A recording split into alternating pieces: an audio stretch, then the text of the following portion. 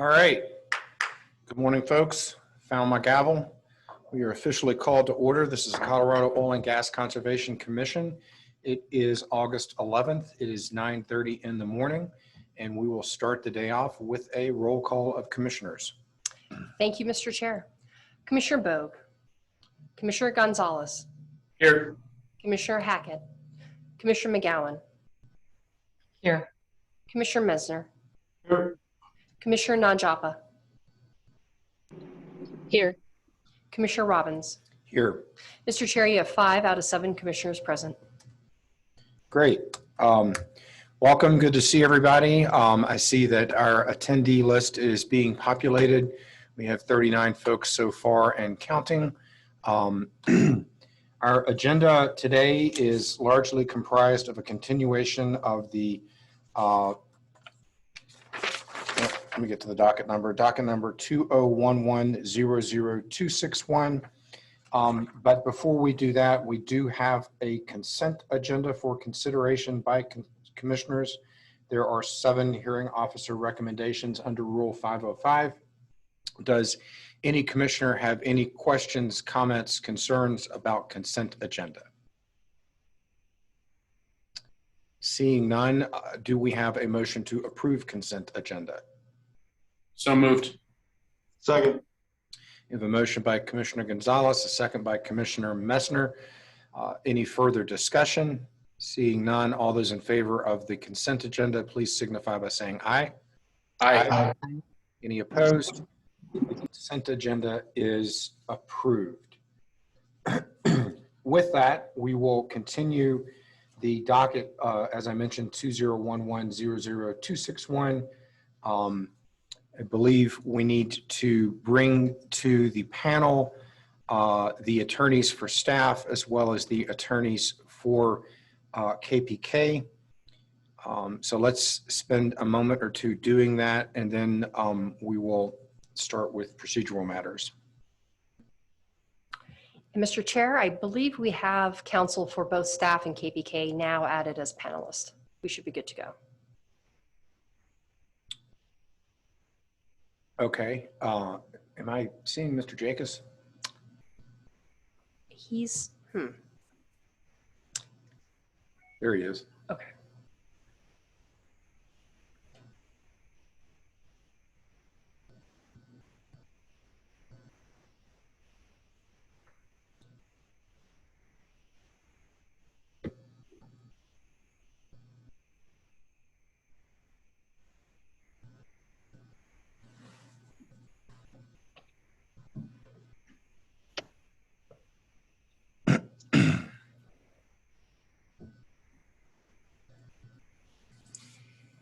Good morning, Mr. Jacobs. We now see you. Good morning. Sorry for the delay. Okay. Under the final or amended final pre-hearing order, I believe we now are set to take up NESU number 1, NOAV 402550681. Does either party have any procedural matters before we move into that docket? Chair Robbins, just one matter, I guess, from staff here. At the outset, we'd just like to let you know that we are planning to take about a 1-minute mini opening to reorient the commission on the NOAV that we're currently dealing with. And then our plan is to provide a 3-minute or so closing statement once our presentation has concluded. I'm sorry, my AAG was mumbling in my ear. I didn't hear the last part of what you just said. We're planning to take about 3 minutes at the end of our presentation to provide a brief closing. Okay, that's great. That does count against your time, but I know you're aware of that, and so that is fine. The mumbling from my AAG was, do either side have any additional witnesses that are different than were sworn in yesterday that need to be sworn in today? Chair Robbins, all of staff's witnesses that we will present during this matter were sworn in yesterday. Chairman Robbins, the same is true for KPK. Okay, great. If I may, Yeah, Mr. Jacobs, go We're ahead. asking about preliminary procedural matters. We requested the notes or transcript that Ms. Graber was using during or at the conclusion of the first NOAV. And I'm wondering if we have a response from staff regarding our ability to see those notes.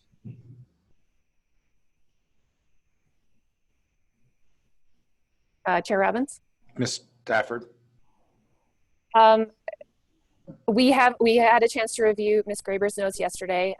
We were in our review. We noticed that portions of the notes included some attorney-client privileged information, information that we provided as part of preparing our witness for testimony, and there was some work product as well in there that she had sort of put her notes and populated throughout. So to that extent, we don't waive the privilege there on that information, but we will redact those portions and provide the rest to Mr. Jacobs, if that is acceptable.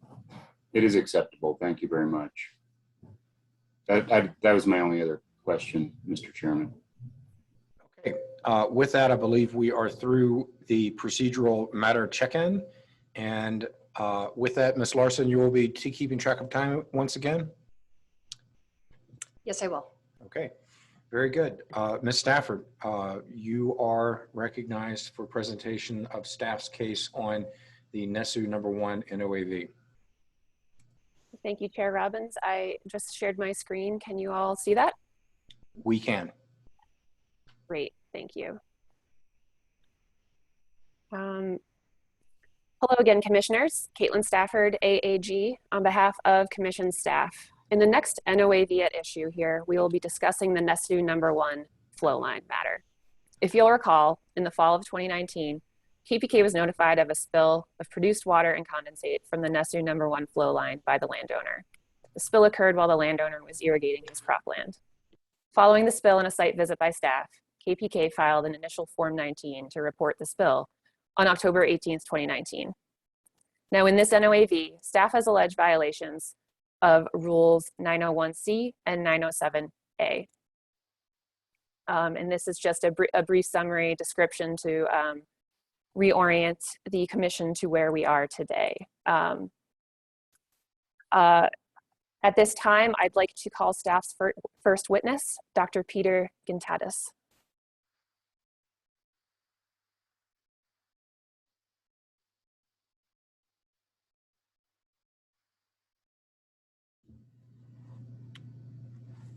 We are allowing Dr. Quintanas to join. Thank you.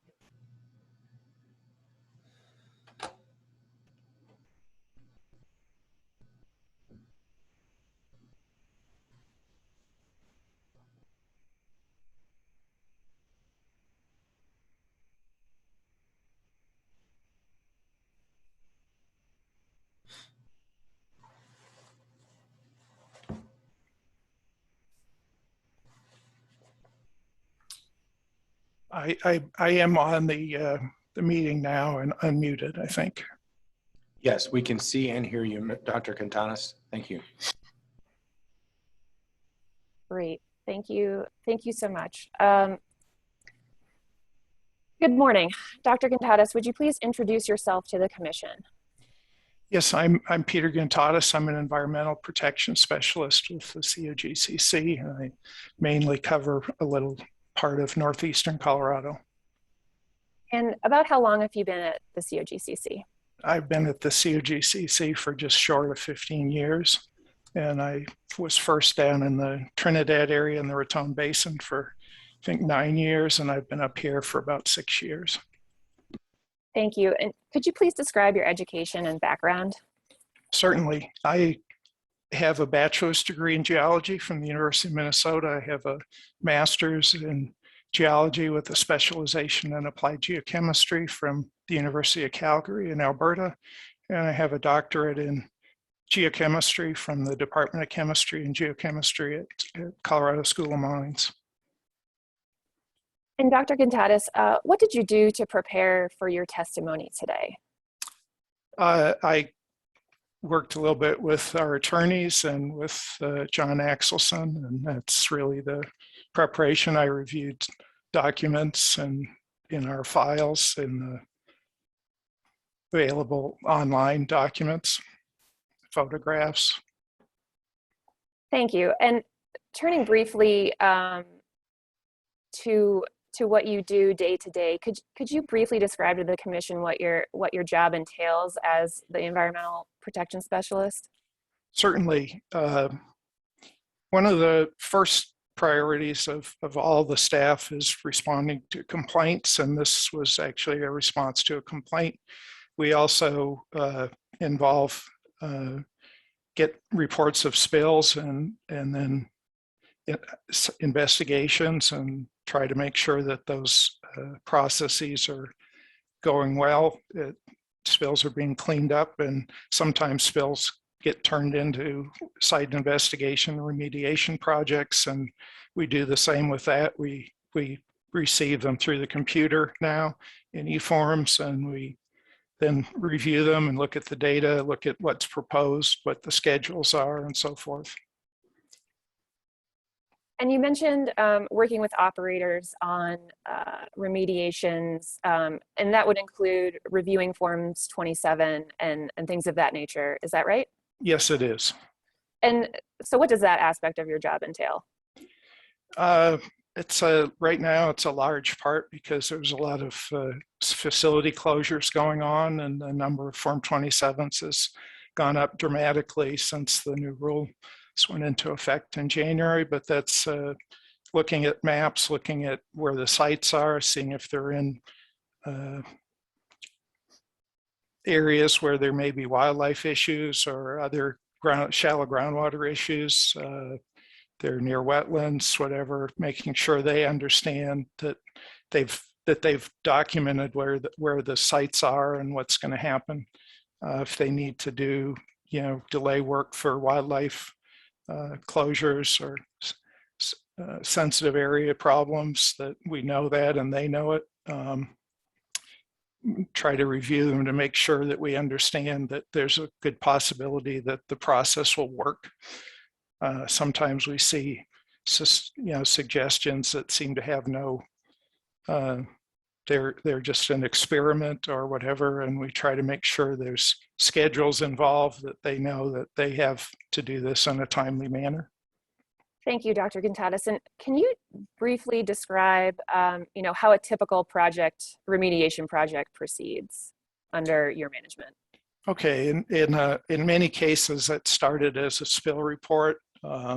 If in other cases it simply started as a facility closure and perhaps it's a clean facility closure and that they find no impacts, but the process is the same. We look at the proposed plan of work, try to make sure we understand that it's possible to do it. If there are hindrances, sometimes there's landowner hindrances. They can't gain access to a site, or they have to wait, and so that we know those things in case we are contacted by others, which oftentimes happens either as a complaint or government. Other people want to know why something hasn't been done. Okay, thank you. And you mentioned that these remediations begin as spills. How are these spills reported? The spills are reported, either as a Form 19 or as a verbal or email type alert to us, preferably usually in 24 hours of the discovery. Sometimes it's not happen, but that's certainly what the rule says. 3 days for the Form 19 to be submitted, and 24 hours for the verbal or email notification, the preliminary notification. Some operators simply send in the 19 as both. They send the 19 in within 24 hours. That's another way of alerting us, alerting the local government. And if there are other instances, whether it's the health department in case of a spill to waters of the state, surface waters, or the wildlife folks, if there are potential impacts to wildlife. Thank you so much, Dr. Contatis. And one more sort of brief general question here. could you describe how spills or releases are assigned a specific ID in the COGCC system? Yes, it's an automated process. When the Form 19 is approved into our database, it creates a facility number. Right now, we're up in the 480 something thousand numbers, and it's simply a unique number describing where at that long latitude and longitude, the location on the Earth where that spill was reported. And it then creates that number once the Form 19 is approved. Thank you so much. And I'm going to reshare my screen now, and we'll get a little bit more into the specifics of this particular NOAV. Can you all see my screen? We can. Yes. Thank you. So Dr. Contatis, I'd like to set the stage here. As you know, we're talking about the NOAV dealing with the NESU #1 flow line. This is what I've have up here is a brief overview of the location. Could you describe what's going on here? Yeah, this is a satellite or aerial image from Google Earth, and the yellow polygons or rectangle are where there are houses. You can see a red outline, and that's kind of a disturbed area on the surface. That was not, I think this is an aerial from before the spill was discovered. But we were notified by CDPHE of a call from the neighbor at the house to the west on there, the yellow rectangle. They notified the Weld County Sheriff and the Colorado Health Department spill hotline that they believed there was a spill of oil. We had not been notified at that point by the operator, and I believe that we received that from the health department on the 17th of October. And I believe the operator became aware of the spill on the 16th. And both Joe McLaren and I, our field inspector devoted to flow line impacts and flow line integrity issues, I think I alerted him to it when I got the email, and it ended up that we both came out there at the same time on the 17th. And in that course of that, we had gone up to the house to see where the landowner's house at the north part there, the far top yellow rectangle, there was nobody there. And so we made the decision to still go out and look at the spill, because under the statutes, we have that. We tried to reach landowner and couldn't. We felt there was an emergency situation that required us to go out there. He came home in the process of us being there, and he understood why we were out there. He had first seemed kind of upset why we were out in his field. And I can understand that, but he certainly, once we explained how and why we were there, he understood and told us that he had called the operator the day before, and they had worked to get the pipeline shut off. Thank you, Dr. Contatis. The kind of the blue balloon on the northeast there. There's a oil and gas well there that the flow line goes down through that pink shaded area. So right here on this map? Yes. Thank you. And you mentioned you had an opportunity to visit this location. Have you been out there? When was the last time you visited? Excuse me. I did an inspection from the road of where the reclamation is going on in June of 2021. I just took some pictures from down on the road, and it looked like reclamation has been started anyway. I think we'll defer on that to the reclamation inspectors, but it was my general impression that there were things growing in the field, and that it had been, at least the process had been started of interim reclamation of where the spill had been. And you mentioned that you were out there in the fall, in I believe it was October 2019. October 17th, yeah. October 17th. And Yeah. when did KPK file their Form 19 in this matter? I believe it was October 18th. Thank you so much. Now, I'd like to turn to the next discussion. Could you describe what's going on in this picture I have up here? This is a picture we've taken from Exhibit 106. Yes, there's either a contractor or an employee of KPK who was working at excavating the spill on that day, which looks like it was in November of 2019. Okay, so this was after the spill and part of the remediation efforts. Is that right? I don't think we had a Form 27 at that point, but it was part of the site investigation and process for the spill. Yes. Thank you, Dr. Gintatis. And now I'd like to turn to the specific alleged violations at issue in this matter. So right up here, I have the rule language of 901C, which I'm sure you're familiar with. Could you describe your understanding of the purpose of this rule? Yes, it's to allow us to kind of tailor what's going on to, this specific site. There are certainly spills that get cleaned up in a matter of a few minutes, or there are spills that may take many months or, longer to clean up.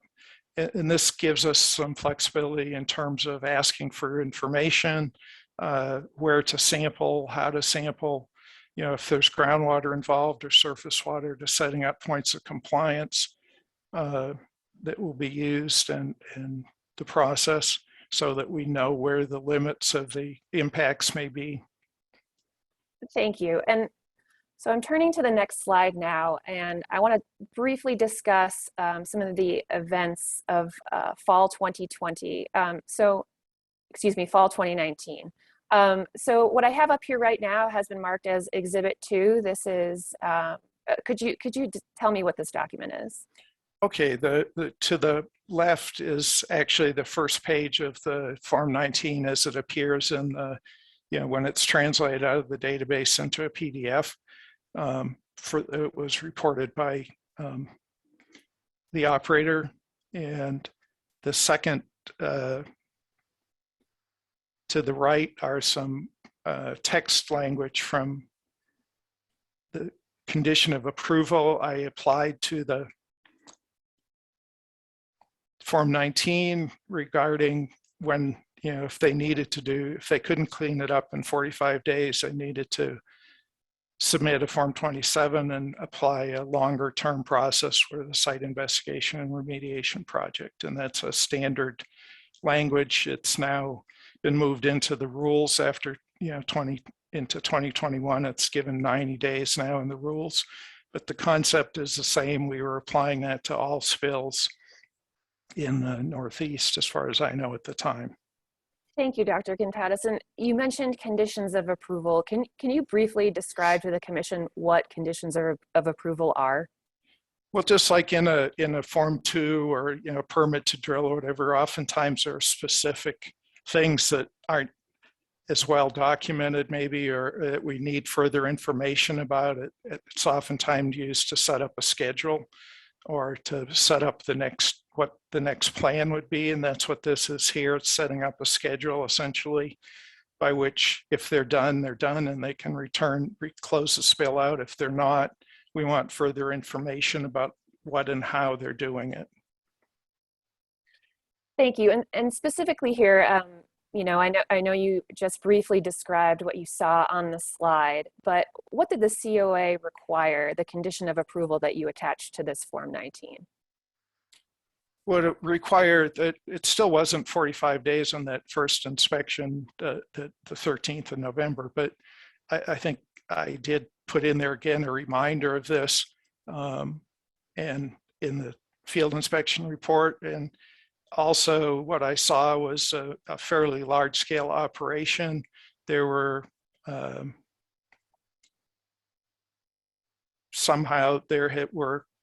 I believe core samples sitting on the ground, and I talked to the landowner, and the landowner had told me that he had been told there might be in situ remediation done or on-site remediation that from something somebody told him when they were drilling the core holes.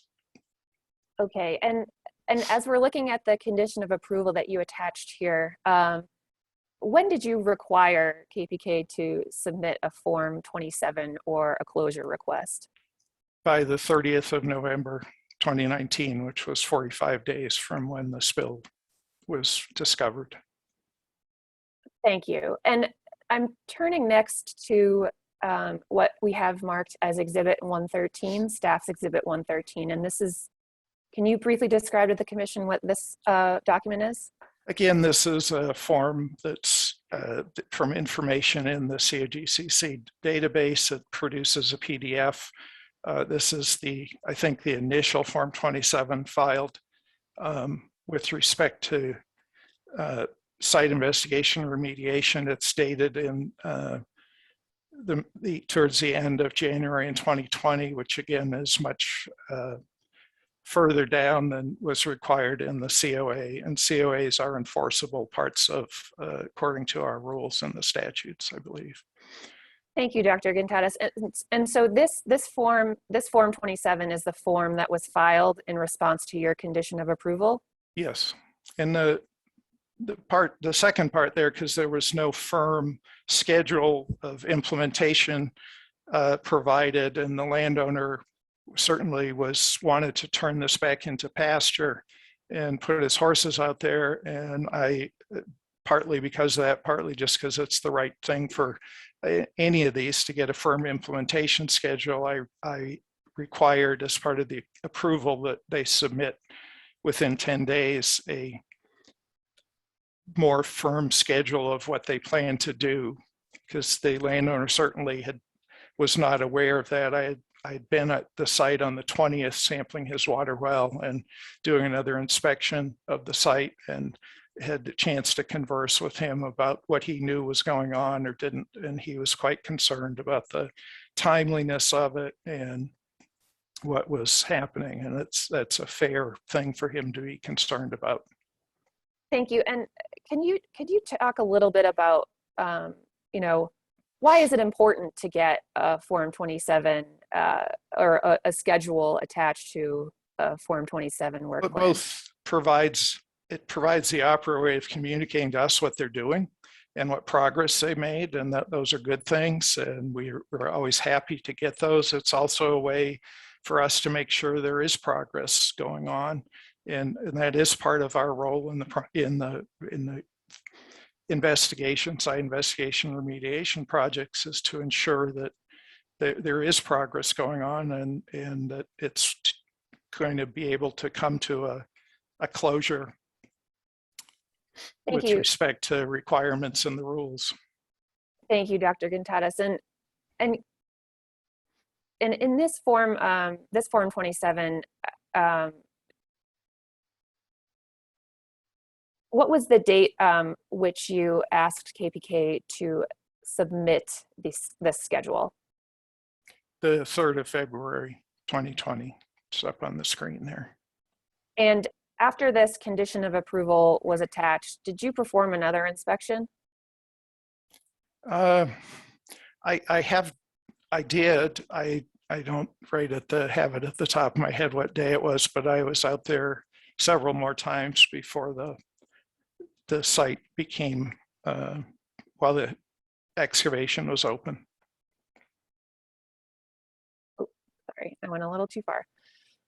And do you recall when KPK filed the supplemental Form 27 with the schedule attached? I actually don't at this point, and I don't. I would have to see I probably took notes on it, but I don't recall right now. Sure. Let me see if I can pull that up. Just give me one moment to unshare my screen here.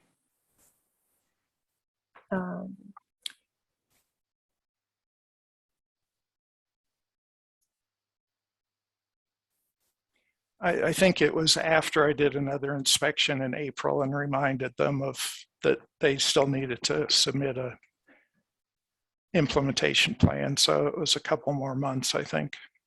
Thank you, Dr. Gontadas. And that's what I've pulled up here. This is what staff had marked as Exhibit Right. 114. So could you just briefly describe what this document is? This is a field inspection report, again, produced from our database of information. We enter it through an interface on a computer, and it comes out as a PDF. It has our comments and observations. And I think that there are 2 corrective actions required on here, and you'd have to scroll down to see those. They both have dates. You can see that one of them had to do with containing the soils at the site, and that has an implementation date back from January, which was a carried over date. And the COA about providing a firm implementation schedule also has the original date from the Form 27 from the initial Form 27, because it had not been done. So there's a gap in there. It's now 2 months later, and they had not provided an implementation schedule. Thank you, Dr. Gontadas. And were there any impacts or threatened impacts associated with KPK's failure to file these initial and supplemental Forms 27? Sure, there's always some, we simply couldn't track what was going on other than by me going out there, and I don't generally go up and talk to people in a backhoe or whatever. I may see what's going on, but I don't believe they're necessarily the ones who know the plan or whatever, so I don't go up and interview them or question them. But it is our way of finding out what's going on so we can communicate it to internally and with, say, the landowner who didn't know what was going on from what he told me. And could you speak to a little bit about the timing of the violation that staff has alleged here? What is your understanding of why the violation was continued, or the alleged violation, excuse me, until the Form 27s were filed, and not maybe when they commenced field work? Well, certainly in this case, the violation, as far as I believe, went on until they did file the 27. It was due. They didn't turn it in. They commenced work without approval. And you can commence work without approval, but you bear the risk that you're doing things that may, in the long run, not be approved by staff. And that's very clear in the Form 27. And in the 19s, we encourage people to clean things up right away and not necessarily wait for, to submit something. But it also is true that if the plan or the work doesn't happen or isn't done in a manner compliant with the rules, that they still bear the burden of complying with the rules. Thank you, Dr. Gontadas. And just briefly, commissioners, I'd like to point you to pages 24 and 27 of the party stipulated facts. And many of the undisputed facts set forth here describe the dates that we have just discussed. They set forth the duration of the violation as we've calculated out here. With that, Dr. Gontadas, I would like to move to the next alleged violation in this NOAV, which is the Rule 907A1. And as you see here, I've put up the rule language on the screen. Can everybody see that? Yes. Yes. Thank you so much. And Dr. Gontadas, again, what's your understanding of the purpose of this rule? Well, this is to ensure that the environment is adequately protected and from possible impacts or threatened impacts from E&P waste. And in this case, the materials were simply piled up. There were not adequate stormwater controls. There was nothing under the material to prevent migration downward in precipitation events. The pile of impacted material sat there for, I don't know, 5 months, something like that. Certainly they did not have adequate fencing up around the excavation most of the time. I will relate a matter that happened when I was out there sampling the water well of the homeowner there. His children, I saw them go running down the field, and they went up on top of the pile of impacted material and were standing there, and I asked him politely to please make sure they didn't do that. And the only reason they could do that is there were no fencing or other barriers to minimize access by wildlife, people, livestock, anybody else to the impacted material. And I view that as a significant impact to their ability to use their own property. Thank you, Dr. Gontadas. And just briefly, point of clarification for myself. I just want to make sure everybody is aware that these are the rules that we're talking about here are the rules that were in place prior to January 15th, 2021. Just so that nobody gets confused, I wanted to make sure that we were all on the same page. But Dr. Gontadas, turning back to your discussion and understanding of this particular rule, could you tell the commissioners what exploration and production waste is, or what E&P waste is? Well, E&P waste is defined in the rules at that time, and it largely is based on some EPA interpretations. It generally is things that have been produced from a well or have been down in a well and come back up, such as if there's flowback, that's an E&P waste because it was used in the exploration production process. The oil, produced water, or natural gas are all can be E&P waste, and when they are spilled on a soil, that in our rules that treats the soil as an E&P waste, and we have authority through the health department, solid waste people, to manage that process in the state of Colorado for E&P waste. Thanks for your understanding or describing your understanding of exploration and production waste. And now I'd like to turn back to the events of this particular NOAV. We've talked about your initial inspection, but I've put up a picture here that we've taken from Exhibit 106. Does this accurately reflect what you saw when you were on location, when you believe? Yeah, okay. And could you briefly describe to the commissioners what is happening in this picture? In this case, the operator has somebody there with a track hoe, and they have been either moving, I don't remember if they were pulling stuff up from the bottom or they simply were moving stuff around, but I think they were reaching down into the excavation and putting materials in one of those two piles. And I don't know the status of what either pile of one was supposed to be not impacted and the other one was, but that's something they need to manage. There were no barriers under it, no liner, nothing under the soil to prevent migration in a vertical direction of impacts. And I saw no berms at all on this date around any of the material. And when you say berms, what do you mean by that? No kinds of best management practices to minimize migration off the site. And in this case, they've used berms. Most people use more effective things like silt fencing or straw wattles or whatever, but a berm can be effective. I never saw a berm on the uphill side of any of these at any time, whether there was anybody there or not. And a berm on the uphill side is needed to prevent run-on and minimize the amount of migration of sediments or impacts off the site. And you talked a little bit about the purpose of these best management practices and the berms. What would you expect to see at a site that is an appropriate berm or best management practices? Well, in this case, something to minimize both the ingress of, say, stormwater or surface water to the material, and also egress of sediment or impacts downhill. And as we're looking at that picture, downhill is into the picture to the top of the picture. It's a fairly, it's a gentle slope, but for that part of Weld County, it's actually a pretty good elevation change down to the county road to the south of this excavation where the telephone poles are. So if we're looking at the picture right now, you would expect to see berms or BMPs somewhere up here? Yes.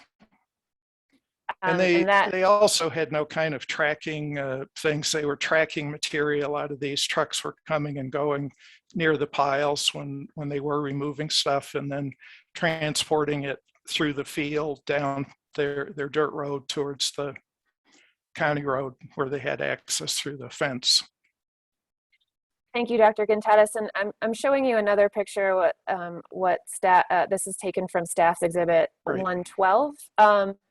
Could you briefly describe where you would expect to see berms in this picture? I would expect on all sides of the earthen pile there. Again, this was an open excavation with no prevention of, the fences were inadequate. There was nobody there from the operator on that day. This is the day when I saw the children climb up on top of that hill and start running down towards the open excavation. And when I asked the landowner to make sure that he's kept his children out of the field because there simply weren't adequate barriers to prevent them from accessing the impacted materials. Thanks, Dr. Gontatis. I'm just moving back one slide because I'd like to briefly talk through your initial inspection out there in the fall of 2019. Did you give KPK a corrective action for this, for not having the berms on site? Yes, I did. And what did that corrective action, do you recall what that corrective action said? It stated they needed to install adequate means of containing the impacts to the site. Thank you. And do you recall the date by which you asked them to install those berms? I do not. It probably was a very short term because I think I looked it up in our corrective action matrix that we've worked out with operators and applied that. I won't swear to that right now, but I think that's typically a very short duration, like 1 day. And do you typically require such a fast turnaround? We use the numbers out of there's a corrective action matrix that's available on the website and to operators on us. And I typically use whatever the recommended number in there is. Those can be varied under given certain circumstances to the site, but there is a general pattern to them of what the corrective action times are. And some of them are very short, some of them are 60, 90 days or whatever, but I think I just followed the suggested corrective action time for this type of. Thank you, Dr. Gontatis. And following the requirement of this corrective action, you'd mentioned previously that the staff received a complaint about this location. Did it say anything about the berms or anything of that nature? I believe it did. It's been a while since I looked at that, but that is my recollection that the specific types of things that were mentioned in there were his concern about migration of impacts possibly to his groundwater, which is why I sampled his water well, and also with respect to access to the site and also migration of materials or impacts off the site because there were inadequate controls. Thank you. And did you re-inspect the site after receiving this complaint? I believe that's the 20th of January, the photo from the 20th of January that was done when I went there to sample his water well that you showed. Sure, and I've advanced the Right. Slides so that. And I did put in, I believe there's an inspection for that date in the system that they received. And this photo accurately reflects what you saw on site that day? Yes. And again, I saw nobody there, no activities by the operator. This happened to be I don't know whether they honored it was a federal holiday. It was convenient for the landowner and me to go out and sample the water well. So I did go out and do that on that day. Thank you. And after your inspection that day, did you issue another corrective action? I believe I did, just repeating the corrective actions from the 13th of November inspection. Ms. Stafford, I apologize for the interruption. Can you tell me again the name of this exhibit, the number? This particular one we're looking at is Exhibit 112, I believe. Thank you. I'm sorry to interrupt. No problem. And Dr. Gontadas, turning back to, you briefly discussed that you went out to the site again in the spring of 2020. Did you do another inspection at that time? I did. I saw basically the same setup. There were, either breached berms or no berms, and the fencing was inadequate to prevent access to a very steep walled excavation. Thank you, Dr. Gontadas. And I'm now sharing again what a different portion of this slide or of this slide deck. This is pulled from Exhibit 116. Can you briefly describe what's going on in this particular photo? This was one of the piles of material there. They were I believe, in the process of removing things. You can see there's a large trackway where they have worked up things. There are some berms there on part, and you can see them around the north side there and towards they were not everywhere, and I don't know that they were not on the downhill side. They were, I believe, working on this day. I will not swear to that right now, but I think they were. Or Thank you, been. Thank you, Dr. Gontadas. That's okay. So at this point, it's your understanding that KPK was removing that contaminated soil from the location? I believe so. The pile had decreased, so they were removing it, and they had stated in their Form 27 throughout the process, including the final one where they asked for closure, that they were going to haul all those materials to the Front Range landfill, all excavated materials. And do you know where those soils ended up? Some of them did. There are manifests showing about 1,000 cubic yards ended up at the Front Range landfill, and the rest of the material, about several, I don't know, 300 truckloads, I think, something like that. Several hundred truckloads were hauled to an unpermitted site behind their offices in Will County. Thank you, Dr. Gontadas. And I have one more question for you. Were there any impacts or threatened impacts associated with KPK's failure to install and maintain the berms? Sure, and what were those? What were they? They're, things migrate, whether if you leave things sitting there. We see most people remove impacted material at the same time it's being excavated and not piling it up. There was no barrier beneath that. It certainly rained in the time frame from when they initiated the excavation, or it snowed, and meltwater potentially carried things into the subsurface where those piles of impacted materials were. And it's a difficult, process to absolutely say that, but there is no question in my mind that could have been happening, which is a threatened impact. Thank you, Dr. Gontadas. And again, I'd like to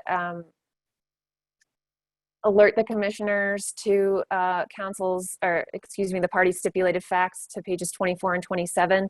Many of the undisputed facts set forth show the duration of the violation. And I would just like to ensure that the commissioners are also reviewing the written record here.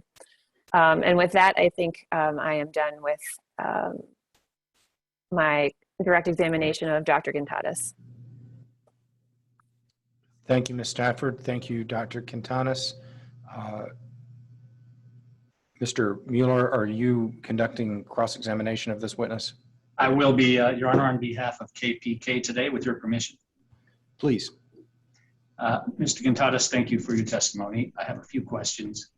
I guess I'll try to share my screen and go back to one of the exhibits that you were just now looking at.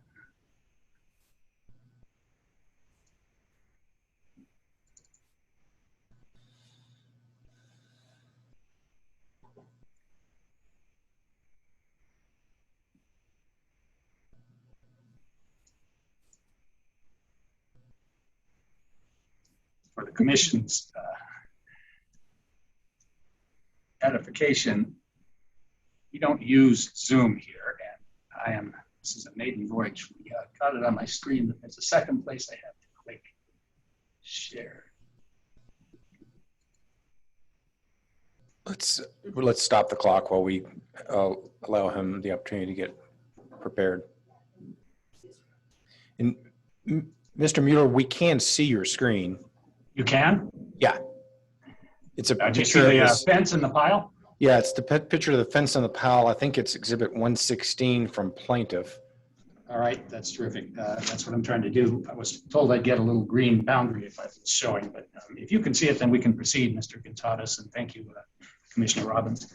To the right of the pile, Mr. Gontadas, it appears to me that there is a berm in place that wraps around towards the white pickup truck. Do you see what I'm looking at? I did, and I said that and just said that in my testimony. Okay. So there have been berms, at least on some occasions when we've been at the site. Is that correct? I have seen berms around parts of the soil piles on I think at least after November, the November inspection. I believe there were at least partial berms. In all, can you tell me how many visits you made to the site while the construction with excavation was happening? I believe it's 4 or more.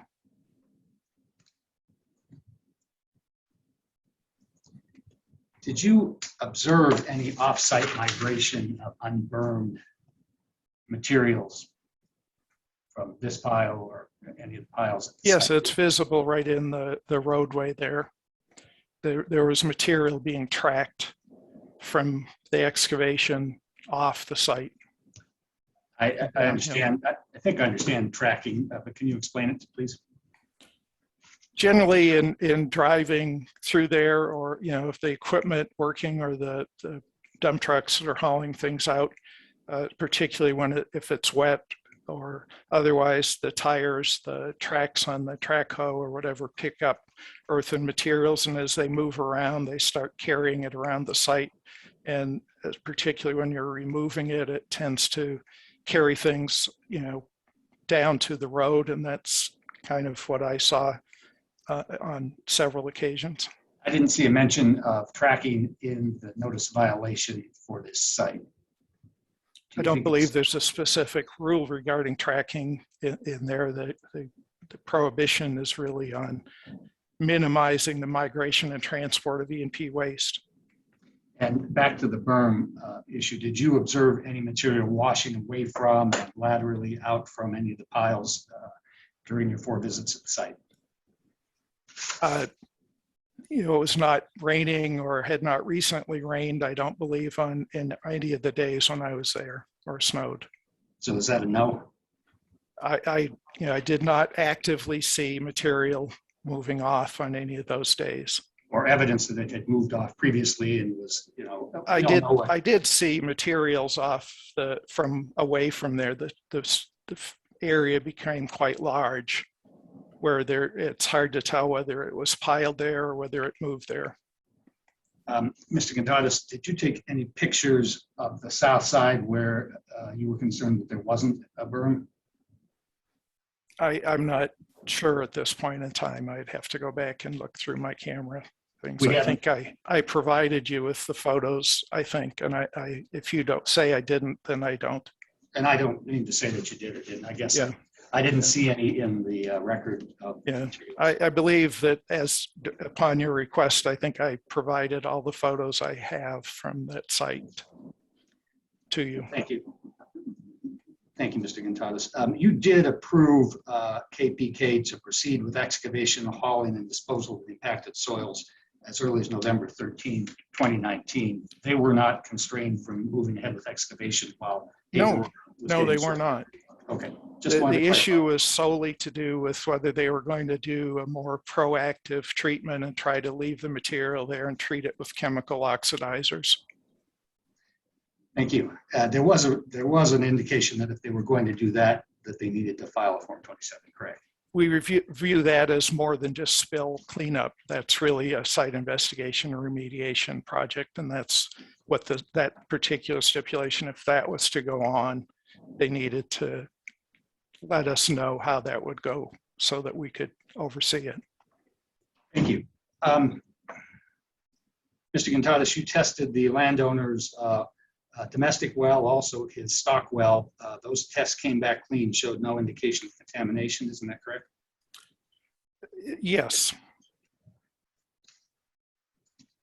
His domestic well is in the Laramie Fox Hills aquifer and is several hundred feet deep. If it had been impacted, I would have been quite surprised. The stock well is about a quarter mile away, and while he thought that may be a significant thing, it's a much shallower well. He doesn't know the depth. He uses it for irrigation a little bit, and he was concerned about that, and I did sample it. But again, just in terms of the time of ground, the speed of groundwater migration, being a quarter mile away, it would be unlikely to see it there within years, even if it was occurring. And because of the depth of his other water well, again, it would not likely migrate down to 600 feet within a timely manner, even if that was happening. Might be seen in years. Thank you, Mr. Gontadas. I appreciate that. Do you know any actual impacts to human health or the environment that were occasioned by the delay of KPK to get the Form 19 as directed by your special commission? Any actual impacts to human health or the environment? I certainly don't know of any human health ones. That's a much more difficult issue we don't test people or bloodstreams or whatever. How about to the environment? To the environment, I believe there were significant impacts just from the delays in processing it. It simply starting a process does not get rid of the impacts. Digging a hole in the ground with no removal of the materials means that the impacts are still there. We're talking about the failure to file a form, not the failure to clean up a site in a prompt manner. The form is to allow us to oversee what's going on and know what's going on. And yes, that means that there are potential or threatened impacts because of that. Potential and threatened. My question was, do you know of any actual impacts based on your 4 visits to the site? The soil was quite heavily impacted. More than 5,000 cubic yards were hauled off. Thank you. Again, I'm talking about the failure to timely file the form rather than the... You asked me if I knew of any real impacts to the site, and I told you. Okay. I appreciate your cooperation and patience with me, Dr. Gontadas. I don't... oh, sorry, I do have another question. I think we verified this. The Form 19 was submitted by KPK on October 19th, 2019. The 18th or the 19th, I thought it was submitted on the 18th, and I pushed it back to draft and asked them to change it because of my knowledge that it had been discovered while surface water was being applied to the site. That's the landowner. It was discovered by his field hand who was irrigating, came back and told him there was oil in the irrigation water. Thank you. My next question and last question, second to last, is that the notice of violation was filed on the 10th of December, 2019, correct? The notice of alleged violation? Yes. On what date? The 10th of December, 2019. I'm not certain about that. Okay. No further questions for you, Mr. Gontadas. Again, I appreciate your patience. I thought it was in 2020. Thank you, Dr. Gontadas. Thank you, Mr. Mueller. Ms. Stafford, any redirect? I will correct the record. You're right. It is 2020. The October was the 2020 when the Form 19 was filed, and then it was in December, a year later in 2020, that the NOAV was issued. So October 2019 was the Form 19. December 2020 was the notice of violation. I don't think that's contested. I just wanted to clarify the record. Excuse me. Ms. Stafford? Thank you, Chair Robbins. Could I just take a brief moment to confer with my co-counsel? Yes.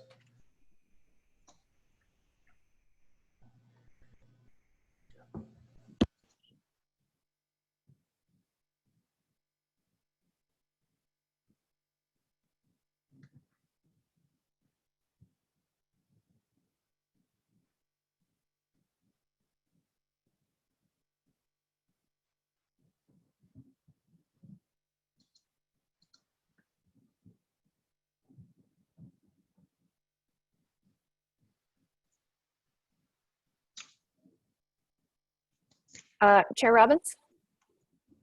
Yes, Ms. Stafford. I believe we just have one question for redirect. Go ahead. Dr. Gontadas, Mr. Mueller spoke to you about the threatened impacts or the potential impacts at the site based on how he characterized it as not filing particular forms. Can you speak to the actual impacts that occur when a COGCC does not have accurate information on these sites? Certainly. When we don't have accurate information, it's very difficult, even if I go out and do a field inspection, for me to know what the plans are and what's going on. It means that we don't have the ability to try to oversee that properly, to know what's going on and be able to help control that process in the terms of timeliness, or the process when people simply ignore the COAs on things. That it is makes it much more difficult for us to do our job, which is trying to ensure that there be a timely cleanup of the real impacts there. And sorry, one more question. And in your opinion, what were the real impacts at this particular site? The real impacts were, obviously to the soil. There had been a spill there, and perhaps a historic spill, perhaps before this was reported. I don't know. That was suggested yesterday by the counsel for the operator. But there were, high levels of oily materials in the area. The produced water had altered the SAR levels and the EC levels to put them at levels where the crops would not grow. He uses a pasture for his horses. And by continued irrigation of that, particularly if it had been there for a long time, that probably spread the spill further along than even what they know. Thank you, Dr. Gontadas. No further questions. Thank you. At this time, I believe I would turn to my fellow commissioners to see if there are any questions. I've got one, just it relates to the last answer. You said something, the produced water elevated SAR levels. I don't know that I know that term. SAR is, sodium absorption ratio is something in table 910-1 that it's still in table 915-1. It's a measurement of the sodium to calcium and magnesium ratio in soils. And when that's very high, most normal crops will not grow. And that happens because that same ratio, the dominance of sodium in the water, in produced water, there's very little.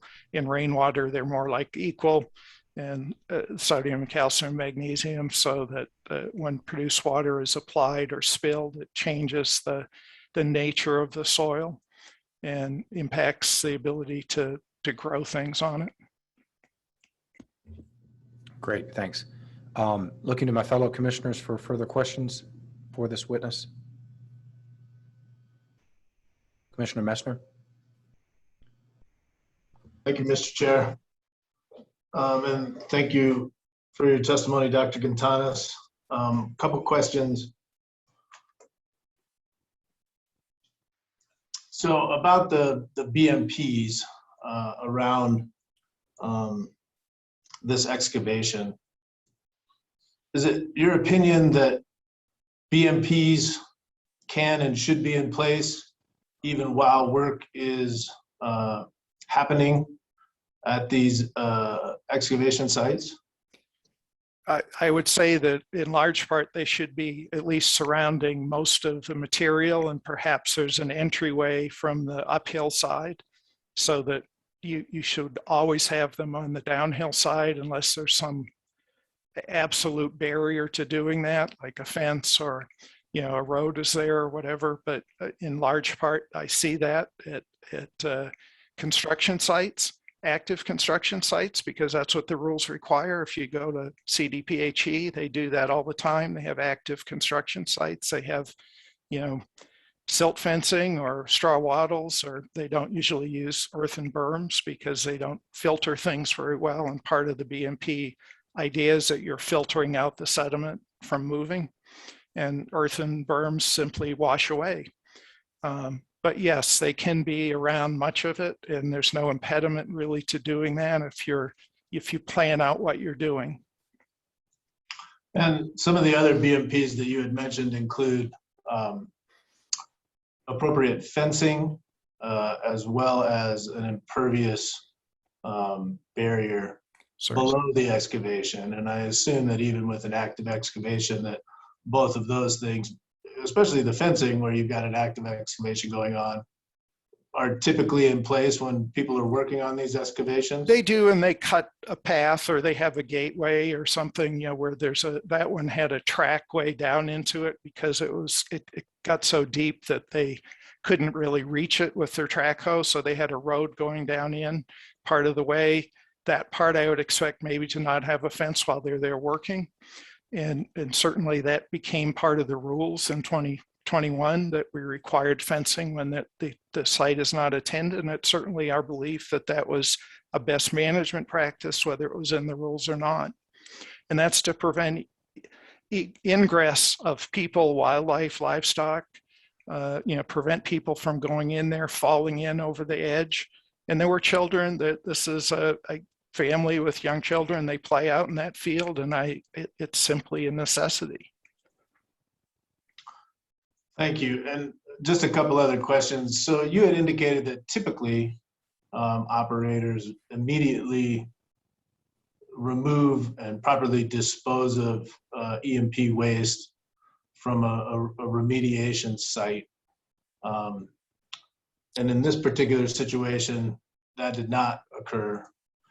At what point does this pile of EMP waste become an EMP waste facility versus a, you know, temporary storage area?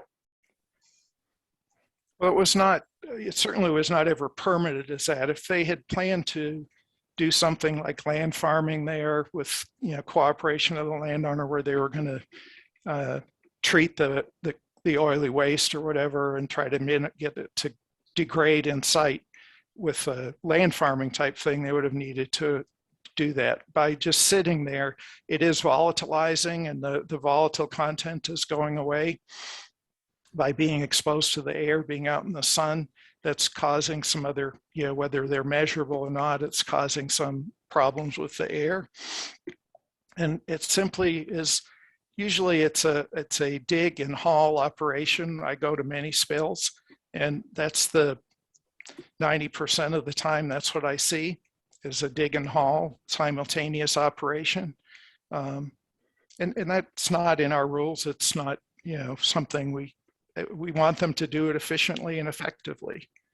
I'm not trying to specify that they had to do that, but that is our more common way, and it minimizes the amount of exposure at the site to neighbors, to animals, whatever. You don't, if you haul it away, you don't need maybe to do the berms. You're loading it directly into a truck. Right. And last question, in your opinion, is the failure to provide a Form 27 as requested, or a supplemental Form 27, is that a unique violation? Like, is it? It is, because the COAs are different. If I think if you get what I'm saying, the not following a COA is a violation. just like not following a statute or whatever, or the conditions of a permit, those are enforceable items. And there are two different ones in here that are separate and require different things. I will leave it up to you to, whether they're separate or not. I think they are. Okay, thank you.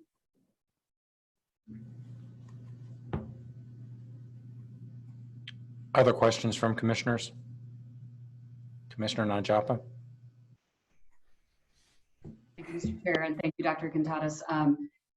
I was looking back in our older rules that were pertaining to this matter, and I didn't see specifically do we have requirements on the height of berms, earthen berms, or the volume that can be contained, or the size around a pile of waste like this? Do we? No, I don't. They need to be effective, I think, is really all that I can say. There certainly are size and calculational approaches for tanks to contain the amount of liquid. I don't think we've ever had anything in there about the size, or I believe that the process really is one that's designed to make sure it's effective, not, silt fences might only be 6 inches tall, but until they fill up with soil, they're effective at filtering. Straw wattles might only be 5 inches tall, but or hay bales might be a foot tall. That it's not designed to prevent a liquid from going through it. They're designed to filter the liquid out and keep the sediment there, is when it's a sediment control based management practice.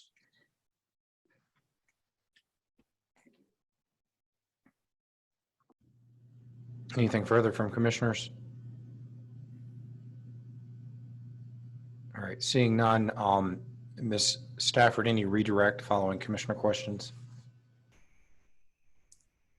None at this time, Chair Robbins. Okay. Do you have just checking in on the case, do you have other witnesses here? Yes, we do. We plan to call John Axelson and also Jeremy Farron. Okay.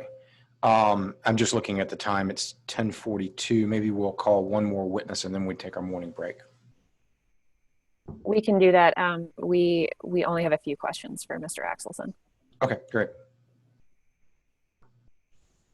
Staff would like to call John Axelson, please.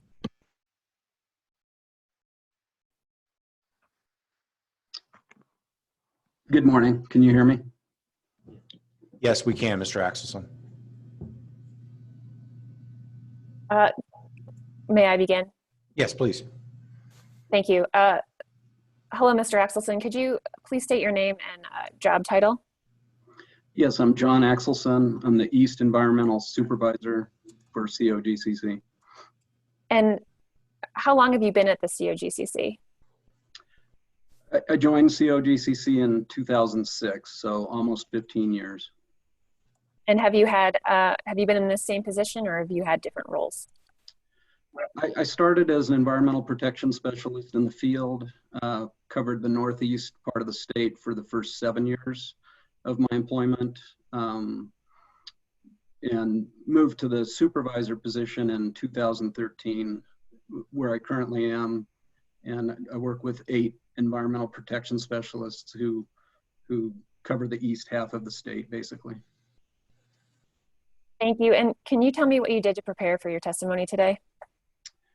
Yeah, I reviewed the NOAV. I looked at the stipulated facts, some of the documentation in our files, and also spoke with Dr. Gintadas. And did you meet with any of your attorneys or enforcement staff? Yes, also both. Thank you. And I really only have one question for you as related to this specific NOAV. In Dr. Gintadas' testimony, he spoke about briefly about historic contamination. So what are staff's expectations when an operator believes they've found historic contamination? Yeah, our expectations are that the operator of record for the facility that contamination or impact is related to will properly report it and clean it up and remediate it. And that's our experience probably with 95% of the operators is that they do that. There's never a question. If it's on their site and it's related to their facilities, they clean it up. Thank you, Mr. Axelson. I don't, so it does, excuse me, I'm sorry. So do those expectations apply to conditions of approval as well? Yes. And would you say those also apply to installation of stormwater BMPs? Absolutely. Yeah, I mean, the remediation should be done in a manner that protects the environment. So not only is an operator trying to clean up the impacts, related from the source of a release, but they can cause additional impacts if they're not planning and completing the work properly. So they can, disturb unnecessary soil surrounding a remediation site. They can, as Dr. Gintadas mentioned, they can track material from the location. They can ruin topsoil that's not necessary. So that's why we need good plans and expect them to take precautions by installing appropriate BMPs on these locations. Thank you, Mr. Axelson. We have no further direct questions at this time. Thank you. Mr. Mueller? Thank you, Chairman Robbins. Mr. Axelson, you expect the current operator to remediate historic contamination even if they didn't cause it. And I would represent to you that indeed that's what happened at this site. You have no reason to think that KPK didn't clean up all the contamination, whether it caused it or a prior operator caused it. Do you? No, I believe they cleaned up the contamination associated with this spill. I don't know the origin of all the impacts. Our rules, there is a rule 524E that can give some relief to an operator if they do due diligence when they acquire a property, and if they discover an impact and they report it to us, they could potentially get some relief from the cleanup. But I'm not aware that KPK had ever provided any due diligence in advance or given us any notification that would have led us to believe that they would get relief from cleaning this site up. Thank you, that's helpful. The definition of who is actually liable under your rules for contamination, the definition of a responsible party means the owner or operator who conducts an oil and gas operation in a manner that is in contravention of applicable provisions of the Act. I'm reading that, but you would agree with me, wouldn't you, that as a matter of liability as a responsible party, it's the owner or operator who violates the regulations that gives rise to the contamination at the time. A subsequent owner doesn't become liable for prior contamination under the definition of a responsible party, does it? That's getting out of my area of expertise a little bit, but again, my understanding is the rule 524E could provide some relief, and staff's practice is that we work with operators to clean up historic impacts on their locations. Thank you, Mr. Axelson. I don't have any more questions. Thank you. Ms. Stafford? No questions. Commissioners?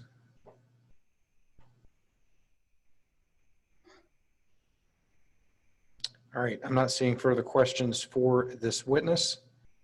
Do you want to call your last witness before our initial break and we can wrap this up? Sure, if that is what the commission prefers, we can do that. I'm good. Everybody else okay? Yeah, I'm seeing thumbs up, so let's go ahead and do that. Okay. Staff would like to call Jeremy Farron. Good morning. Can you all hear me? Yes, we can, Mr. Farron.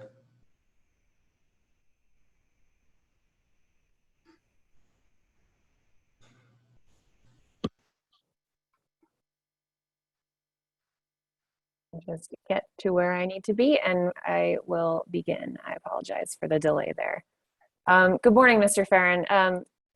We did your introductory testimony yesterday. The commission, as far as I understand, knows who you are. Unless the commission would like to hear that again, I don't plan to go through that. So thank you very much. Turning to this, this specific NOAV and some of the penalty arguments that appear in KPK's pre-hearing statement.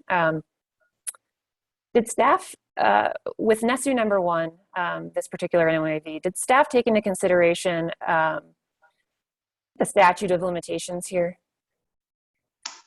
We did. So in a few instances, we deducted a couple of days of violations that were outside the scope of the 1-year statute of limitations. So we chopped off some of the starting dates. Thank you. And what impact did that have? So chopping those dates off decreased the penalty amount to KPK's benefit. And could you speak a little bit about KPK's arguments in their summary judgment motion that staff did not consider those arguments?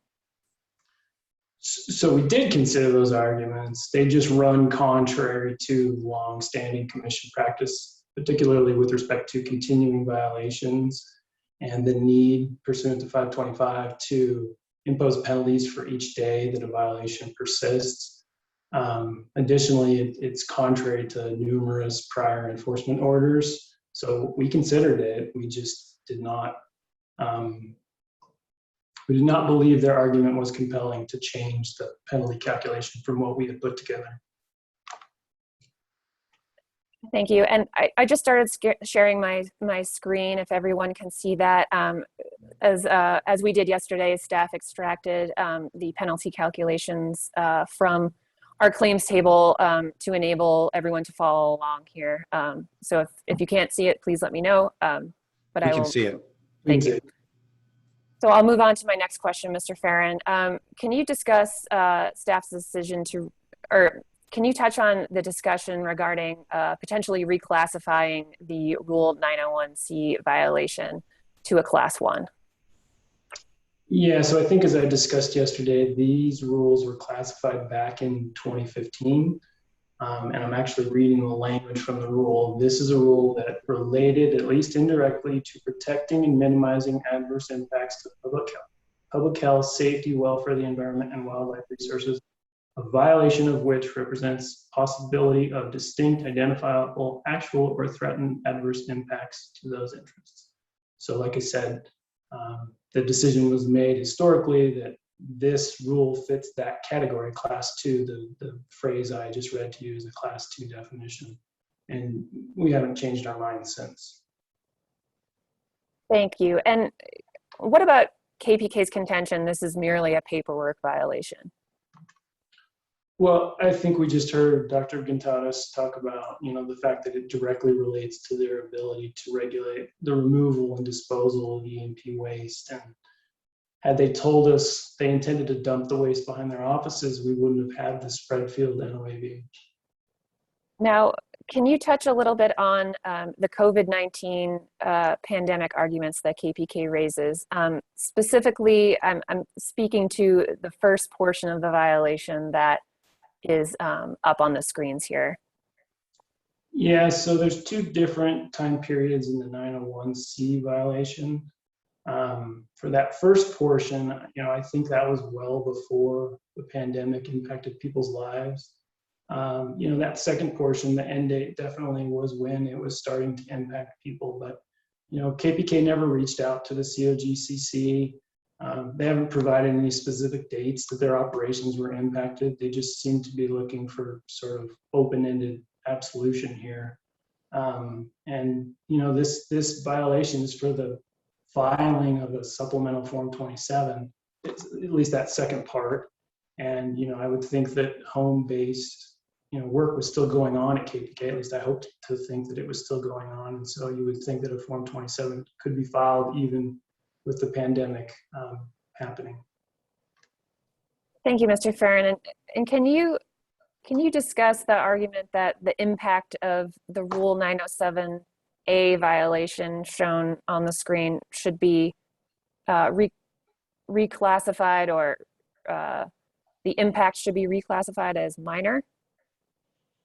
Yeah, again, touching on what Dr. Gontadas just talked about, the fact that this piles on location for months without adequate stormwater BMPs, we think that represents a risk of adverse impacts.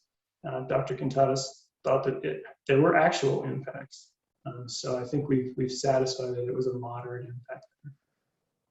Thank you. And one last question for you, Mr. Farron. Were there consolidations in the penalty calculation in this matter? Yeah, so we kind of consolidated 901C into a single duration as opposed to two different independent violations. That actually has a benefit because the duration matrix doesn't reset. So yeah, we did that here in response to some arguments made by KPK's counsel, and that has the benefit of decreasing KPK's penalty as calculated in this table. Thank you, Mr. Farron. I don't have any further questions for you right now. Mr. Mueller? Just a couple of questions for Mr. Farron. Mr. Farron, I want to be real careful that we don't confuse the commission. When we talk about statute of limitations, you said that you had adjusted the penalty calculation so as to not collect for the days that the penalty was ongoing prior to December 10, 2019, because that was more than a year after the notice of violation was filed. So you didn't fine them for that period prior to December 10, 2019, correct? I'm sorry, I don't remember the dates, but what I was getting at was if we were attempting to find a violation 1 year prior to the NOAV issuance date, we chopped those dates off. So I'm sorry, I just don't remember the dates. If Ms. Stafford wouldn't mind putting the table back, that might help. I don't need you to do that. I want to clarify this. The statute of limitations under the rules requires that a notice of violation be served within 1 year after the event, the violation occurs. That's not the same as what period of time you can assess a penalty for. It's a separate issue. Did you timely file a notice of violation or not, given the 1 year limitation period? You understand the difference between those two topics, correct? I believe so, yes.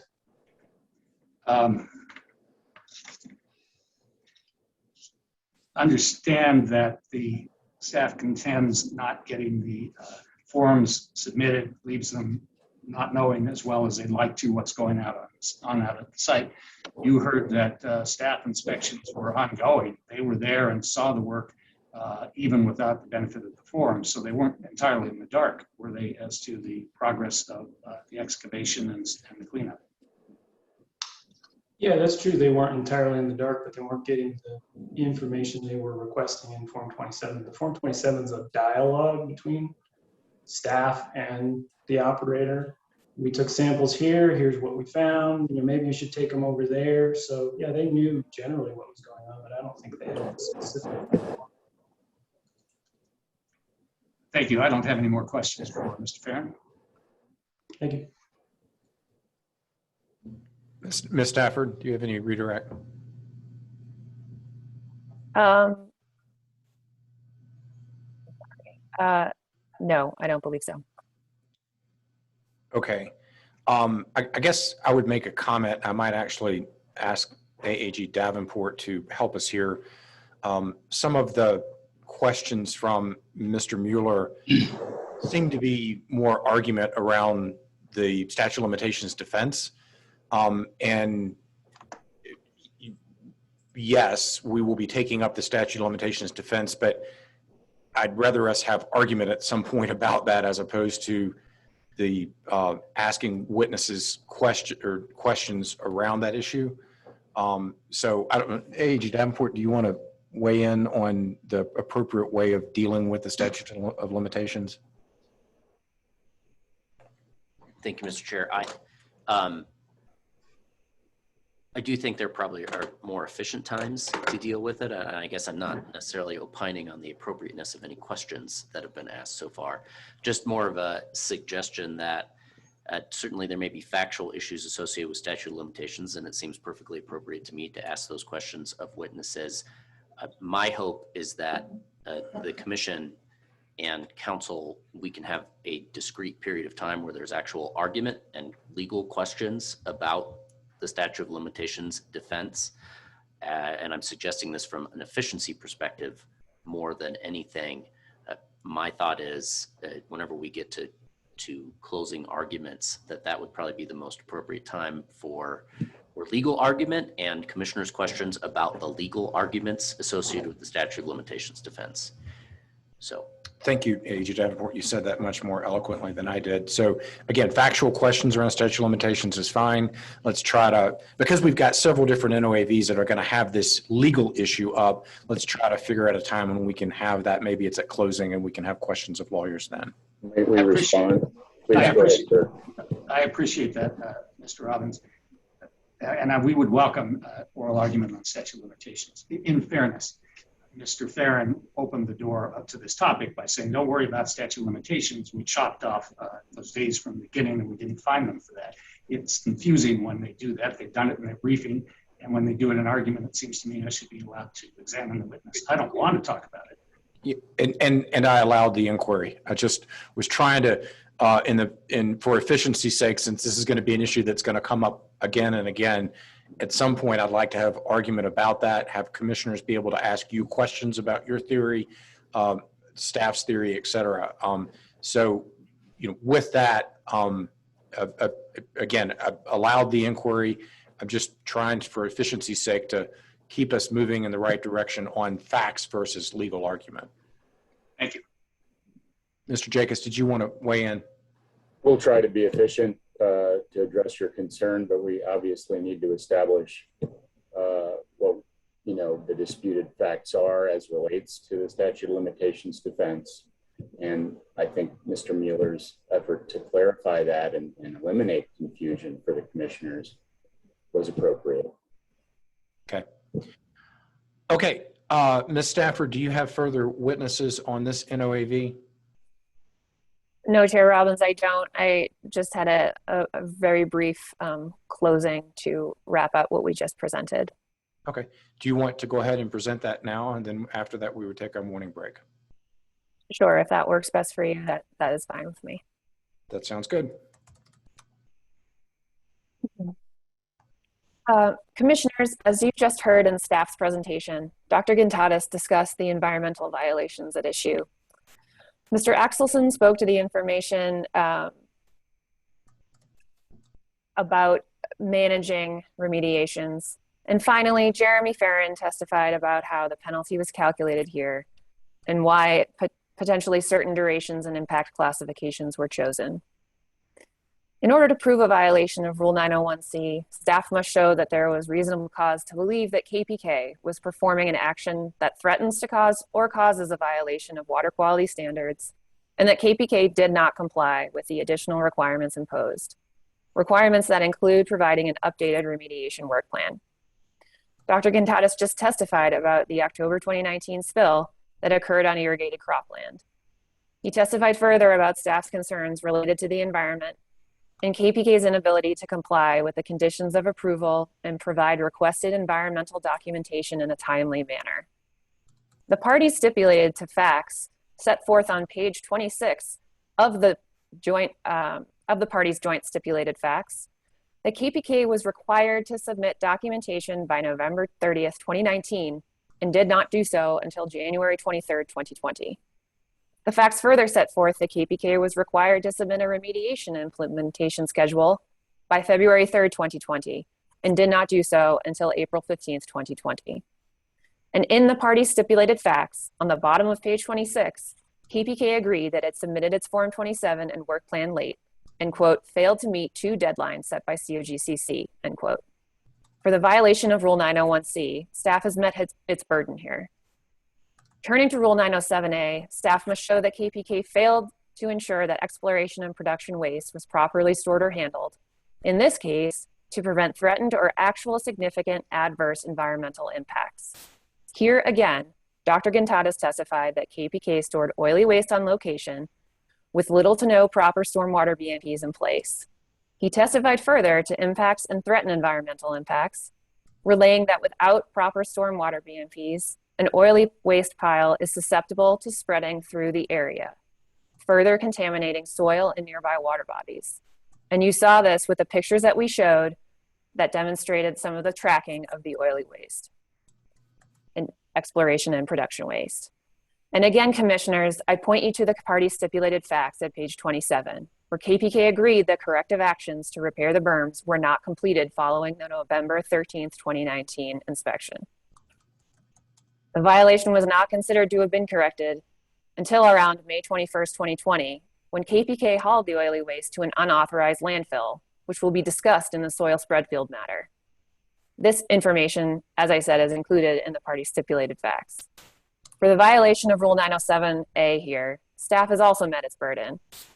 As staff has set forth, KPK was incapable of meeting environmental reporting requirements and failed to maintain earthen berms to contain excavated impacted soils from the spill, posing a significant and major threat of impact to the environment. Staff asks that you find KPK in violation of Rule 901C and 907A and impose staff's calculated penalty. Thank you. Thank you for that closing, Ms. Stafford. We appreciate it. And with that, let's take our 15-minute morning break and return at 11:21.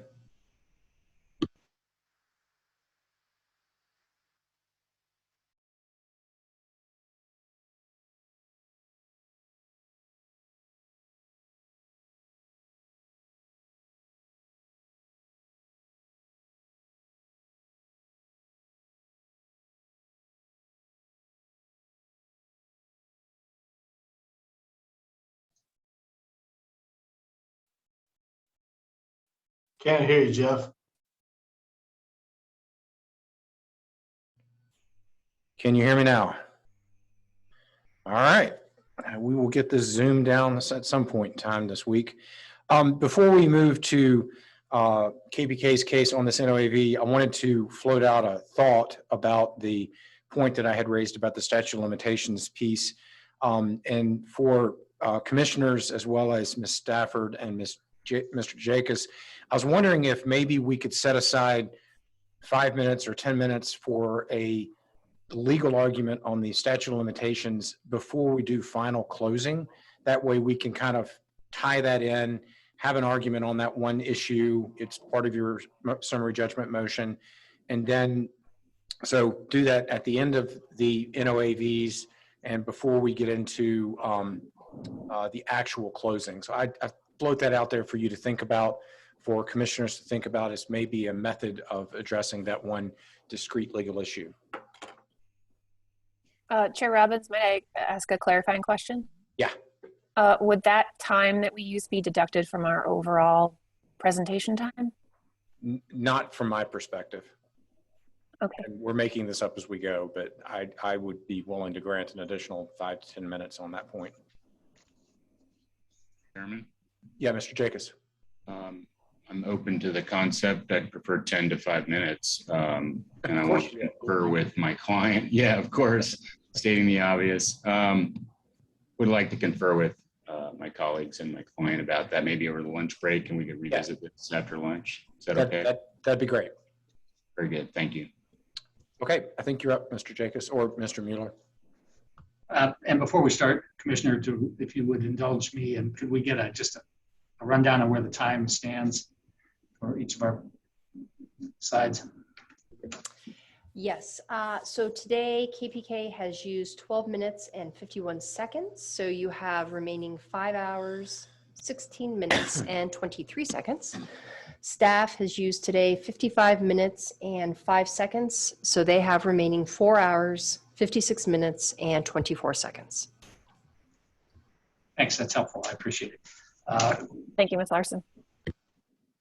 And then, Mr. Robbins, with your permission, we will call our first witness with regard to the NESO #1 site. Yes, please proceed. We would like to call Max Knott. to testify. He testified yesterday.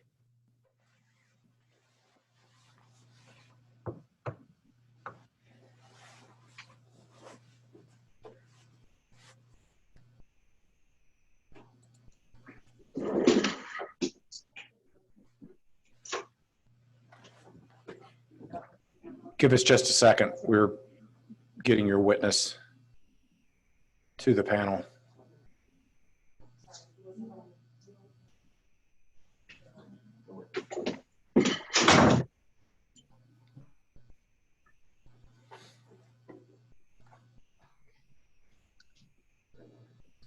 For the commission's benefit, because of our protocols for COVID at our office, the witnesses are removed from the attorneys. And, everybody has to wear a mask when they walk out the door, so it's a little chaotic here. Can we do a mic check of Mr. Cobb? I don't even see him. Can everyone hear me okay? Could you get a little closer to the computer comfortably, Mr. Knob? Is that better? Yeah, Yes. thank you. That is better. All right, with your permission, Mr. Robbins, I'll proceed. Yes, please. Mr. Knob, in the course of yesterday's proceedings, you were introduced. Give us a quick reminder of what your position is with KPK. I'm the Director of Environmental Compliance. And over the course of events yesterday, your name morphed into Knob, but it's Knob with a P on the end, correct? Yeah, that's correct. It's a P. I'll try to be right about that. Mr. Knob, you were familiar with the events at the NESU #1 site. Can you tell us briefly how things came to your attention and how we responded once we discovered that there had been a release there? Yeah, so Dr. Gontalves had notified me actually. I think he had received notification from the CDPHE about a reported oil leak. He had asked me to go look at it or investigate it. So that information was relayed to our field personnel, and they were able to go on site, review the release location, shut in the necessary flow line system, and begin kind of initial remediation work.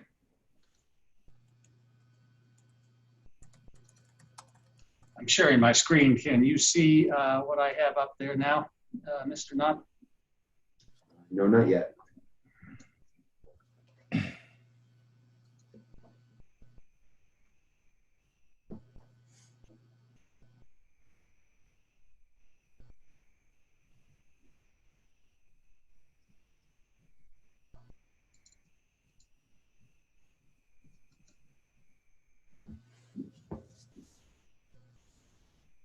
You see it now? No, I apologize. It's not up here. Yeah, it's not your fault, trust me.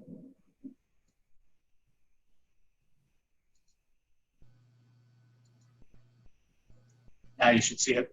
Yep. Yeah. My apologies, commissioners. The pictures here depict, it's been represented, the surface expression of the release at the NESU-1. Is that what it looks like to you? That's correct. Did you guesstimate the size of this release?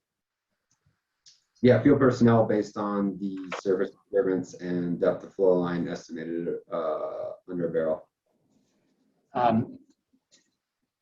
Was this a high volume flow line, a low volume flow line? Can you characterize it in those terms? No, the well associated with that flow line is a low producer, less than a barrel per day volume. And your estimate of this release again was approximately 1 barrel, correct? Yeah, less than a barrel. It's expressing on the surface. Is that typical, or is there anything unique about this particular site? It's typical to a flow line release that, daylight's on the surface and shows surface impacts.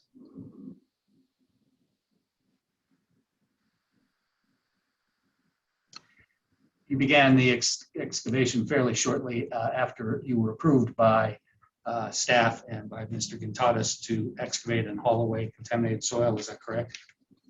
That's correct. And as the job progressed, describing, if you don't mind, how that job progressed and what you discovered. Yes, we did our initial response activities with addressing the surface impacts, and then also beginning excavation activities to address the flow line, excavating down to uncover the flow line, to determine the root cause of the flow line failure. As we approached that depth of flow line, we started encountering a different visual observation of contamination, not consistent with the new release liquid soil material.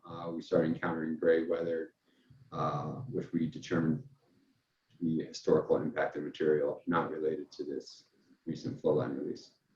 Did you expect that this excavation would be as large and go as deep as it did? No, based on the initial determination of volume release, it wasn't expected that this would be a significant excavation. Did the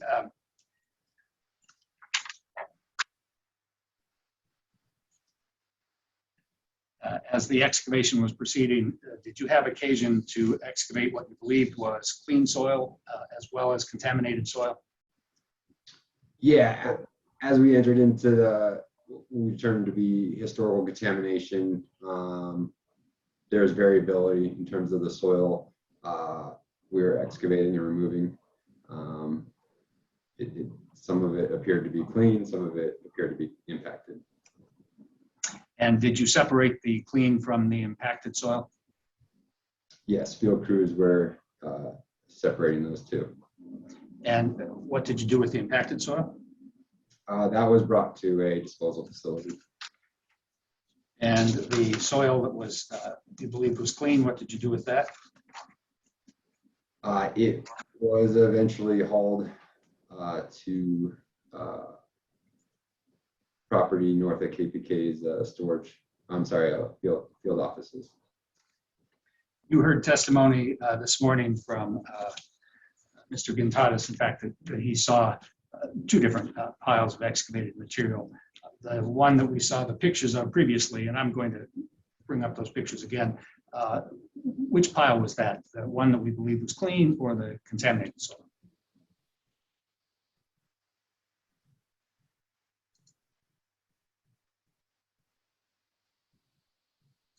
Are you showing the picture? I'm sorry. Oh, there it is. Yeah, do you see that? Is that the? That's the wrong screen, Kirk. Mr. Mueller, you're showing a different screen. Yeah.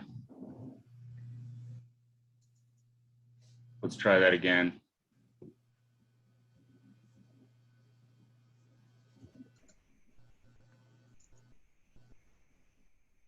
Okay, now you're showing a picture of the excavation.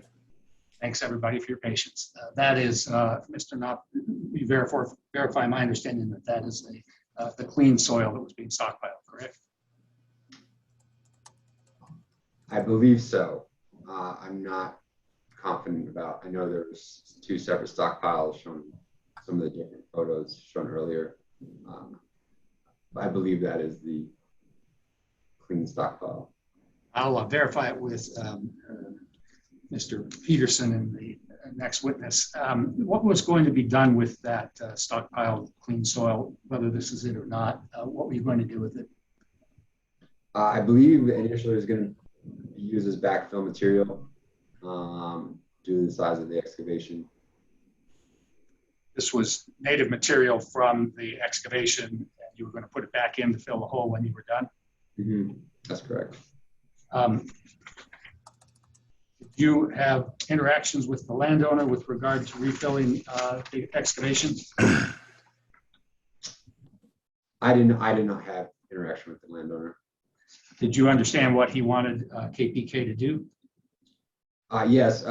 When we, had that significant excavation size, he had communicated his preference that we had backfill the excavation completely with topsoil. So he wanted clean topsoil and not the native soil that had been removed. Is that correct? That's correct. And did we ultimately accommodate him? We compromised the volume of topsoil was excessive for the size of the excavation, but we did bring in different fill material, inert fill material up to until there was 3 feet left in depth, and backfill the remaining portion of the excavation with topsoil. So it went 3 feet instead of the, I don't recall the total depth of the excavation, 16 feet. So if I understand, you gave him some quantity of fresh topsoil rather than restoring the native topsoil that had been removed. Yes, I believe we gave him 36 inches worth, which is significantly more than typically necessary. Mr. Knopp, you heard testimony today, and I don't think we dispute that we were late delivering forms that had been solicited by staff as special conditions for to approve our work. Can you explain, please, why we were late in delivering those forms? Yeah, specific to the first one, Dr. Gontadas, I did put that COA in the approved supplemental Form 19. That due date, we had earlier in the month, November, had done a boring investigation, and we were able to identify the horizontal extent of impacts, kind of delineate that. So we had optimism that we would be able to, complete excavation activities and sampling and kind of be done with this project by that date. However, as we continue excavation, we kept uncovering more contamination vertically. So the project continued and we just exceeded that due date on filing that Form 27. There was no change in activities. It was always excavation and haul. There was never proposed to do in-situ remediation or any chemical treatment. That was never the plan. As Mr. Farron had mentioned earlier, Form 27 was meant to be used as a form of dialogue. At that point, there was really no dialogue to have. We were just continuing with the predetermined plan of excavating impacted material. And as you testified earlier, the more you excavated, the more additional contamination you appeared to encounter. Is that correct? That's correct.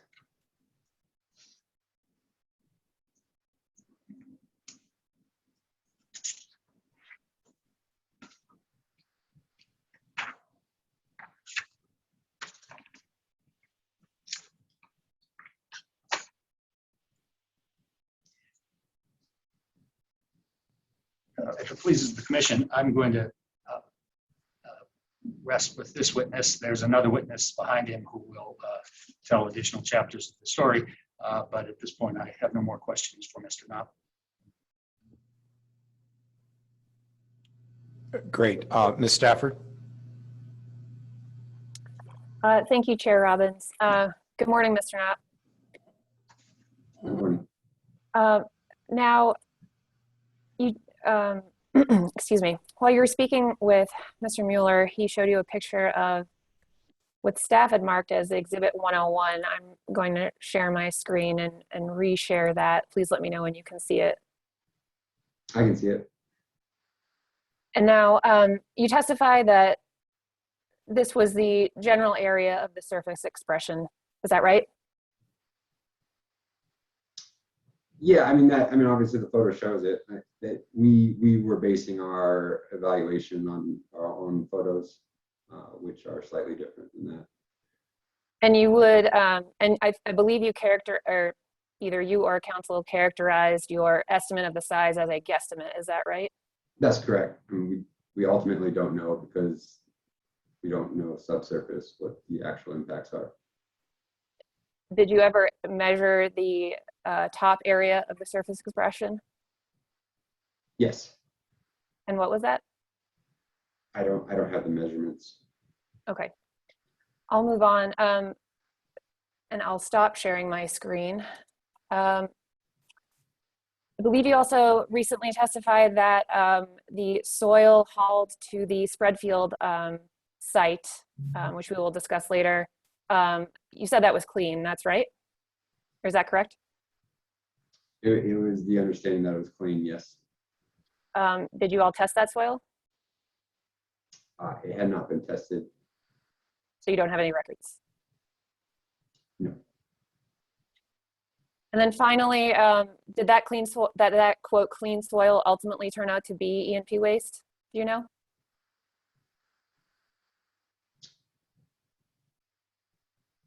I believe based on Cogc staff sampling, they made the determination that it was E&P waste. So yes. Yes, the Cogc determined it was E&P waste. I don't have any further questions for this witness. So thank you if it pleases the commission. And just for clarification, the soil that was removed to the site called Soil Spread Field is the subject of another NOAV, and it's going to try to compartmentalize these as much as we can. I'm not going to follow up with Mr. Knopp on that topic right now, but the story will all be heard in the fullness of time. So thank you for your patience with this. And with the commission's permission, I would like to call Jeff Peterson. Before we do that, let me just make sure we don't have any questions from commissioners. Commissioner Messner, then Commissioner Nanjapa. Thank you, Mr. Chair. So just one or two questions.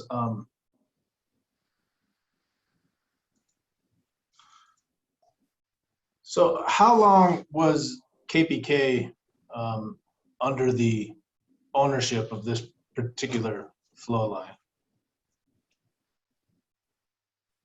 I'm not positive. I believe we acquired it in 2018. So a couple years, 1 year approximately, 1 to 2 years?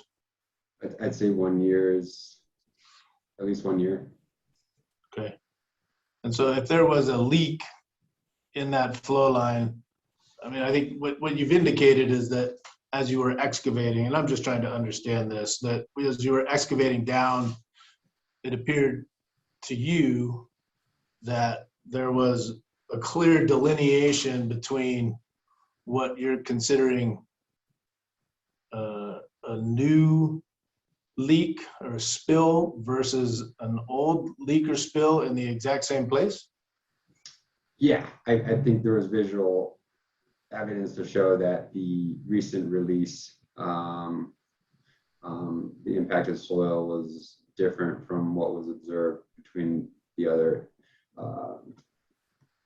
confirmed impacted soil in terms of properties of the soil, visual observation. The recent release, more related to the more saturated oil contamination impaction being impacted, where the historical release had the gray weather. I mean, I'm just trying to understand how you would distinguish it. I mean, if there's a leak in a particular line and it's continually leaking, would it just not be a continual spill until it was observed on the surface? So, I mean, how do you determine that timeline, I guess? I don't know when you can determine when the flow line failure actually occurred, only from when it daylighted and we were notified about it. Okay. Thanks for that.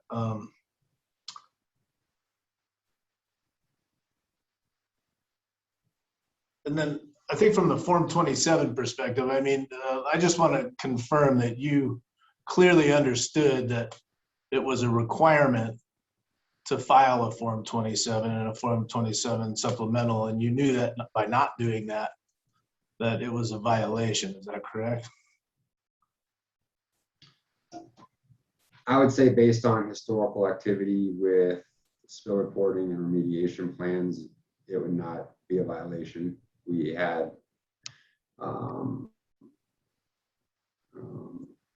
similar events where a due date was set for a form filing, which we weren't able to meet, and it did not result in this type of situation. So you didn't know that it would be a violation based on our rules? Based on previous projects, it didn't seem to. It wasn't an intention to violate the COA. It was just a. It was just an inability to file the form in the correct amount of time. Okay, thank you. And Commissioner, and just so you know, we will be having additional witnesses, one of whom is an expert who will probe more into the conditions at depth and the appearance of the older contamination as distinguished from the newer contamination. Commissioner Nanjapa? Thank you, Mr. Chair. Those are the same or very similar questions that I was going to ask, so I do not have anything further. Commissioner McGowan? Thank you, Mr. Chair. So along the same lines, is this witness or a future witness, can they explain what happens when KPK acquires new assets? Is some sort of an audit or assessment done to see what condition the lines are in or the equipment? I'm curious to know if this was purchased in 2018, what kind of assessment was done to see if there was a leak or a problem when the flow line was purchased or acquired? Commissioner, I don't have anybody on my witness list that I have reason to believe necessarily knows the answer to that, but of course you can ask this witness or any of the others. Okay, so I will ask. Thank you, Mr. Knopp. When KPK acquires new assets, is there some sort of an audit or assessment done on what's purchased? There is a due diligence process that was performed. I believe it's more of the review of any open spills, open remediations, any potential projects associated with the assets being acquired. The depth of the due diligence, I can't really speak to. So you're not certain if any sort of flow line integrity assessment was done after the purchase of this line?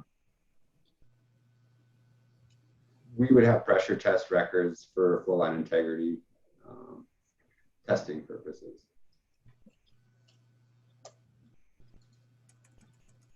And when you all did, and maybe you don't know, but when you did a test, it did not show any sort of integrity issues. I don't believe it will. I don't know. I don't know if a test was performed at the time of acquisition or if it was at a different point in time. Thank you.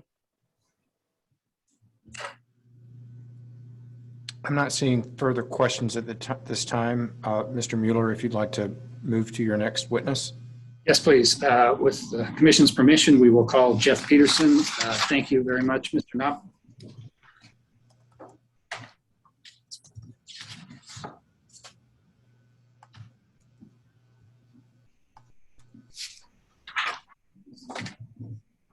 We are I guess, is he in the witness room?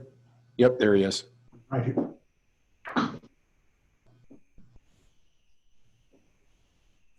Mr. Peterson, can you hear me all right? Yes, sir, I can. Good, thanks. Remind the Commission briefly, you testified yesterday, but remind them who you are and what your position is with KPK. My name is Jeff Peterson. I am the roustabout supervisor. And Mr. Peterson, as the roustabout supervisor, did you respond to the NESU 1 location to address the release that had occurred there? Yes, we did. Can you walk us through your activities at the location, please? We were notified of the release. I had driven up the road to speak with the landowner, and at which time I made contact. I don't believe I spoke to him face to face, but I did speak to him over the phone to just as a common courtesy to let him know that I would be having people come out there on his property to begin the investigation. And at which point emergency line locates were called in, and I dispatched the crew to the location. Once the line had been isolated and turned off, you began to excavate the contaminated soil and the clean soil around it. Is that correct? Yes, sir, that's correct. And did you stockpile or separate those two soil removals? Yes, sir, we did. We would excavate out the contaminated, and we would try and load that onto the dump trucks as they were coming in. The expression dig and haul was used earlier by Mr. Gontados, I think, as a general practice. Is that what you were trying to do with the contaminated soil? Yes, sir, that is. And where did that contaminated soil go? To the Front Range landfill. And the soil that you believed was not contaminated, how did you determine whether or not it was contaminated? We would do a field screening on that by both visual and by smell. Also, we had a PID meter which would assist in that. That with this particular site, once we got the initial surface contamination up, we began to notice that there were some fissures in the ground and that it would actually bloom outward. It was a little different. I don't quite know how to explain it. It's just a little odd. But when we began to expand the excavation, we noticed that a lot of the surface soil did not appear to be impacted. But like I said, we did that through just a rudimentary field analysis by site and by using our PID meter. So a PID isn't rudimentary, it's a scientific instrument, is it not? Can you describe it to the commission? Yeah, it's for the knowledge that I have of it, it detects certain vapors, and I can't speak to the types of vapors, but I do know that they're associated with contamination.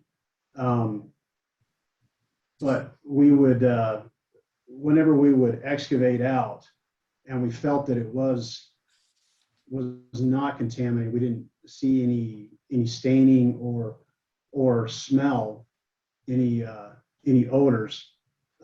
We would take a handful of the soil out of the bucket, and we would what we refer to as sniff it.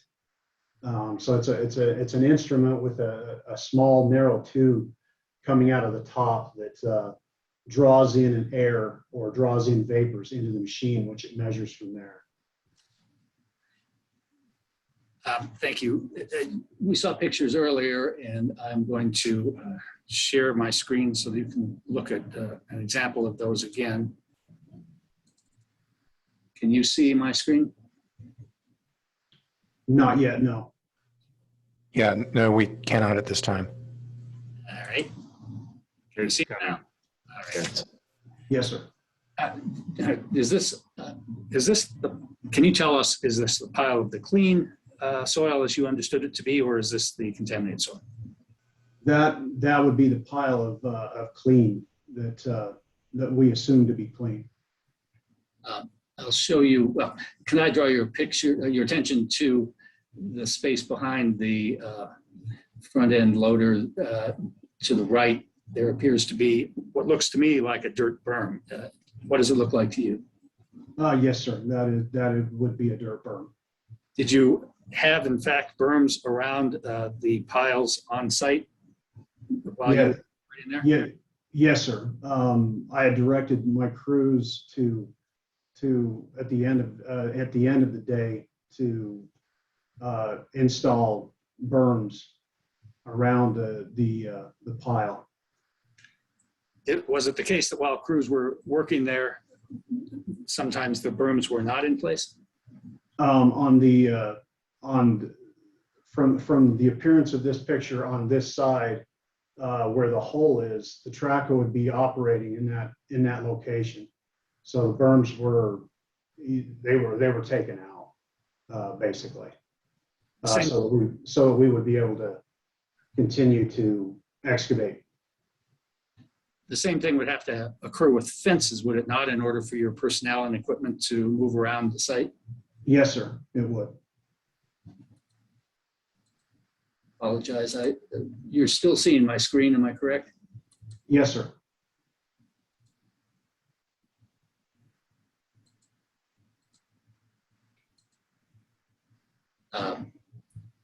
In talking to Mr. Gintadas earlier today, we talked about what appears to be a berm around the right side of this pile. That's once again the clean pile, and that's a berm. Perhaps you can confirm that's a berm that goes around towards the pickup truck? Yes, sir, that's correct. There's a picture here that likewise seems to depict a berm around the right-hand side of the clean pile. Yes, sir, that is correct.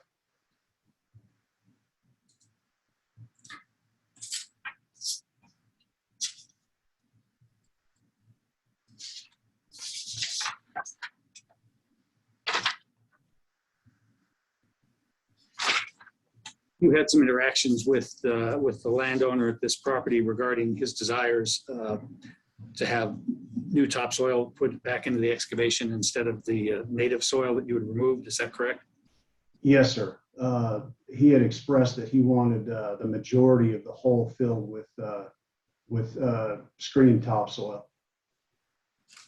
And would that be the typical practice if it weren't demanded by a landlord at another site? Would you get clean topsoil to replace what you believe to be clean native soil? No, sir. We would backfill with subsoil first, and then the top several feet would be topsoil.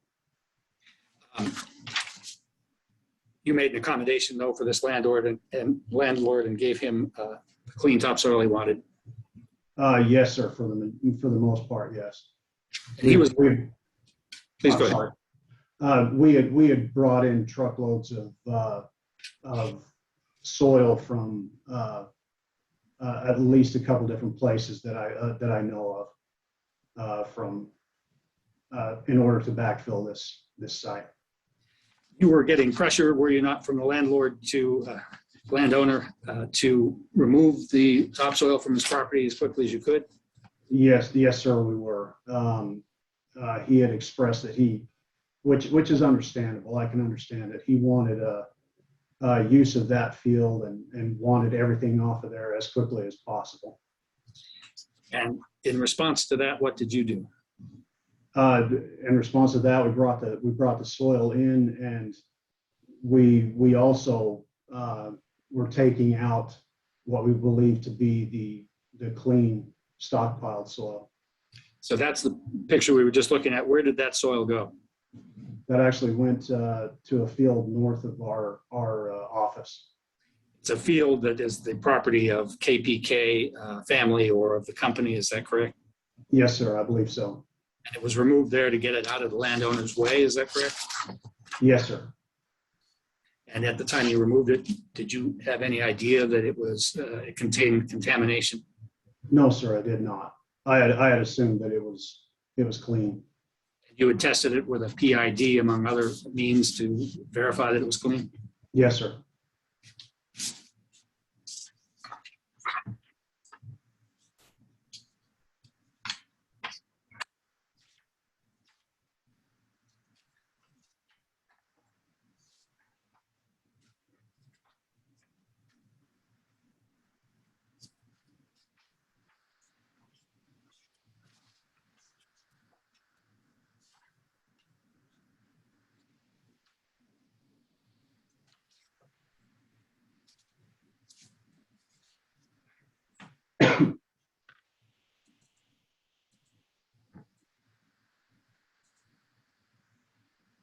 So I'm going to share my screen one more time. Mr. Peterson.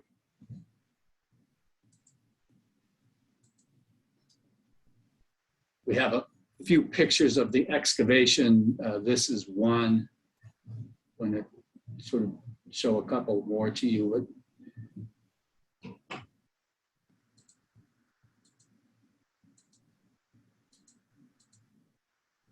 Let's start with this one. This was a bigger excavation than you anticipated when you first saw the expression of the spill on the surface, correct? Yes, sir, that's correct. And as you dug down, you began to encounter conditions that suggested that there was old contamination that was beneath or separate from the fresher contamination? Yes, sir. It appeared to be that, yes.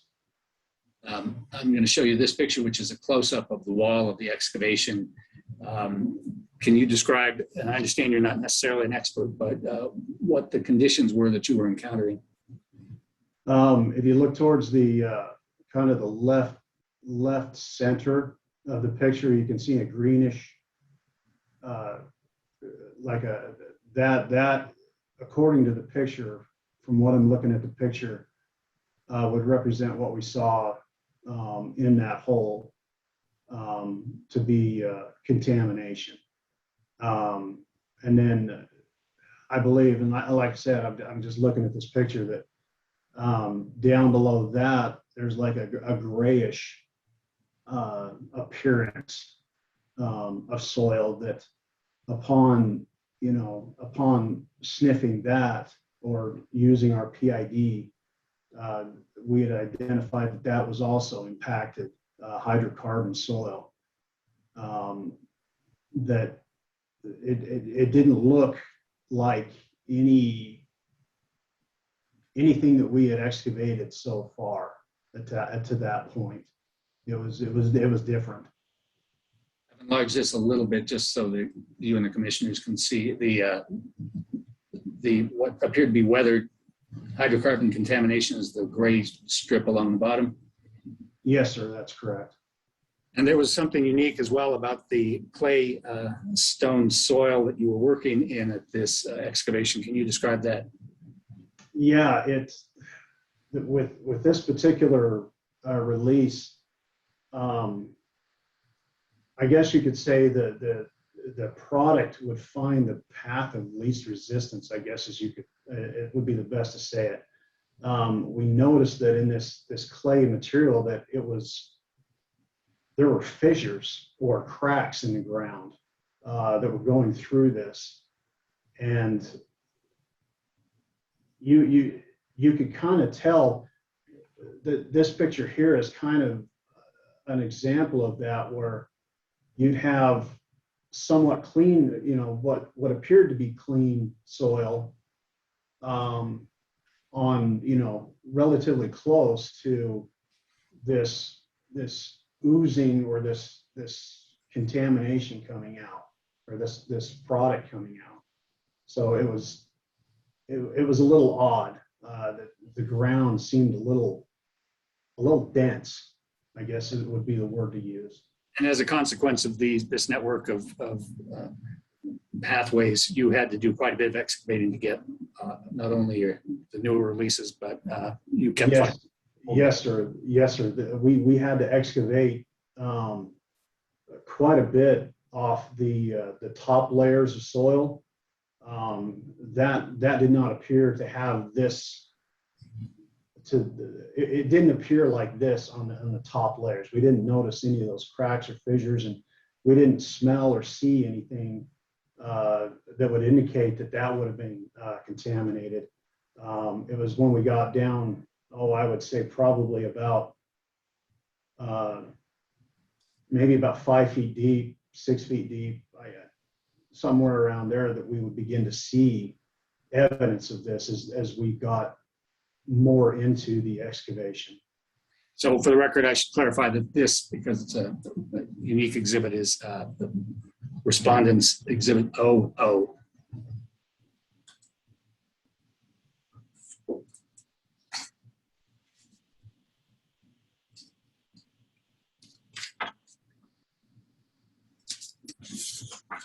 Commissioners, there'll be another witness to talk some more about the historic nature of some of this contamination. I'll just tell you that now in case you want to know and want to ask questions of Mr. Peterson. But at this point, Commissioners, I'm through with my direct questions of Mr. Peterson. Ms. Stafford, cross-examination? Thank you, Chair Robbins. Good morning, Mr. Peterson. Good morning. So I'd like to dive a little bit into the testimony you just gave before the commissioners here. So you discussed the 2 soil piles, which we've also heard about in previous testimony. And I'd like to share my screen and show you what was marked as staff's exhibit 113. Can you see that? Yes, ma'am, I can. And this is the initial Form 27 that KPK filed. Is that correct? I really don't speak to the forms. I really don't see the Form 27s. So if I saw one, I would not recognize it. Okay, I understand. I'm endeavoring to ask you just a little bit about something that you spoke to a little bit earlier. So I will get to my point here. So you've discussed the 2 soil piles, and in the remediation summary in this plan, which I'm sort of hovering over with my mouse here, can you see the text? I realize it might be a little small, so I can bring that up if that's helpful. And so this document states that the contaminated soil will be excavated and removed from the site. Did I read that right? Yes. And it also says that all excavated soil will be disposed of at the Front Range landfill. Is that right? That's what it reads, yes. So, but not all of the soil that was excavated was brought to the Front Range landfill, right? No, it was not. Okay. So I'll stop sharing my screen, and I just want to move on quickly to your testimony regarding the truckloads of soil. I'm just hoping to get a little bit of clarification here. Did I understand you to say that you would do 1 screening per truckload, 1 screening of the excavated soil per truckload that was removed? No. Okay. As we would excavate the dirt out, that it would have been the track hoe bucket that we would have screened. So anything where he scraped out with the track hoe bucket, of course, if we saw stained or smelled anything, funny, then we would, haul that off. And then if we came across something that didn't appear or have the appearance, then we would use our PID meter to see if we could get any sort of readings on that. And okay. Yeah. Sorry. No problem. Thank you for your explanation there. That's very helpful. Turning back to your testimony, you talked about this rudimentary field analysis where KPK performs smell, odor checks, incorporates the use of a PID. And counsel talked to you about these PIDs. Do you have training on how to use a PID? I have field training on it. I don't have a complete knowledge of it, but we do have, just from the use of it and through experience, we have certain numbers that we try to stay underneath in order to determine that. Generally, the number could range between 10 and 50. And that's not saying, that's kind of we just like to stay between that number.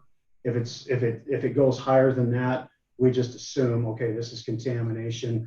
Let's get it hauled off. Let's get it out of there. Thank you. And can you tell me, just I guess in respect to this particular matter with the PID, does KPK employ a schedule on which they calibrate the PID? I'm not aware. I can't speak to that. I can't speak to that. I know of the PIDs that we are employing right now, we do rent those. So I'm assuming that the company that we rent them from do calibrate that. And in this particular matter, excuse me, in this particular case, did your field personnel record the field screening results from the PID? No, they did not. And so no record was provided to COGCC? No, ma'am. No. Okay.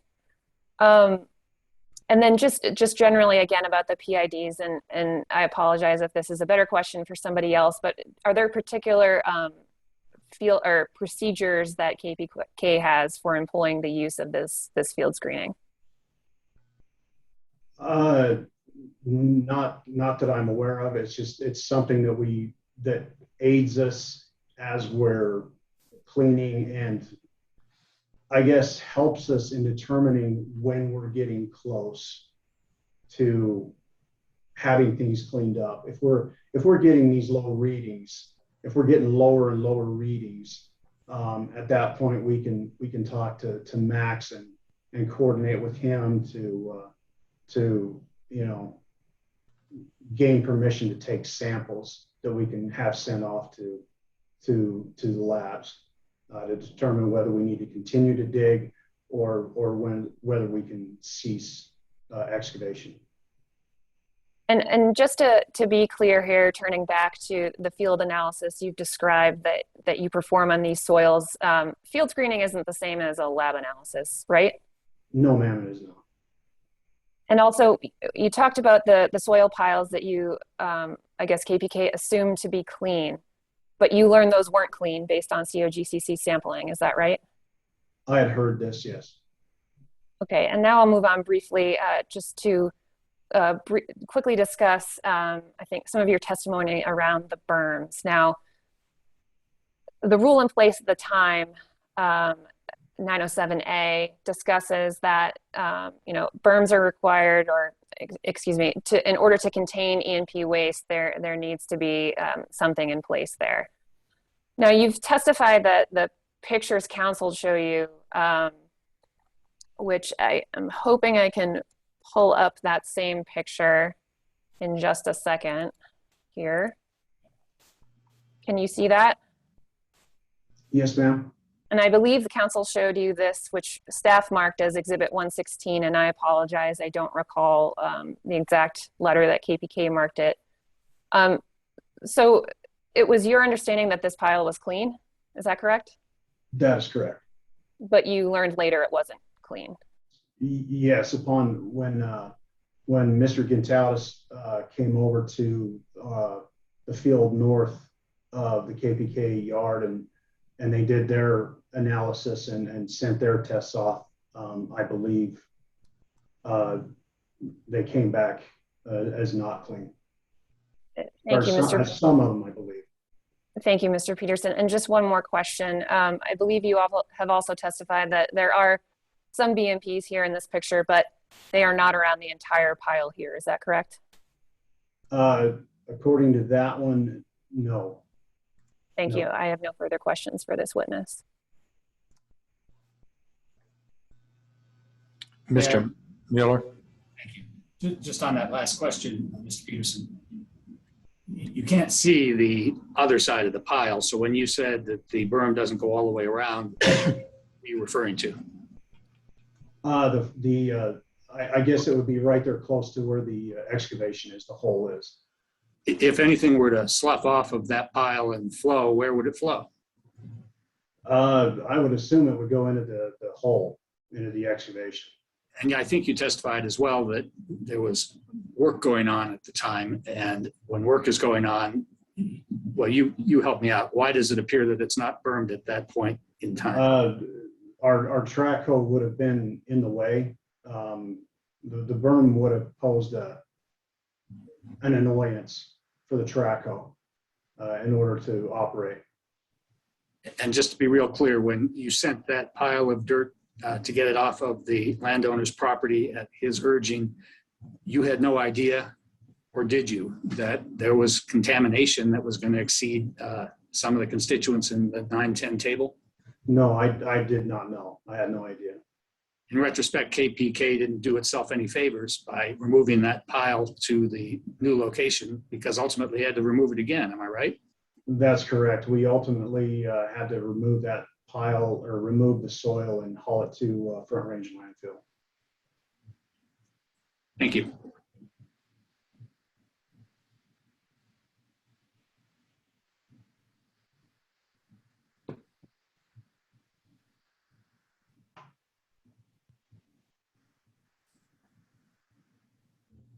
Are you done, Mr. Mueller? I am, thank you. Okay. Questions from commissioners? Commissioner McGowan, then Commissioner Messner. Thank you, Mr. Chair. And thank you, Mr. Peterson. Mhm. I'm curious to know if you're not aware of the Form 27 or what is in the Form 27, how do you know what has been agreed to with COGCC as far as excavation and remediation? Max will let us know upon that. There are people that tell me, and then I report that to my crews. Generally, if it's, I usually go by the rule that if it looks bad, get it out of there. Thank you. So when you're taking soil samples, for example, are you using best management practices that have been adopted by KPK, or are you trying to follow what has been agreed to, for example, in the Form 27? I try to follow best management practices to my knowledge, according to, what people have asked me, from like what the state has asked me. I usually try to follow best management practices based on what I have available to me. So is it best management practices to take samples from various buckets of soil and use an odor test or a PID test? Is that typical when you're doing excavation and remediation? In this particular case, when it was dealing with so much what appeared to be, off the surface, because we had to dig down approximately 6 feet. At the time, we just felt that it would be less efficient to move that dirt off location because we assumed that it was clean. We felt that we could have it on location. That way, if we did get approval to backfill, that it would be closer at hand for us to use. But as a result, and per the landowner's request, that did not happen. We ended up removing that anyway. And I know that, and I agree, we should try to honor what a landowner wants. It is their property and it's disruptive. When the landowner asked for topsoil to be backfilled or used as fill, that would be different than what would be a best management practice. And I think it's typical for a discussion to be had with staff. Do you know if there was a discussion with COGCC staff about the landowner's request and what the outcome of that discussion was? I do not know that, no. Thank you. Mm-hmm. Commissioner Messner. Thank you, Mr. Chair. Thank you, Mr. Peterson, for your testimony. So a little bit about the BMPs as far as EMP waste management. and I've talked about this a little bit before, but I'm just trying to understand this particular situation. So you've testified that, and we've seen pictures of a single pile that, at least to your knowledge at the time, as far as how you're testifying, that was clean in your mind, later determined to not be. But at one point we saw 2 piles in a exhibit. So my question is on the actual EMP waste that you knew was EMP waste. Did you utilize best management practices in that particular situation, including impervious barriers, some sort of mechanism to remove any kind of potential EMP waste from tires or tracks, and berming associated with that? As far as the picture with the second pile, we did have a second pile there. the operators were instructed to make sure there were berms or berm around that one. However, we did, and the picture does not show this at the time, but we did have a second piece of equipment, which was a front end loader that was operating as well to assist in loading the trucks, loading that the EMP waste out, what we knew to be EMP waste. We would try to do the berms around that within reason, but with the activity going on there at the time, it was, I felt we did try to do that. And as far as the trucks entering and exiting the location, I had directed the trucks to steer clear of the piles of dirt, the piles of both the clean and the contaminated that we knew of. We tried to keep a wide berth around those, just simply for the fact we just don't want to be driving over piles of dirt. So, yeah, and I felt at that time that we tried to mitigate the amount of, soil that was getting caught in the tires. I think if there were any, I would assume that if there were any mud or anything that would be caught in the truck tires, because the loader and the trackhoe never left location, quite frankly, until we were done, or until we were done using that piece of equipment. But the trucks mainly, I felt that, any soil that would have been caught in there would have been from unimpacted ground.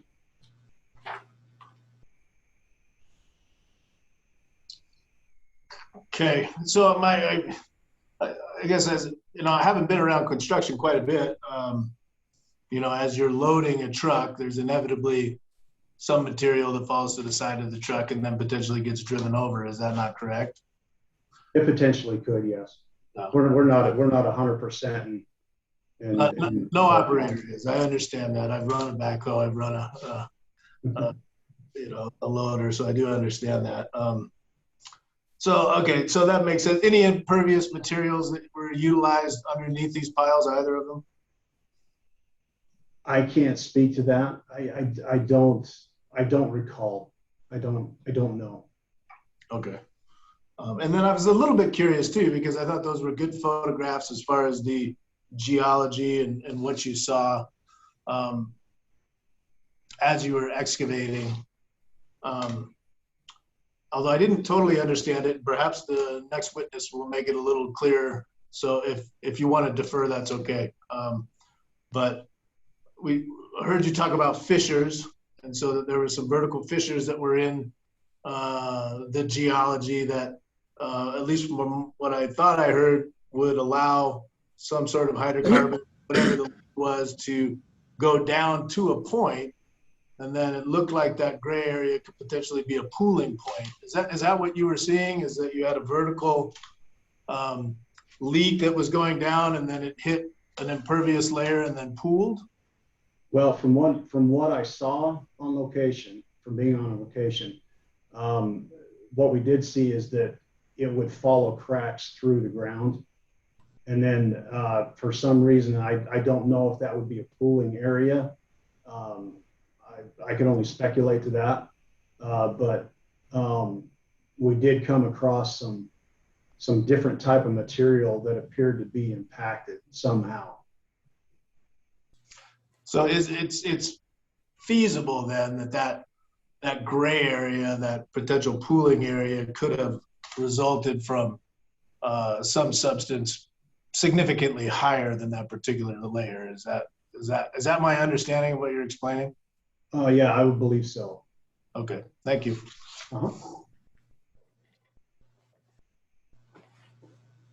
Other questions from commissioners? Commissioner McGowan?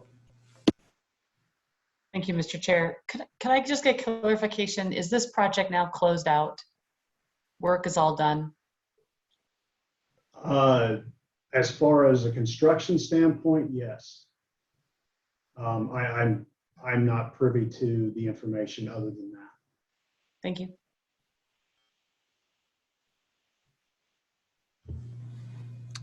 All right, I'm not seeing additional questions at this time for this witness.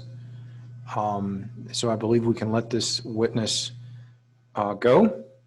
Our calendar agenda had lunch scheduled from 12:15 to 1.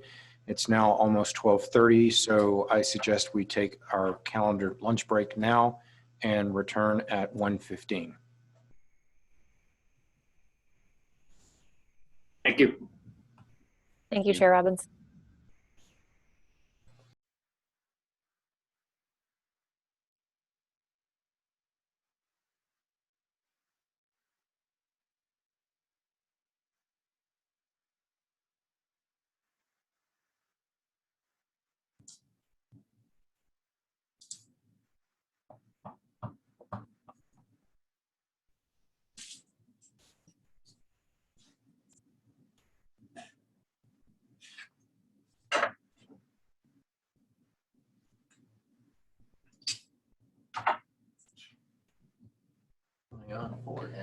Okay, folks, welcome back. It's 1:16. I think we're ready to move into the afternoon session of day 2. With that, Mr. Mueller, I believe you were going to call your next witness. Thank you, Your Honor. And for the commission's information, we have 2 witnesses and we're going to try to step through them quickly. Our first witness is John Peterson.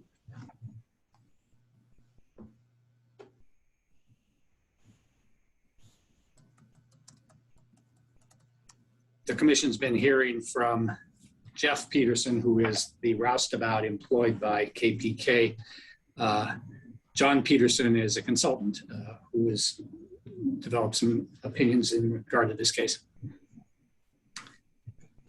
Mr. Peterson, welcome. Can you hear me all right? I can. Can you hear me? Yes, thank you. And thanks for joining us. Mr. Peterson, would you tell the commission who you are and what you do for a living? My name is John Peterson. I'm a geologist by schooling, environmental consultant by trade. Worked for a company called WSP USA. It's a global engineering company that includes environmental engineering. I'm the Southwest Mountain District environmental lead. That's the Four Corners States area plus Wyoming. Geologist out of Illinois State University, bachelor's degree, and 27 years of experience. And Mr. Peterson, we invited you to look at some of the information about the NESU 1 remediation project. Can you explain to the commission briefly what you did to review that project? I was provided some site photographs and field notes from the folks that were in the field at the site to look at the data and ascertain whether or not the release is historical or recent. And I'll bring up some of the photographs that the commission has seen earlier, but on a high level, can you describe for us what you concluded and explain some of the bases for your decision, your conclusion? Sure.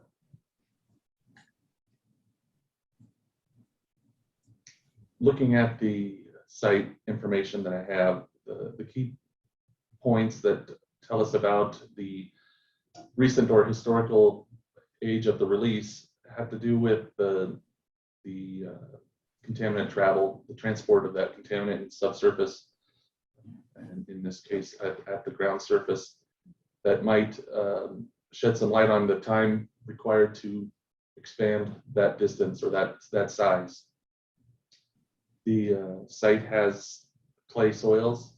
There's the pictures that I've seen look like clay materials, as well as the information from the field books. There is a picture that pretty close up of the clay material, and it's hard to tell if that's weathered bedrock or if it's just a clay that's kind of been dehydrated and started to crack open, but definitely low permeability soils, probably on the orders of 10 to the minus 6 centimeters per second permeability. That's pretty common for clay material. When you do some quick calculations about Darcy groundwater flow velocity with that type of permeability and some simple estimations on effective porosity, the travel time in that type of material based on those calculations are in the hundreds to thousands, 1,000th of a foot per day. We're looking at in the course of a year, maybe traveling 3 feet. If it was 1/100th of a foot per day, you get 365 days. You can go 365 feet. Or no, it's 165 hundredths. So you're only going about 3.5 feet, 3.6 feet. So let me share a screen with you. This is a picture of the excavation generally. Can you all see that? We can. Thank you. Mr. Peterson, you were describing the clay soil. Can you sort of see evidence of that in this photo? Yeah, you can see it's a little far for the clay determinations, so I can't really see soil type from this side. But we do see vertical excavation walls, which means the material is going to have some cohesion to it, and clay and silt particles will provide that matrix to have that cohesion to make it vertical walls. Let me show you. Sorry. Let me show you a little closer up picture of the wall that you were describing. Yeah, and I've looked at this closely and zoomed in, and you can see smearing of the grains from the blades on the excavator that show that this is a clay material. I can't tell without being in the field whether it's weathered bedrock or clay, but they behave quite similarly. They're both low permeability materials, and this is typical of what clay excavations or even weathered clay stone excavations look like up close. Also, here's another picture, a little closer one. What can you tell us about what you observe here? Sure, I can see, and I looked at this closely, and you can see the really fine grained materials in there. The staining that's there, I presume to be petroleum hydrocarbon staining. It commonly looks like this. The greenish black coloring is very common for condensate releases. The interesting piece is to the pattern that it makes in that soil. You can see it's not contiguous, and that material is following a really tortuous path downward. We have gravity and the preferential pathway or path of least resistance as the motivating drivers on this contaminant moving downward. And since it's in this webbed area, you can see articulated pattern with these really light colored areas without staining in between. We can see that the migration is really tortuous, which also lends itself to a long travel time through that material. At the bottom of the excavation, you can kind of see a gray layer and a little darker coloring that's more uniform across the whole width of the picture.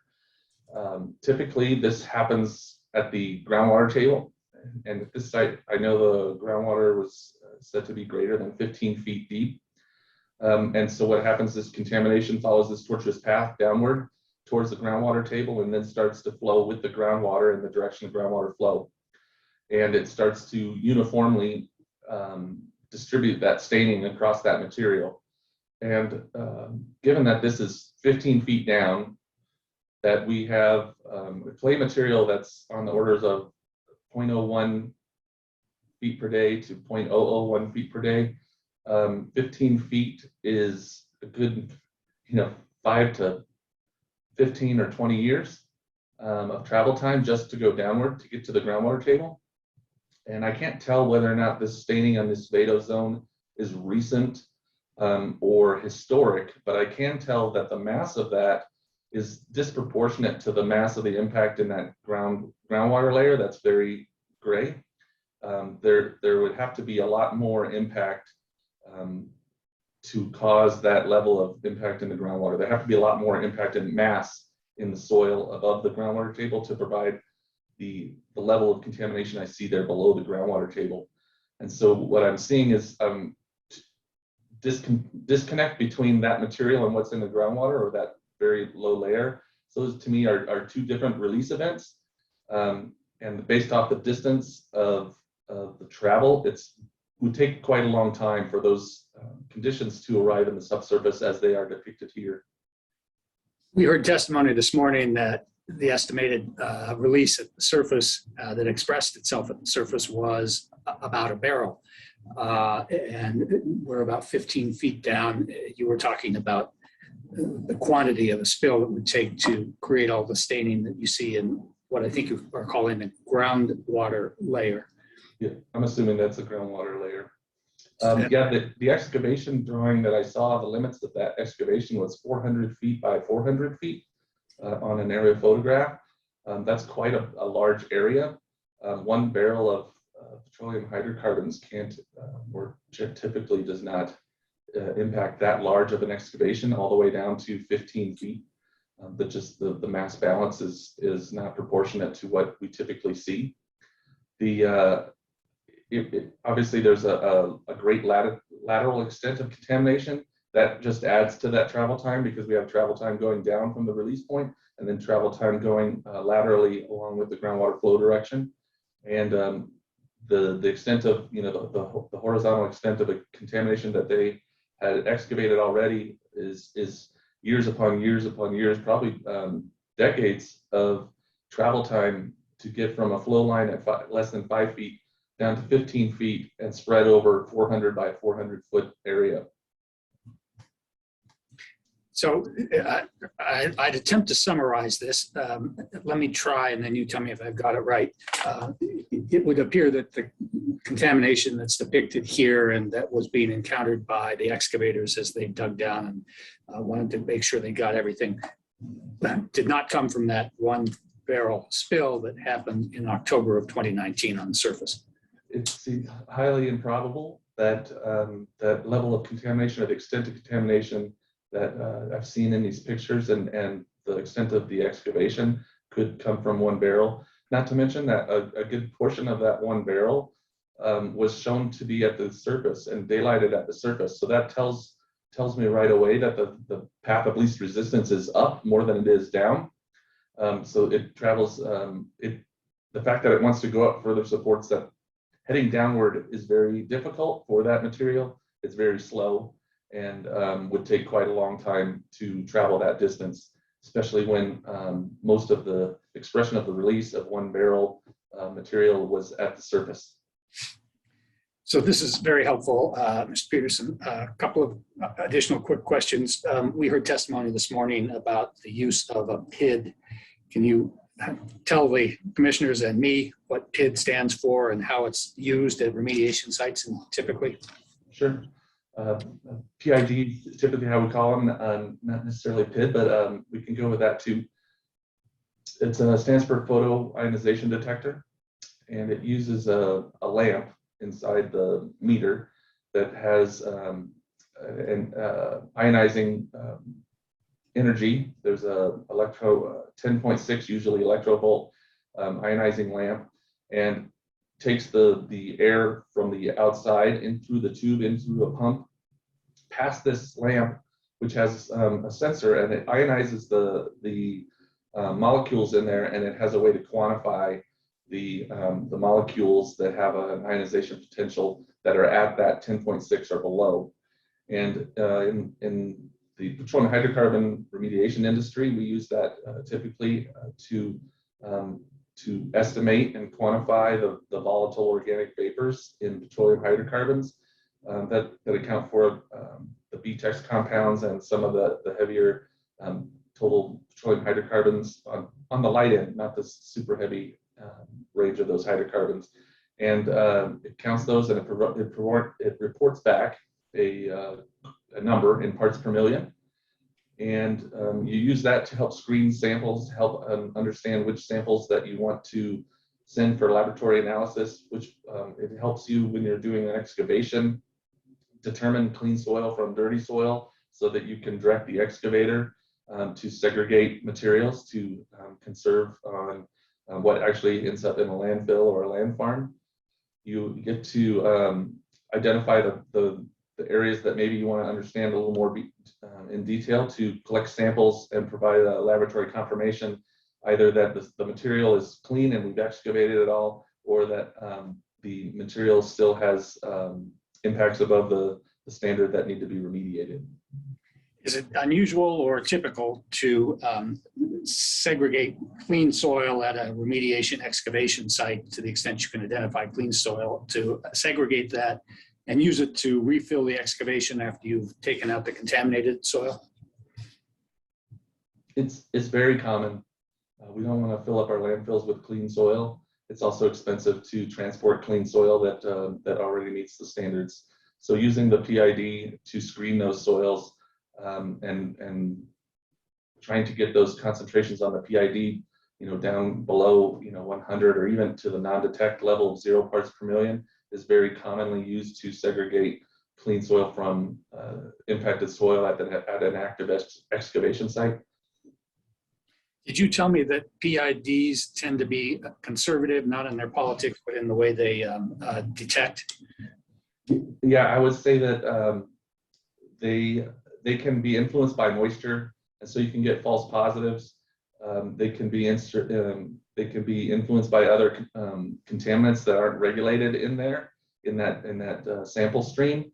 And so if you are using it conservatively and you have a low level reading, most often those low level screening tools numbers, and I kind of use a ballpark of about 100 ppm as to when I start to believe when we're getting clean soil. You can have 100 ppm on the PID and analyze that sample, and it'll be below the table 910 standards for petroleum hydrocarbons or for VTEX in soil. So it's pretty common to do that. And what ends up happening typically in these excavations is you can't, it's not as precise. And so you end up over excavating typically, where you actually have soil that meets the standard because you're using that conservative PID number to help guide your direction and extent. And then finally, PIDs, I gather, are required calibration every now and then. If you rent a PID, would you anticipate that whoever the equipment rental company is, that they have calibrated the instrument? Every rental company I know that rents PIDs, they come calibrated that day that they're delivered. But they recommend daily calibration. Thank you, Mr. Peterson. Commissioners, I don't have any more questions at this time. Ms. Stafford? Thank you, Chair Robbins. I just have a few questions, if I might. Good afternoon, Mr. Peterson. I just have a few questions for you based on your testimony just now. So you testified about the remediation and the potential historic impacts that were at the Nestor #1 flow line site.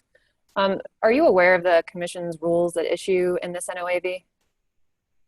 I have familiarity with the COGCC rules, the Series 900 rules, yes.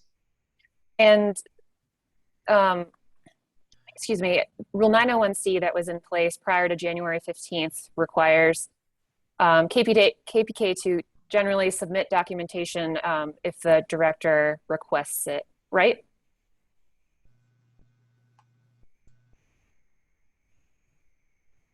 If the director asks for site data, you are requested to submit it or required to submit it by the rule? Is that what you're Yes, asking? that's what I'm asking. I agree. And previous Rule 907A requires containment of E&P waste. And again, I'm trying to be brief with my explanation. Is that right? Containment of E&P waste? What do you mean by containment? Placement of berms or some sort of best management practices to contain E&P waste. Yeah, you would want to limit potential for expansion of that contamination beyond your area of remediation into clean areas by controlling that material and what what comes in contact with that material. Thanks. And so does this alleged historic contamination that we're discussing in your testimony here, does that impact KPK's Form 27 filing obligation in any way? No, the Form 27 is required, or Form 19 and the follow-up remediation is required when there's evidence of a release, a reportable release. And does that, the alleged historic contamination you've talked about, impact KPK's obligation to contain E&P waste properly?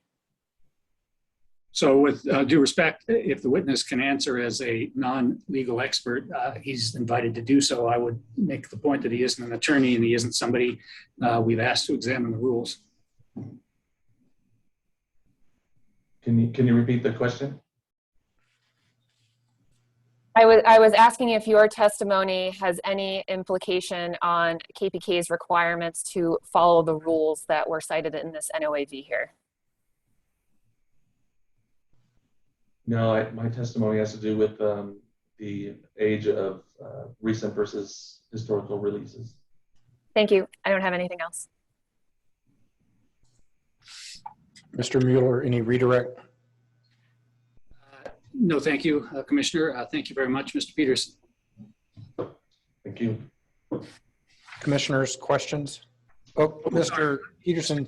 I'm sorry, got ahead of the scope program here. Potentially are going to get asked questions from commissioners. Sorry about that. Absolutely. It looks like my fellow commissioners don't have a question. I have one question. Is it, so you testified about the use of a PID, and your testimony also said that at times you would use a PID to check soil and then determine which soil should go to a lab for further testing, I think, if I heard you correctly. So my question is it normal practice to only use a PID to determine whether soil is contaminated, or is it normal practice to use the PID as a tool to determine which soil should go to lab for further testing to determine cleanliness versus not cleanness? So a PID is used for more than just determining which samples you might want to send to a laboratory. It's used to help you understand whether or not the material you're looking at in the field has petroleum hydrocarbons in it.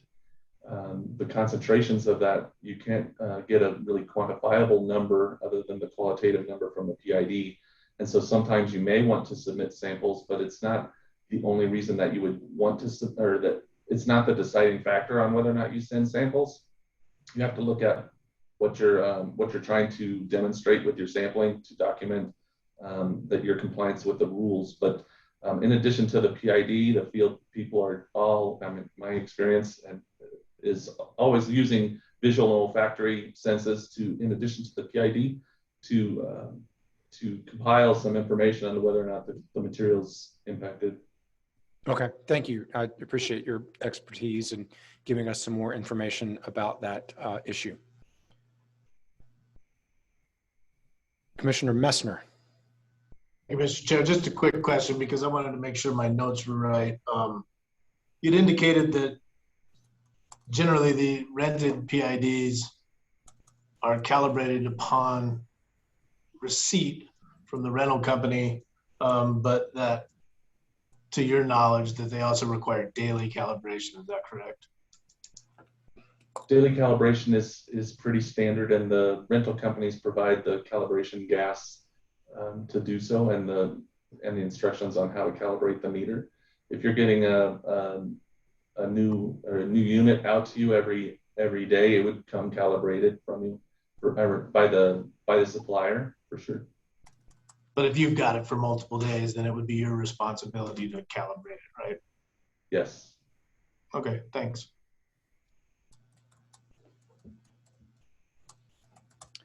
Mr. Mueller, any further? Oh, hold on. We got one more question. Commissioner Najapa, sorry. Apologies, Mr. Chair. No, thank you. I was a little bit late there on the draw. I just had a very quick question as well. Thank you very much for your testimony, Mr. Peterson. I think you mentioned that if you get 100 parts per million from the PID, correct me if I'm wrong, but I believe you were saying that you can be reasonably sure that then the lab analysis would reflect levels that would be lower than what we have in our 910 table. And so that can be a good sort of guiding number. Is that the gist of what you were saying there, or can you please clarify? Yeah, I'll clarify. So 100 parts per million, when I see that on a PID, is when I start to realize or start to consider that we are near the edge or out of the contamination that may be above the standard. But there's no direct correlation, and every site is different to the PID and the temperature and conditions, so you can't use it verbatim. But most of the time, because you're over excavating with these large pieces of equipment, you end up excavating to 0 parts per million because you grab a sample that just has no volatiles in it. And so all I'm saying is that when you get to 100, is when I start to realize we're at the limit of the excavation or the extent of the remediation, and likely really close to or below the Table 910 standards.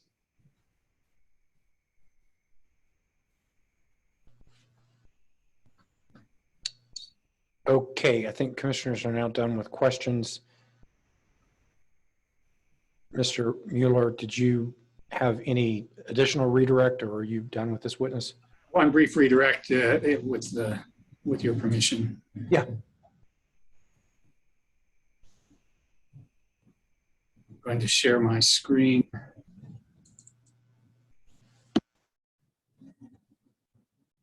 This is Exhibit Q. Can you all see it? Mr. Peterson, can you see it? No, not yet. That's because I haven't pushed this button.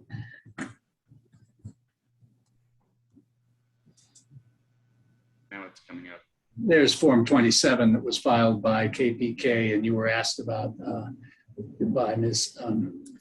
Stafford if there was some obligation to report historic contamination when you encountered it. I know you're not a legal expert. You have some familiarity with the regulations. I wanted to call your attention to the box that's in the middle of the screen where it says initial action summary. The second sentence says excavation activities began on 10/21/19 after access from WRC 20 was constructed. Once excavation activities exposed the location of the flow line failure, a historical release area of contamination was discovered. Would this, in your estimation of it, constitute disclosure of a historic release? Yeah, I think that demonstrates that there was existing impact or believed to be existing impacts there that are likely not attributed to the release that is at hand. Thank you. I have no more questions for this witness.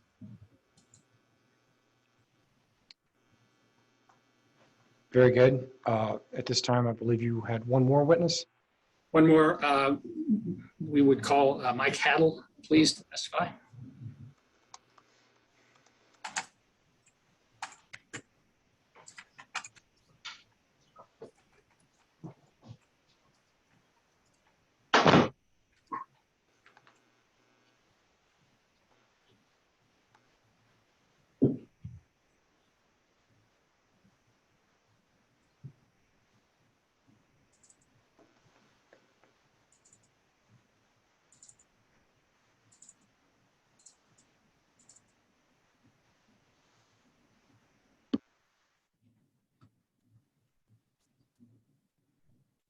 Hi, Mike. Can you hear me? It's Kirk Mueller. Yes, I sure can. Thank you for your patience today. And with the commission's permission, I'll proceed with asking Mike a few questions. Yes, please proceed. Mr. Haddle, please introduce yourself to the commission, telling them what your profession is and your training. Yes, my name's Michael Haddle. I'm owner and operator of Apex Consulting Services, Inc., a consulting firm. I received my undergraduate degrees from Colorado State University in geology and watershed sciences. And I received a graduate degree from Colorado School of Mines in engineering geology. I'm a professional geologist with the state of Wyoming, PG 706, and I'm a professional environmental scientist registered with the Colorado Department of Labor and Employment, and my number is 62. Thank you, Mr. Haddle. You had some involvement at the NESU 1 reclamation excavation. In particular, you were asked to come out by KPK to do some final testing around the perimeter of the excavation, if I recall your role here. Can you describe briefly what you did? And as you do so, I might bring up some pictures that relate to what you're saying. Yes, I was hired to come out and perform some exploratory borings at the edges of the excavation to determine the lateral and vertical extent, or try to determine on each side of the excavation. I hired a subcontractor to operate a geoprobe rig. It's a percussion hammer that is driven into the ground, and they pull out soil cores that are 5 feet long that are in an acetate liner. That's the geoprobe rig right there. As you can see, the day that I did the work, there was 1 to 3 inches of fresh snow on the ground. It was approximately 30 degrees Fahrenheit, cloudy and overcast, and occasionally spitting snow. So I completed 4 borings down to the top of bedrock, basically on each side of the excavation, to determine if we believe that we needed to go out in any of the directions, north, south, east, or west. And I hit bedrock at varying depths, anywhere from 18 to 20 feet below ground surface. You pulled up core samples. What did you do with those? They use a tool to open up the acetate liner that the core sample is collected in. I observed the core for discoloration. I also note if there are any olfactory indications of contamination, and then I take soil samples from that core and screen them with the photoionization detector, the PID. And after you completed that, what did you determine with regard to the soil sample from the perimeter outside the excavation? I determined that using color and PID measurements, that it appeared that there were little or no contamination in the areas that I probed with the geoprobe rig. All my PID readings were less than 1 part per million. And you may have said this, and I may have missed it. You probed down to what you guys call refusal. Is that correct? Yes, refusal, typically with a geoprobe rig, once you get into weathered bedrock or the top of bedrock, you can sit there and pound and not make any progress. And that's typically what we call refusal. And in most instances is bedrock, or the top of bedrock, the weathered bedrock. And finally, and this may have come out, but just to be clear, you did this at whose invitation and for what purpose? It was at the invitation of KPK. Max contacted me and said, we'd like to run out and do some quick borings to determine if we need to excavate north, south, east, or west. And the borings basically were on the north, south, east, and west sides of the excavation. There was a utility line in the area, so we had to be cognizant of not, hitting that utility. I appreciate it, Mr. Haddle. That's very helpful. Sorry you were always getting called out in bad weather. Yeah. I have no further questions for this witness at this time. Ms. Stafford? Staff doesn't have any cross. Thank you. Commissioners?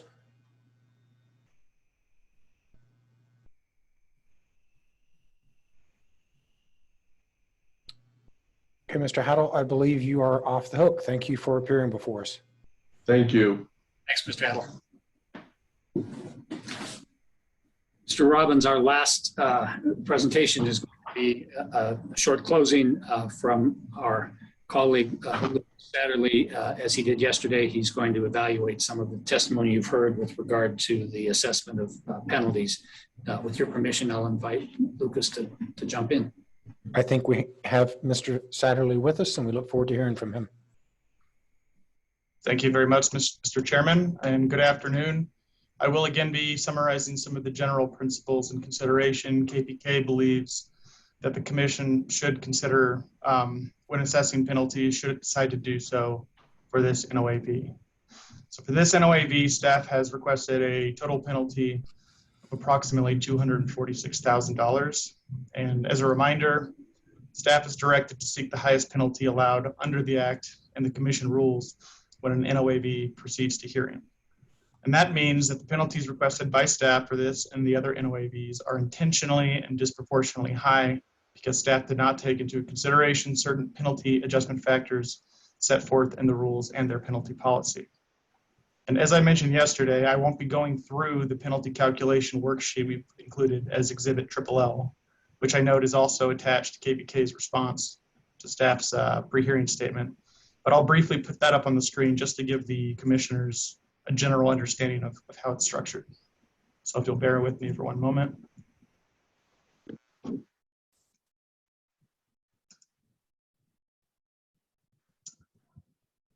I believe you're all seeing my screen now. So this not yet. We can't see your screen. Apologies. How about now? Yes, we can now. Okay. So I won't go through this, but just so the commissioners understand how this exhibit is set up, it goes NOAV by NOAV. This column states staff's requested penalty. This column is blank. It's for the commissioner's own notes and their penalty assessment with the aid of this column, which provides a much more detailed analysis of the penalty adjustment factors that staff didn't apply, and we think that they should in accordance with the rules and penalty policy. Now I will stop sharing my screen.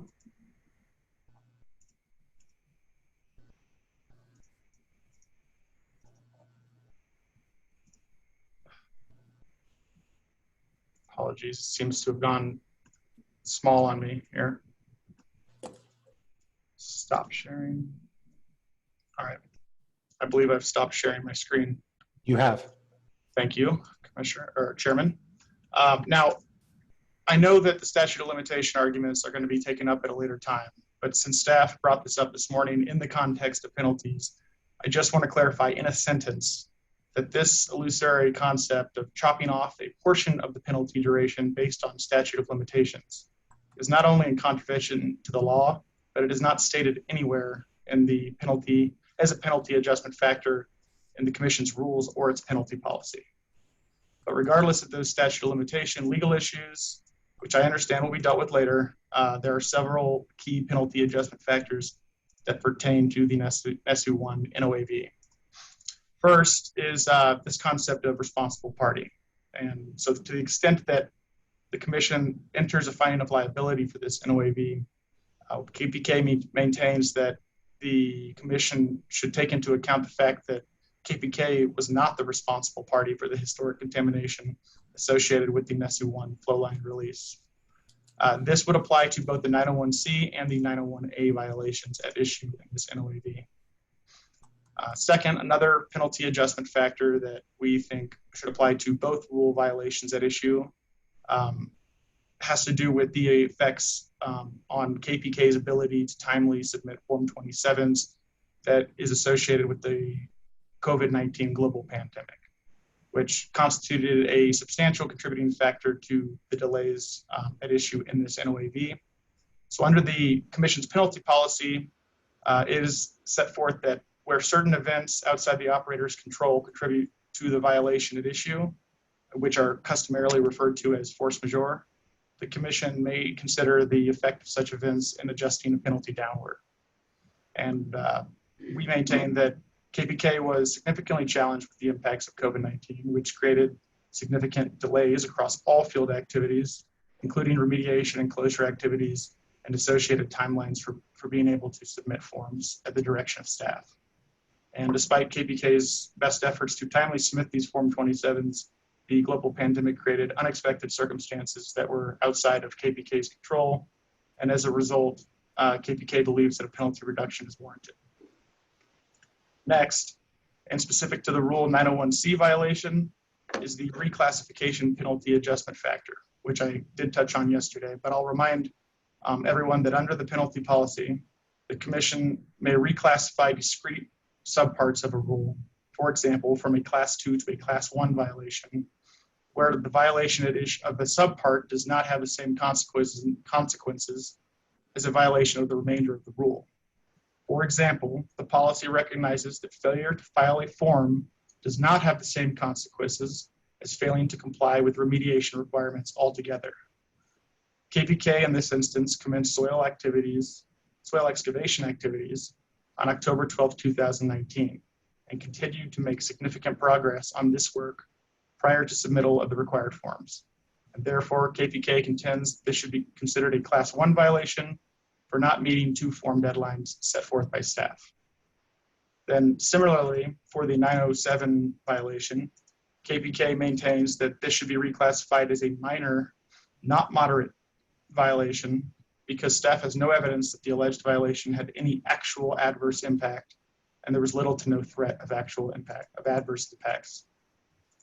Thank you for your time, and I believe that concludes KPK's presentation for this NOAV. Thank you, Mr. Satterley. Point of order, Chair Robbins. Yes, Ms. Stafford. Staff would, after hearing the testimony of Mr. Jeff Peterson earlier, staff is wondering if we might have the opportunity to call Mr. John Axelson as a brief rebuttal witness to discuss some of the things that Mr. Peterson brought up in his testimony.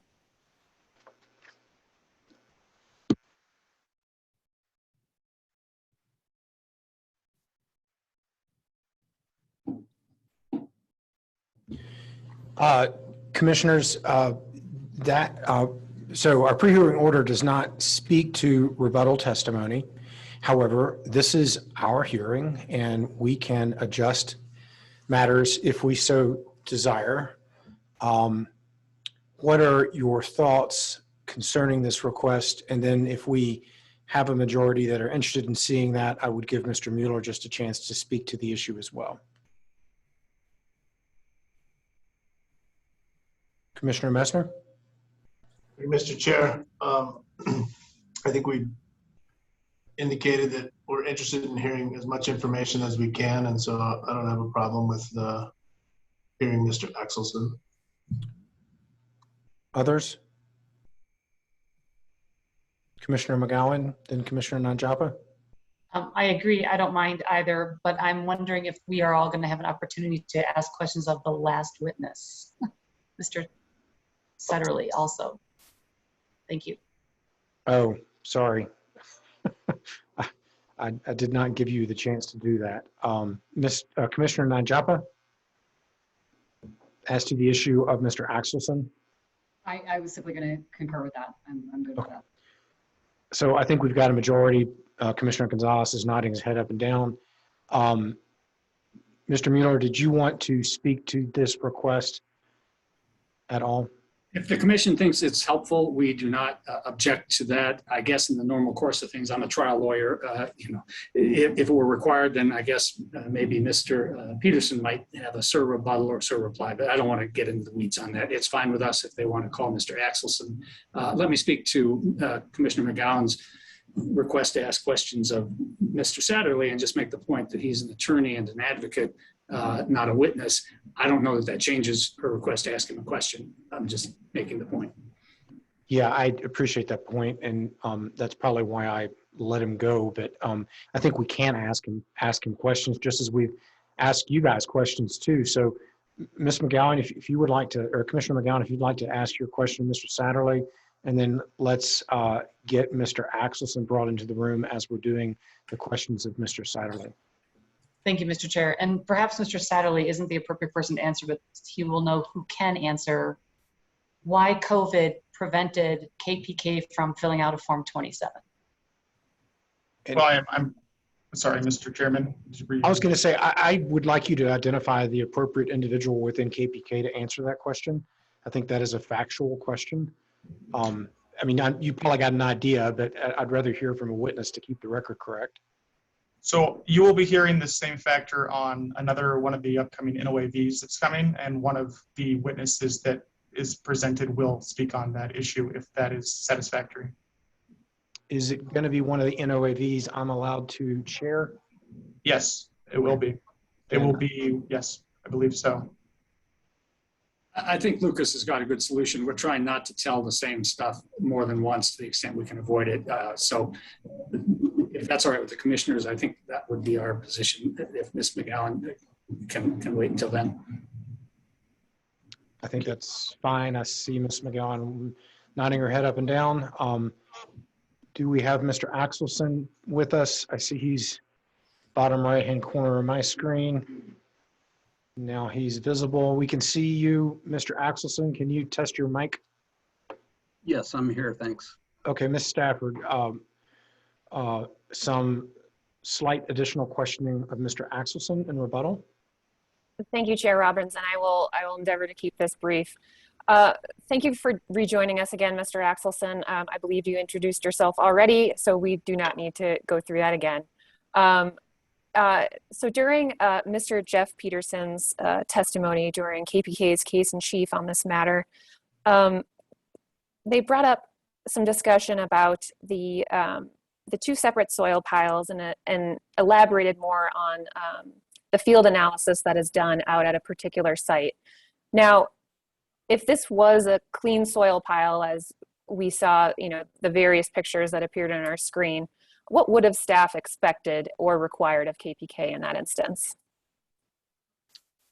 Yes. So first of all, it helps illustrate the problem with them not submitting the Form 27 on time and the Rule 901C violation. So had they suggested to us that they were going to segregate what they believe to be clean material from contaminated oily waste, we certainly would have required conditions of approval to collect confirmation samples for laboratory analysis to prove that that material was actually clean.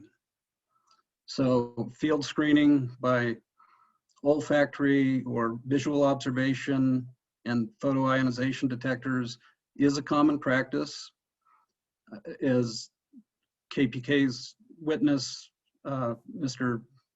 John Peterson, I believe, indicated, you can't draw a straight correlation from the results of a photoionization device to what a lab sample would be.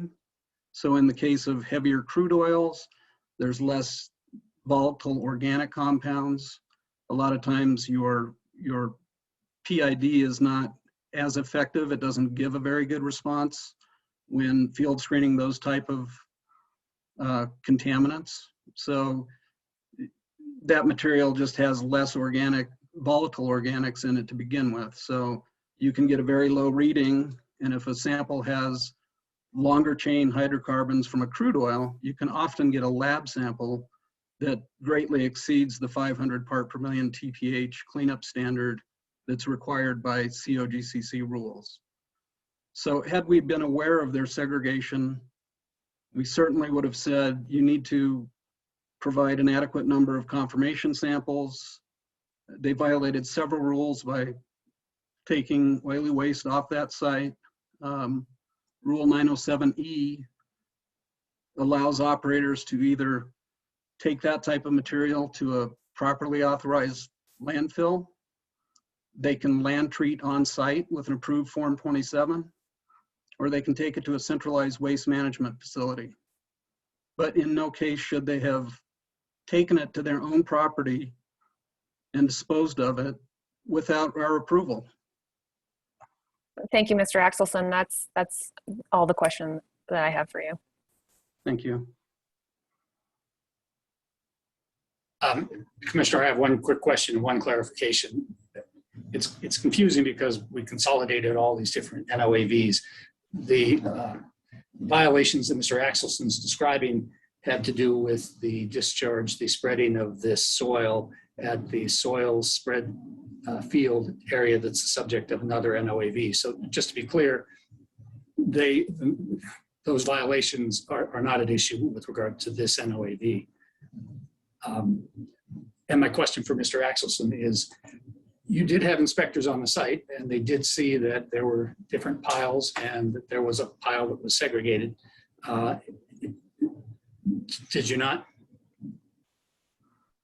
Yes, we had Mr.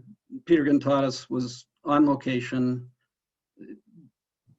and you'd have to ask him what he thought, but I believe he thought that both piles were contaminated based on observation. Another good practice that most responsible operators use is if they're segregating soil in the field, they put a sign on it that says clean material. And they would have tested that. They would have had all the results to give to us. So he would have known that had they done that. So it's not unusual all the same to segregate clean soil and moreover to use that soil to refill the excavation? It's not common. We do have some operators that try it. Again, they have to do a very high degree of sampling and analysis to verify that that material is appropriate to use as backfill. Obviously, private landowners don't want potentially impacted material going back into the hole. So that's a high hurdle when they do it. It depends on the lithology. Sometimes impacts are segregated neatly, and you can excavate the top material that's clean, set it aside. It's very obvious what's contaminated. In this situation, you could see that the material, there was staining in certain areas. It looked like almost free petroleum product coming out of cracks. It's very hard to segregate that type of material while you're excavating. Are you describing the photos that we looked at a short while ago towards the bottom of the excavation? Yes. Not staining on the clean soil pile, correct? Correct. I have no further questions. Okay, thank you, Mr. Axelson, for rejoining us and clarifying those points. With that, I think that the NOAV that we've been discussing, which is NESU number 1-402-550681, I believe that that case is now submitted. Anything further from either side? Not from staff, Chair Robbins. Excuse me. Or from KPK. Okay, so I believe we now are just continuing on with NESU Consolidated NOAV number 5025-48397. Is that right, folks? Yes, that's our understanding. And Ms. Stafford, are you lead counsel on this one for staff? I am, Chair Robbins, just pulling my materials up. Do you need 5 minutes to get ready? That would be great if we could have that, please. Why don't we take 5 minutes? This is an afternoon break, but just give you a chance to get ready, and then we'll reconvene at 2:13. Thank you.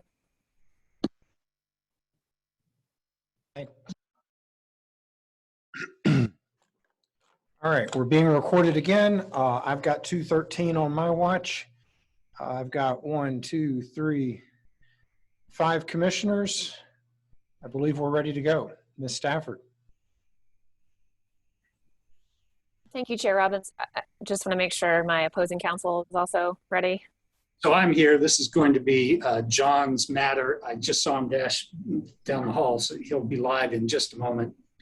Let's give him a chance to get live, Ms. Stafford. There I am. Apologies, commissioners, Mr. Chairman, council. Not a problem. I think we're ready to go. Yes, staff is ready to proceed. Very good. Hello again, commissioners. I'm Caitlin Stafford, Assistant Attorney General, on behalf of commission staff. The third NOAV in this stage of the hearing deals with the Nesu Consolidated Flow Line, located in the same general vicinity of the Nesu #1 flow line, which we just discussed in the previous NOAV. And here you will hear a similar story. A spill of hydrocarbon liquids, a farmer landowner notifying KPK of the spill, blown reporting deadlines, and incomplete documentation. There are two violations at issue in this particular NOAV. We're discussing here prior Rule 901C, and when I say prior, that means the rules that were in place prior to January 15th of this year, where again is staff's burden to show that there was a reasonable cause to believe that KPK was performing an action that threatens to cause or causes a violation of water quality standards, and that KPK did not comply with additional requirements imposed by staff. Here, staff will also be dealing with an alleged violation of prior Rule 906B, where staff must show that KPK failed to report a spill or release of exploration and production waste, gas, or produced fluids to Cogcc, verbally or in writing, as soon as practicable, but not more than 24 hours after discovery, if there was a spill of any size that threatens or impacts waters of the state. Here again, we will be discussing these violations with Dr. Gintadas and Jeremy Farron. Now, I'd like to, for staff's first witness, I'd like to call back Dr. Gintadas. All right, we're bringing him to the floor. And Chair Robbins, if I may, could I get a time check? Yeah, why don't we do a time check on both? We're halt time right now. Your time's not running. Let's just do the time check. Sure. So staff has 4 hours, 48 minutes, and 35 seconds remaining. KPK has 4 hours, 21 minutes, and 35 seconds remaining. Thank you. I appreciate it.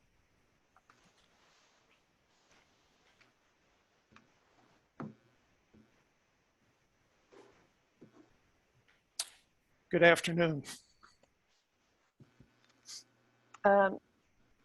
Hello, Dr. Gintadas. Commissioners, can you all see my screens or my screen? Yes, we can. Thank you. And thank you again for joining us, Dr. Gintadas.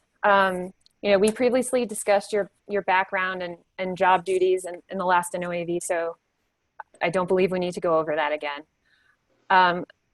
So as we move forth into this particular NOAV, I'd like to set the stage and introduce this location to the commissioners. So what I've put up here is a map, and can you explain where the Nesu Consolidated Flow Line is located and what's going on there? Yes, the blue balloon shape is approximately at the one end of the Nesu 1. The yellow rectangle is a house that was near that, who first alerted the health department about the first spill. The second spill, the Nesu Consolidated, is the red polygon. The tank battery that those pipelines are consolidated and go to is due east of the spill.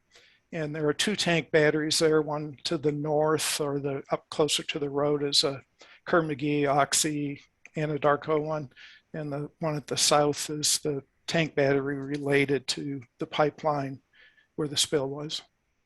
Please excuse the interruption. Might I ask, is this an exhibit? And if so, what exhibit number is that for staff? Or is it simply a demonstrative?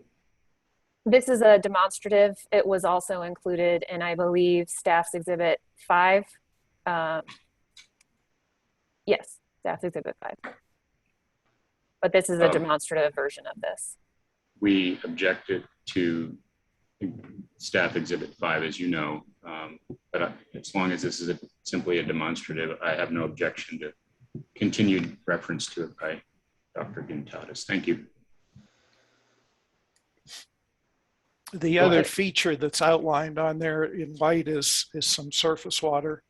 There are some ponds there, I believe, owned by the city of Thornton.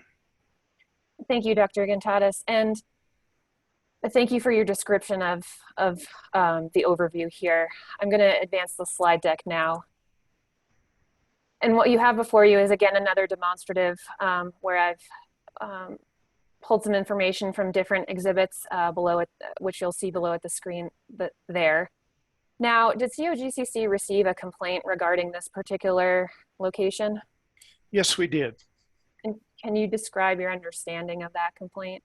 The complaint stated that the tenant farmer there had reported a spill in somewhere months before, I think in November. He may not have said an exact date, but somewhere in November to the operator, and that he was frustrated because he didn't think anything had been done about it. And as part of the investigation of that complaint, I went out there on, I believe, January 20th and put an inspection in that's in our records. And the inspection was related, since there was no spill facility at that time, the inspection was related to the nearby tank battery.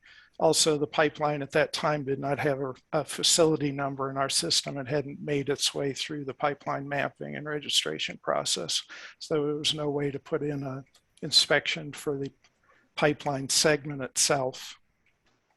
And Mr. Gontadas, you said you had an opportunity to visit the location, and I might have misheard you here. Did you say January 20th or January 2020?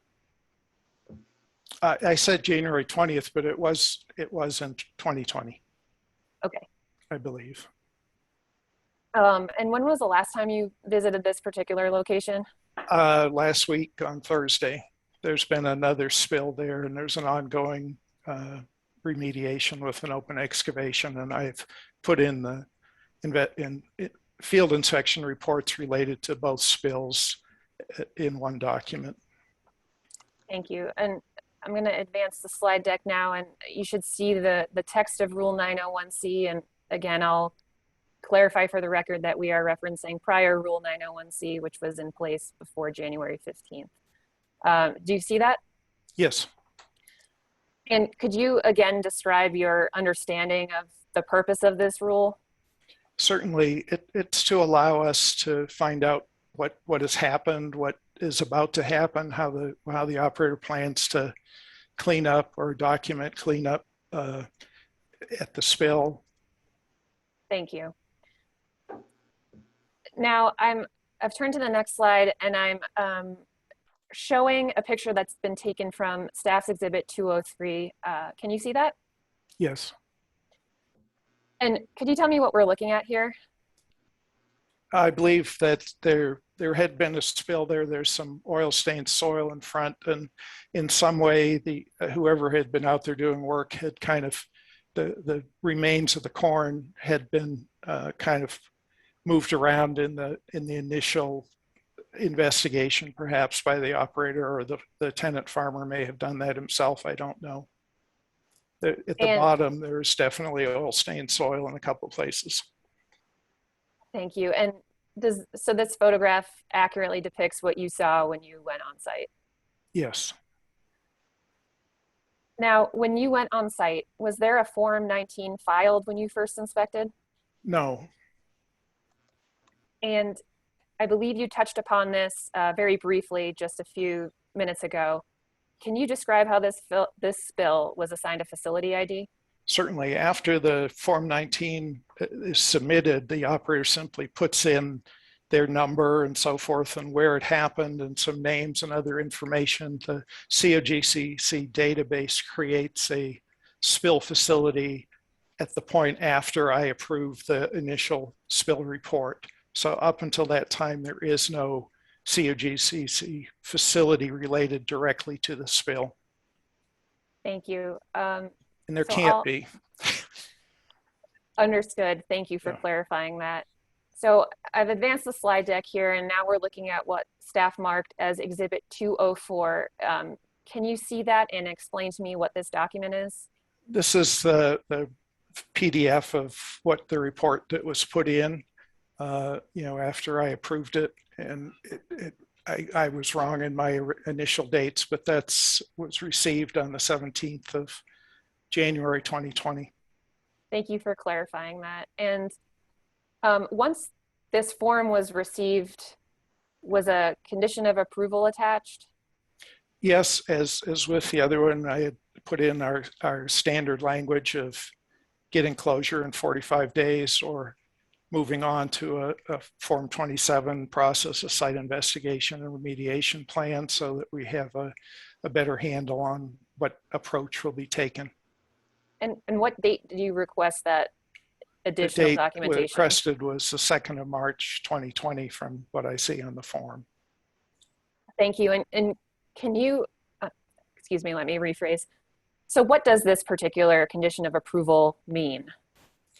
It means either get the site cleaned up in a timely manner, which we were viewing at the time as 45 days under the spill process, or if it takes longer than 45 days, we want a more formalized plan of what's happening and why it's taking place, why it's taking longer than 45 days.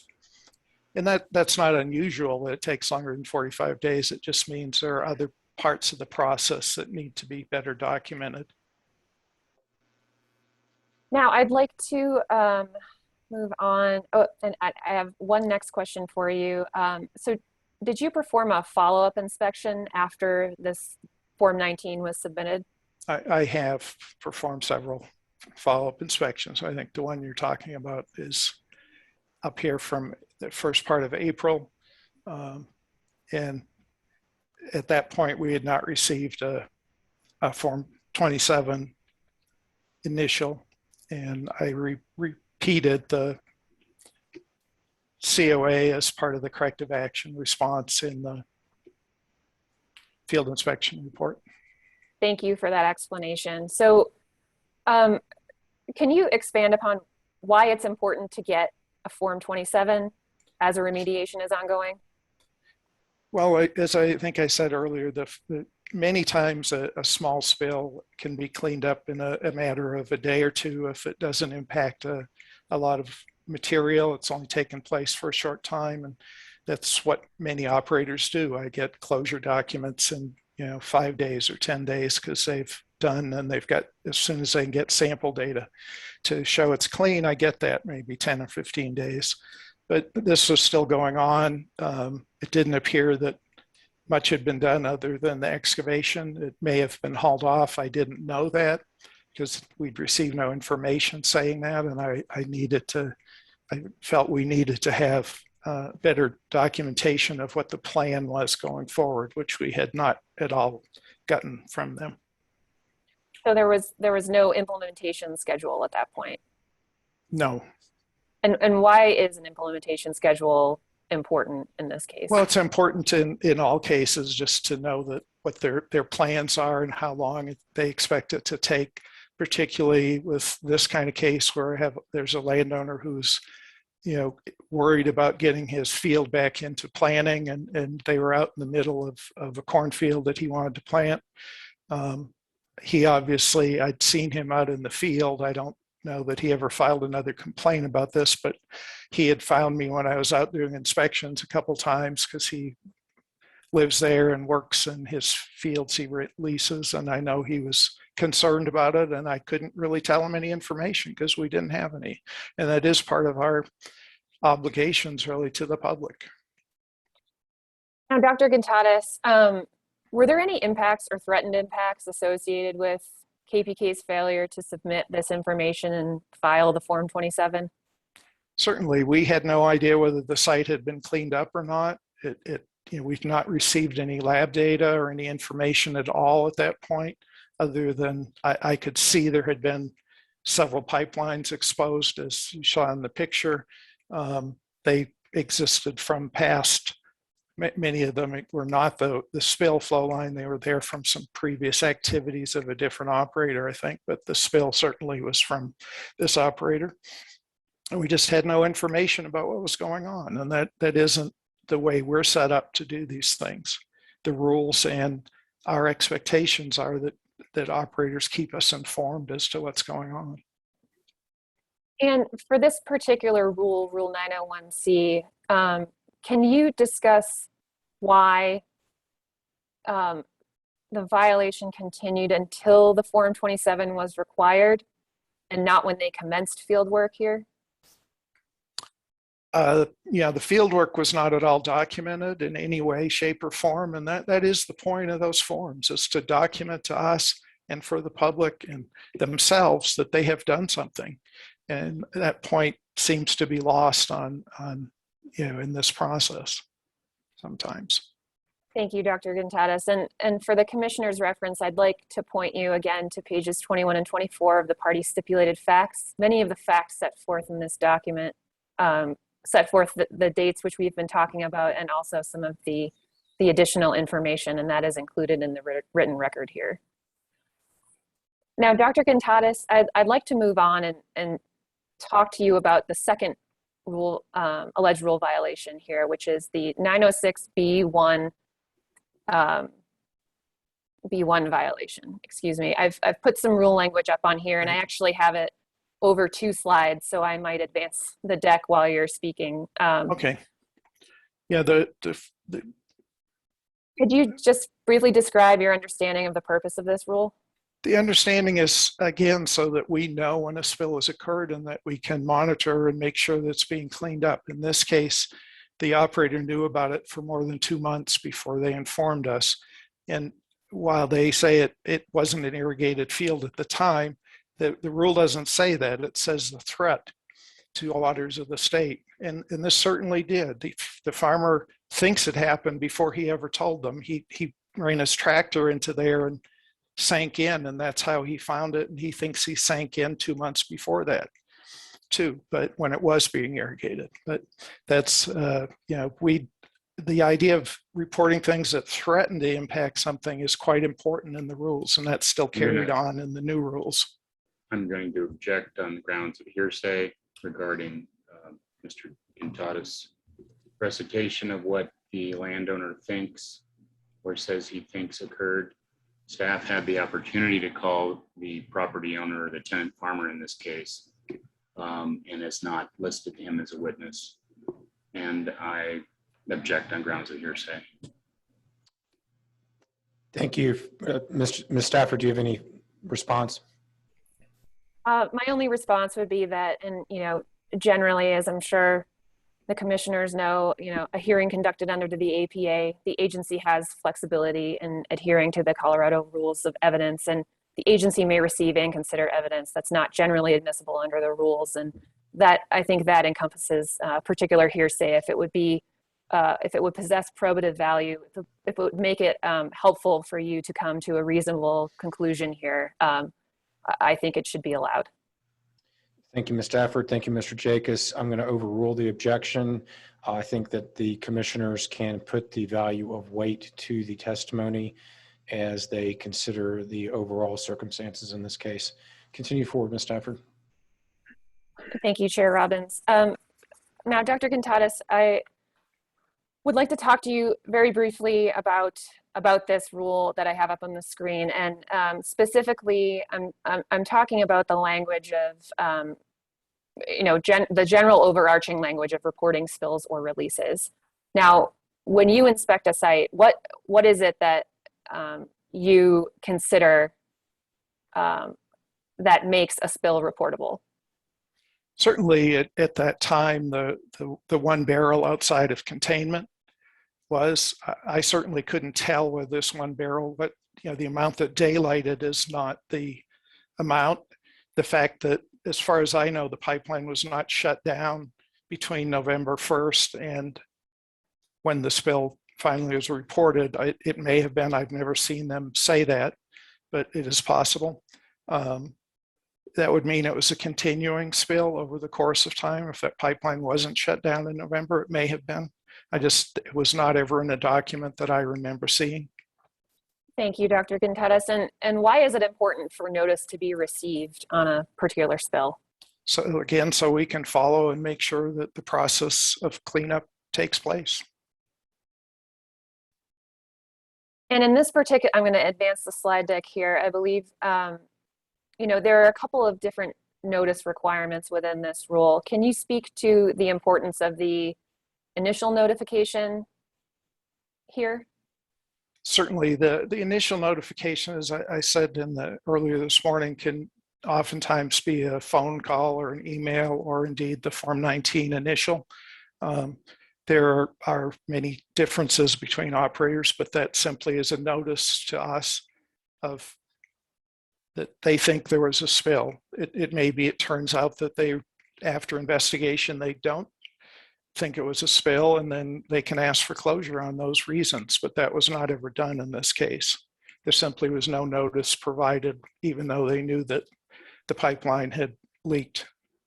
And why is it important to receive initial and supplemental Form 19s? Again, it's the process, that's the rule, and the reason it's in the rule is so that we have an ability to understand what's going on, and that we can close one when they're done and get them off the books. We like that a great deal, when they're properly cleaned up and we can close them. That's something that the environmental staff is quite happy about when we see data and see things. And it's a part of the process that the public and the state needs to have. Thank you. Now I'm going to turn to the next snippet from an exhibit 203. Could you please describe for the record, again, this is, I believe you've already described this picture, but just to clarify, this is what you saw when you were out on location? Yes. And when you first inspected the location on January 14th, to your knowledge, was the agency aware of the spill? No, we were not. And as we talked about, there was no Form 19 on file, was there? No. Now I've pulled up what at least the first page and a few snippets of what staff marked as Exhibit 204. And this is, again, you've already discussed the Form 19. So initially, can you walk us through the process here? When did KPK initially submit notification of the spill? The date received is up in the corner on the left-hand side there. It's on January 17th. And do you remember what discovery date they had listed when they first submitted? I believe they listed something like the date of the inspection I did. And I asked them to correct it to when they were notified by the tenant farmer. Thank you. And when were they notified by the tenant farmer? Their statement, I believe, was November 1st of 2019. Okay. And did KPK resubmit this form? Or this form, I should say, excuse me, let me rephrase. This form represents the resubmittal? Yes, it does. This form? I pushed it back to draft and did not approve the first one. There is a record somewhere in our database of that, but I had pushed it back to draft and asked them to put in the date they were notified by the tenant farmer. And on KPK's resubmittal, I don't, if you can see my cursor down here, I'm pointing to this checkbox down here. So did KPK submit this form stating that waters of the state were impacted or threatened? I believe they didn't. And when you returned it to them from draft, what did you ask them to do with that particular piece of it? I stated that from what I saw, that there had been a spill that threatened to impact waters of the state, and that box needed to be checked. And why did you believe that waters of the state were impacted? It's a field that had been irrigated and would be irrigated again. It also is receiving normal precipitation, so forth, snow and other, rain events over that time that it was sitting there. All of those are water of the state. Are there any other surface features that you observed when you've been out on site that would also lead you to have them check that box? No, it really was because it's an irrigated farm field. Okay. Now I'll move on to my next question here. Now, I'm showing what staff marked as Exhibit 206. If you can see that, could you tell me what this document is? It's a supplemental spill report filed later after the initial one. And do you recall the date that it was filed? It says January 24th, 2020. And there's a requirement for an update within 10 days of the discovery for a supplemental report in the rules. And if KPK had timely notified staff and submitted these forms, what difference would that have made here? I believe the cleanup would have happened a lot earlier. It was not apparent that they had done any cleanup of the site. Nothing had been excavated. There'd been no investigation to know what the spill volume or spill amount had been. And were there any impacts or threatened impacts associated with KPK's failure to provide the notifications and Form 19s here? Certainly the impacts remained there for months longer than they needed to. And what impacts were those? The soil was impacted. It certainly had oil in it, and I did not sample it at that time. I've only ever seen the samples after the cleanup was done. And do you know what the current status of the location is today? Well, as I said, this spill is closed, and this relates not to this NOAV, and I'm going to object. We heard earlier from the witness that there had been another spill that could be the subject of other proceedings. That is not the I'll withdraw my question, Mr. Jacobs. Proceeding. Thank you. Commissioners, I'd like to turn you again back to the joint stipulated facts here, pointing you to pages 21 and 24. Staff and KPK have agreed to certain facts, and many of which we believe help prove this violation. And the facts also clearly set forth a duration, which Mr. Gontadas has talked about here. I believe those are all the questions I have for Mr. Gontadas as part of my direct. Okay, thank you, Ms. Stafford.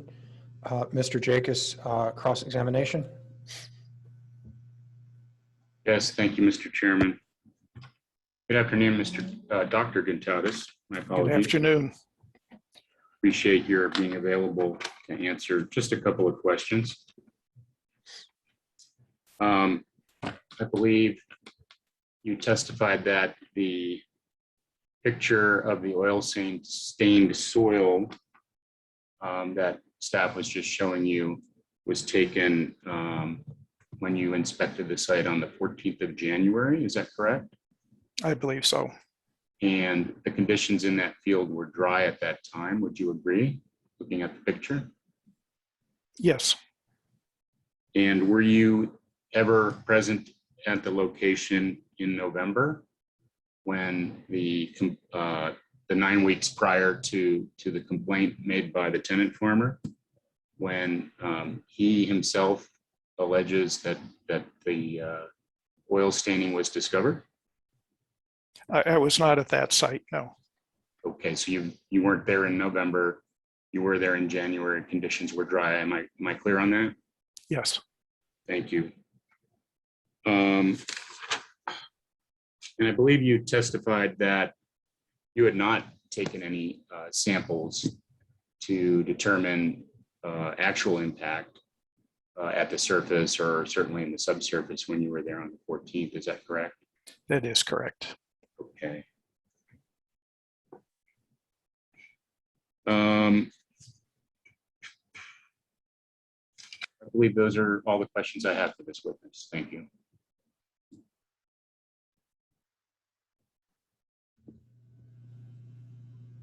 Okay, at this point, do commissioners have questions of this witness? Chair Robbins, may I redirect briefly? Yeah, I'm sorry, absolutely. Thank you. Just one question. Dr. Gontadas,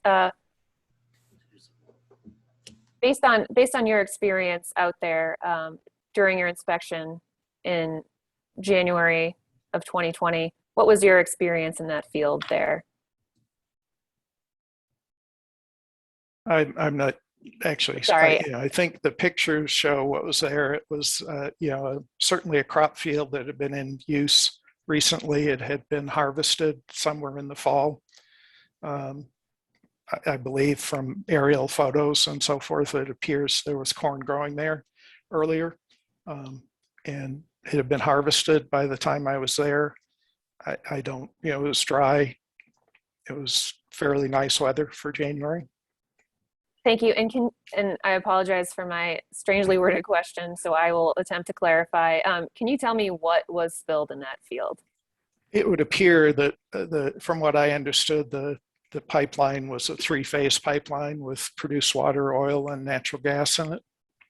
And that would have been the sum of what was spilled, and the exact proportions that would have to come from the operator. I don't know how much water those wells make, or how much oil in proportion to water, and how much gas there is. Thank you, Dr. Gontadas. My questioning is completed. I do have one quick follow-up, if I may. Go ahead, Mr. Chairman. Thank you. Dr. Gontadas, with respect to the 906B requirement to report the spill or release of any size that impacts or threatens to impact any waters of the state, et cetera, other qualifications. I believe you testified that a spill that simply is exposed to rain or snow is automatically going to impact waters of the state. Did I understand that correctly? They are waters of the state. I said it threatens to impact them, and that's what the rule says. No, I understand the rule says threatens, but I'm wondering about your interpretation of this language and whether there is ever a release of a less than a barrel that, because a drop of rain falls on it, does not threaten waters of the state. And I just want to understand, is this an exception, a qualification that is meaningless in your interpretation? It's what the rule says. I don't know whether it's meaningful or meaningless. It is what the rule says, and it still says that. Well, it's how you're interpreting it, but I don't have any further questions at this time. Thank you.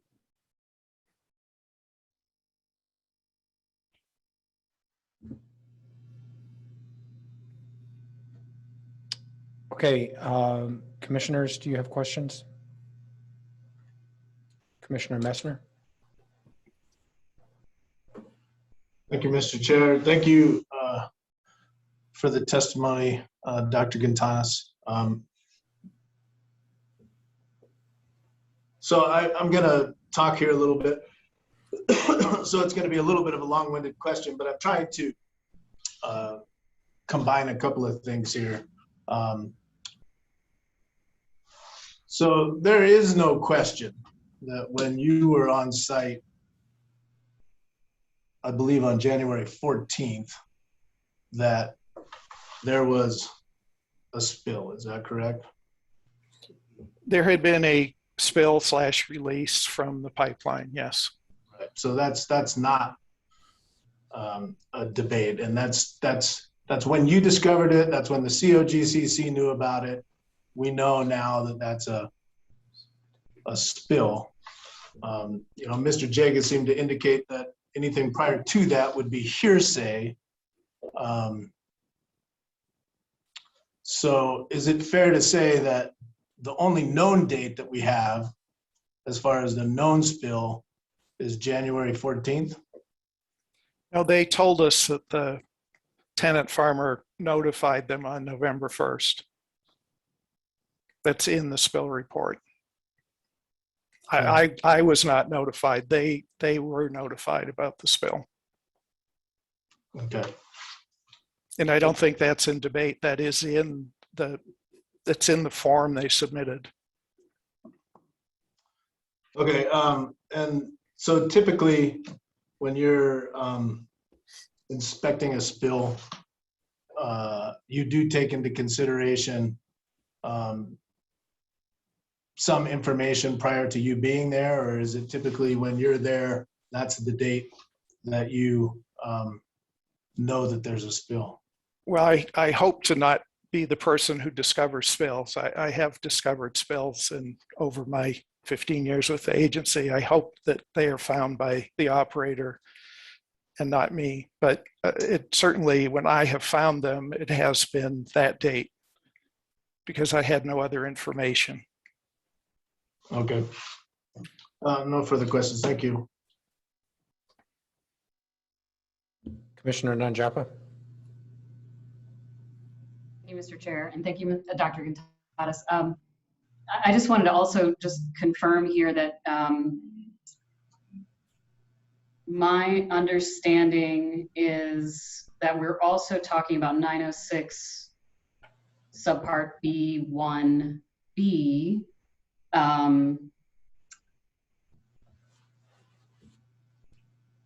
I believe, whereby there's, it says a spill or release in which 1 barrel or more is spilled or released outside of berms or other secondary containment. And in this case, because it was just in an open cornfield, would that constitute that? I realize that KPK in their statement is saying that it was less than that, and we'll address that later, but I want to.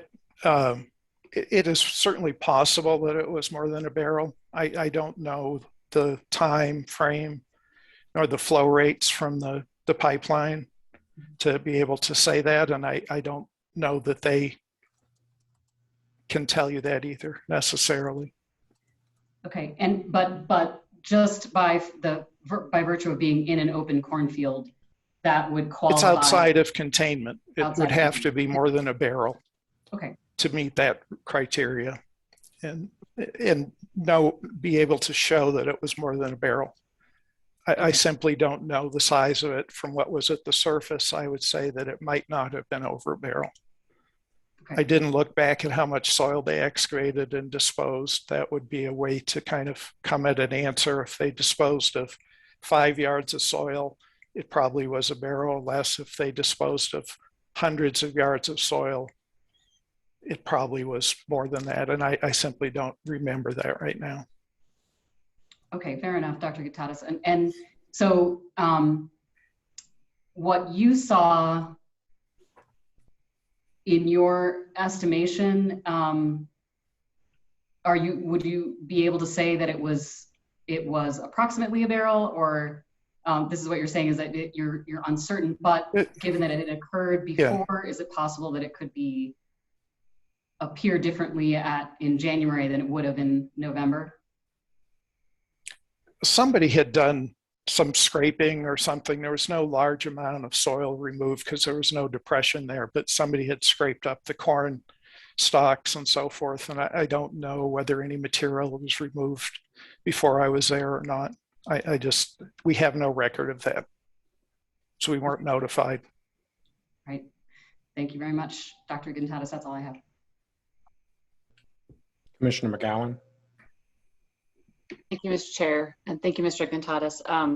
Commissioner Nanjapa asked one of my questions, but my other question is, I wonder if you could explain a little bit the process you go through when you ask an operator for documentation and you don't get it.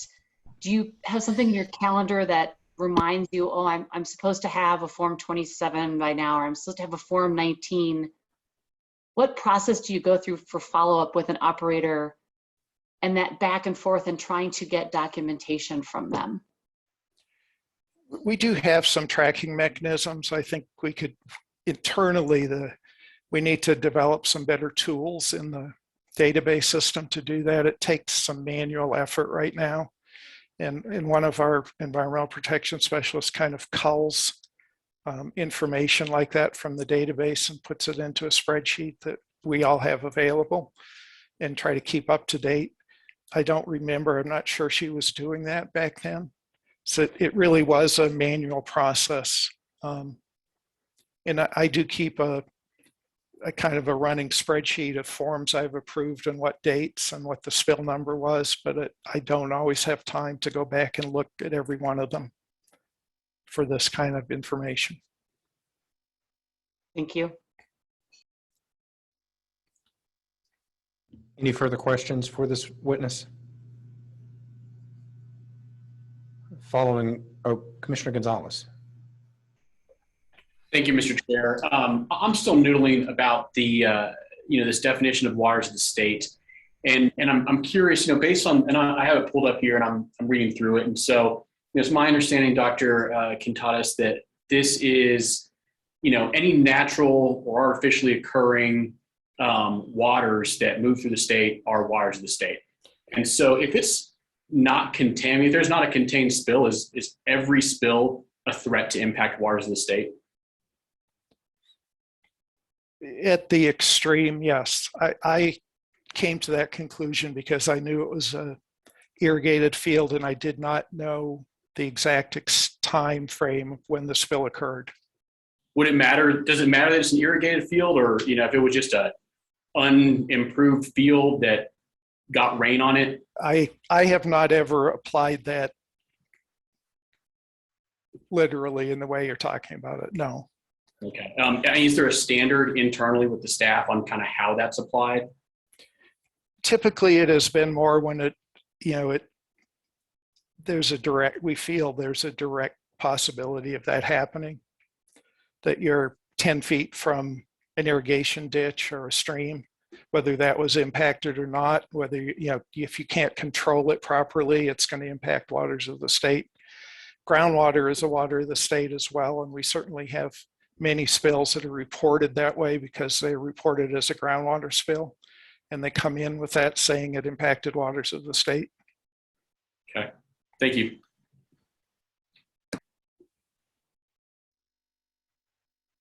Commissioner McGowan. Thank you, Mr. Chair. So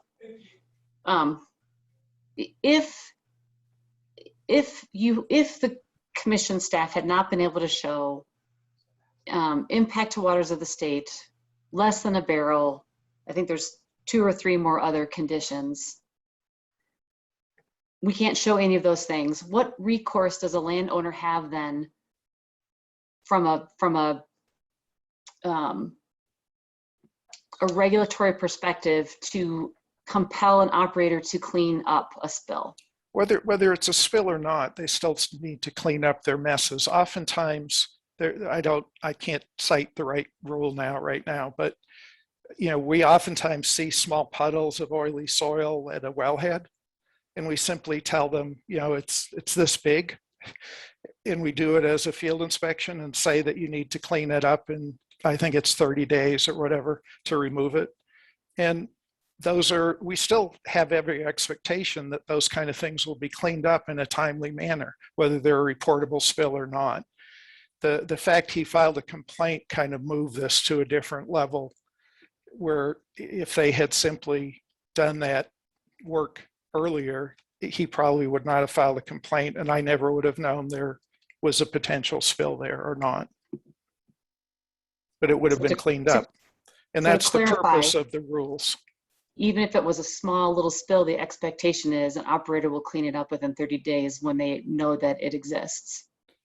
That's what I think that's the time in our corrective action matrix, I believe, right now. I may be off on that, but I think it's 30 days right now. Thank you.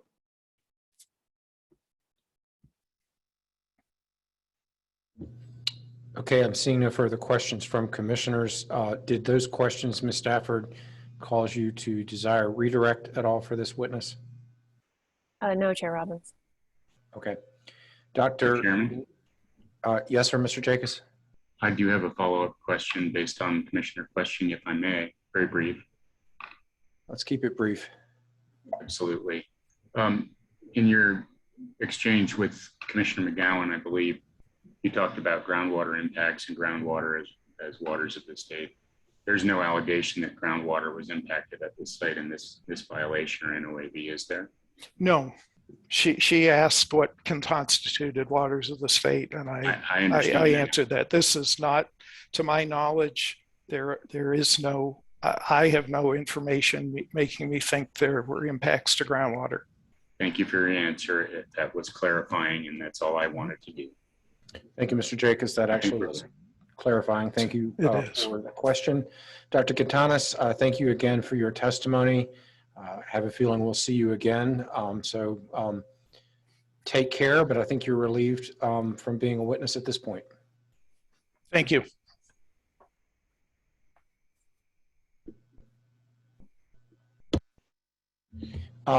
Ms. Stafford, given our calendaring and our schedule, it's 3 o'clock.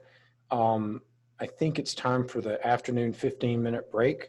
So why don't we do that and come back at 3:15, and then we'll hear the continuation of this case. Thank you, Chair Robbins.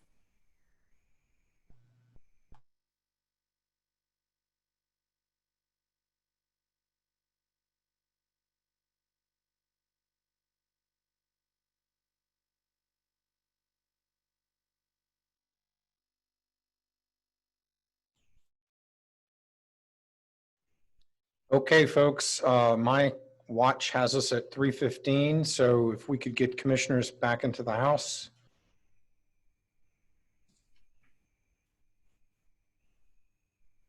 Wow. Awesome. Okay, so I think we're done with the witness of Dr. Quintanas, and I believe, Ms. Stafford, you are up with your next witness. Is that right? Yes, Chair, that's correct. And staff would like to call Jeremy Farron. Can y'all hear me? We can.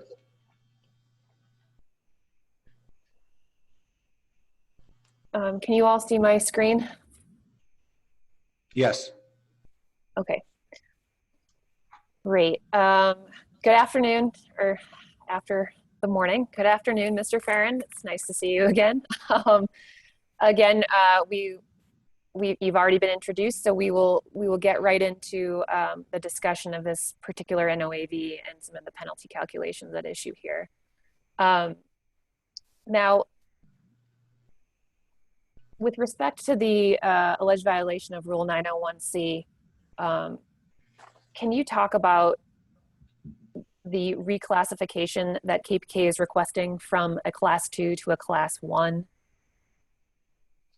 Yeah, so apologies, Commission. This is going to be kind of repetitive of my earlier testimony, but this rule was classified as a Class 2 back in 2015. That was based on the language that I read to you earlier today, straight out of the rule.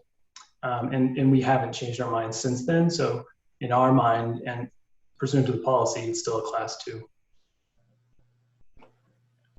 And what about KPK's contention that this is merely a paperwork violation? Again, apologies for repetition, but these documents are more than just paperwork. The example I think that KPK points to is proof that they did something in the field, which would be classified as a Class 1 versus situation that we have here, which is we didn't know what was going on in the field. We wanted to be informed of what KPK was doing in the field. So I think Dr. Quintanas has testified that it directly impacts his ability to regulate what's going on. And now in KPK's pre-hearing documents, they spoke about the COVID-19 pandemic and its effect it had on these violations. Could you elaborate on that, please? Yeah, so looking at the claims table, some of these dates ended well before the pandemic started to impact our lives. So I'm looking at 906B, right? That's ending January 2020. And then, 901C, there are some dates that kind of extend out into the pandemic. I made some comments before about, we didn't hear from KPK. We don't know which dates they were impacted. This was the submission of a Form 27. So, we were curious why, that was impacted by the pandemic. Apparently, we're going to hear some additional information, but, that information was never provided to us as we were making this penalty calculation. And Mr. Farron, speaking to, some of the factual issues surrounding the statute of limitations, did staff take into consideration the statute of limitations in calculating these penalties? We did. Like I said previously, we chopped some days off. And what impact did that have on these alleged penalties? It decreases the penalty amount. Now, could you talk a little about KPK's argument that the penalties should not have continued to accrue for additional days beyond reporting deadlines as prescribed by, I think it's specifically Rule 906. Yeah, so that's a new argument in this case, and as I understand it, they seem to be arguing that there should be sort of a one-day penalty assigned for the due date of whatever the document is. And, you know, unfortunately, we're obligated by 525 to assess a penalty for every day of violation.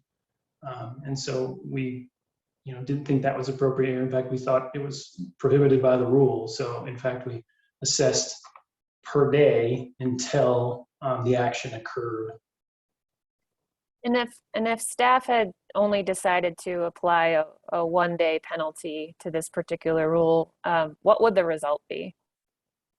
Well, like I said, we'd be violating the rule, but we also think it would disincentivize operators to comply. You know, they could say, well, it's a single day penalty of X amount, and that's just the cost of doing business, and not submit whatever it is we're looking for. And looking at the claims table, did staff consolidate violations here? We did. We consolidated some of the 906 into a single violation. And what impact did that have on the 906B violation? That decreased the penalty amount. Thank you, Mr. Farron. I don't think I have anything further for you right now.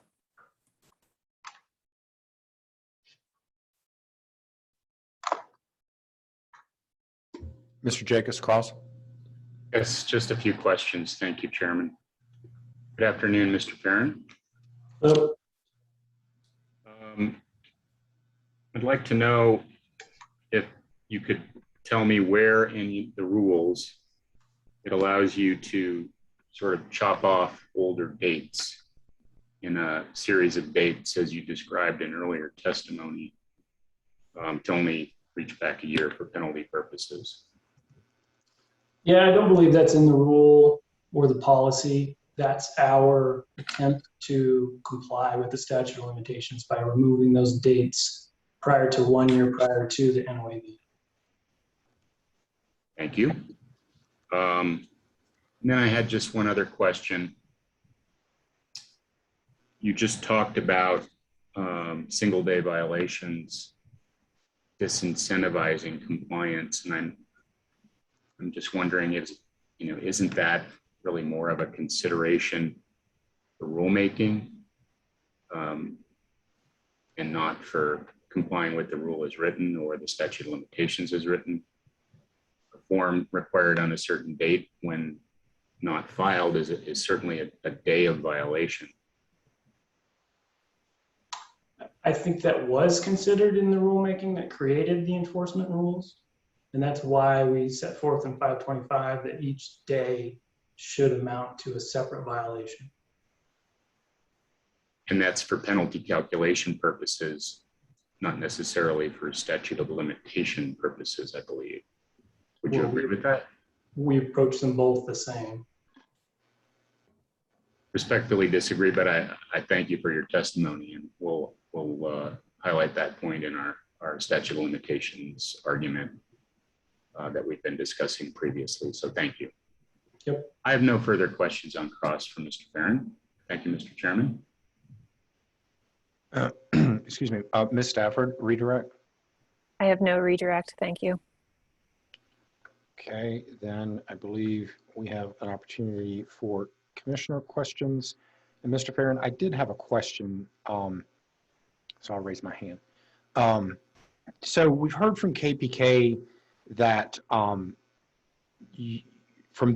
they allege that you're under an obligation to seek the highest penalty amount under the Act and Commission rules when an NOAV proceeds to OFV hearing, which is where we're at. Can you explain that to me or to the commission?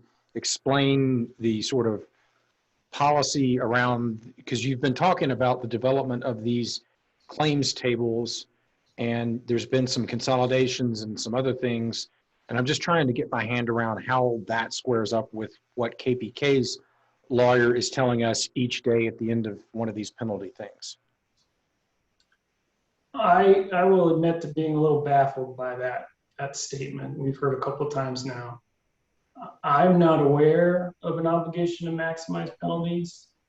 And we certainly don't do it as a matter of course.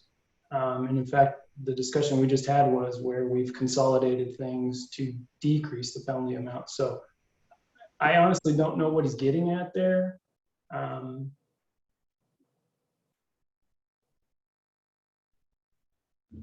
And so I did look at the enforcement guidance and penalty policy, and there is a sentence there that says something along those lines.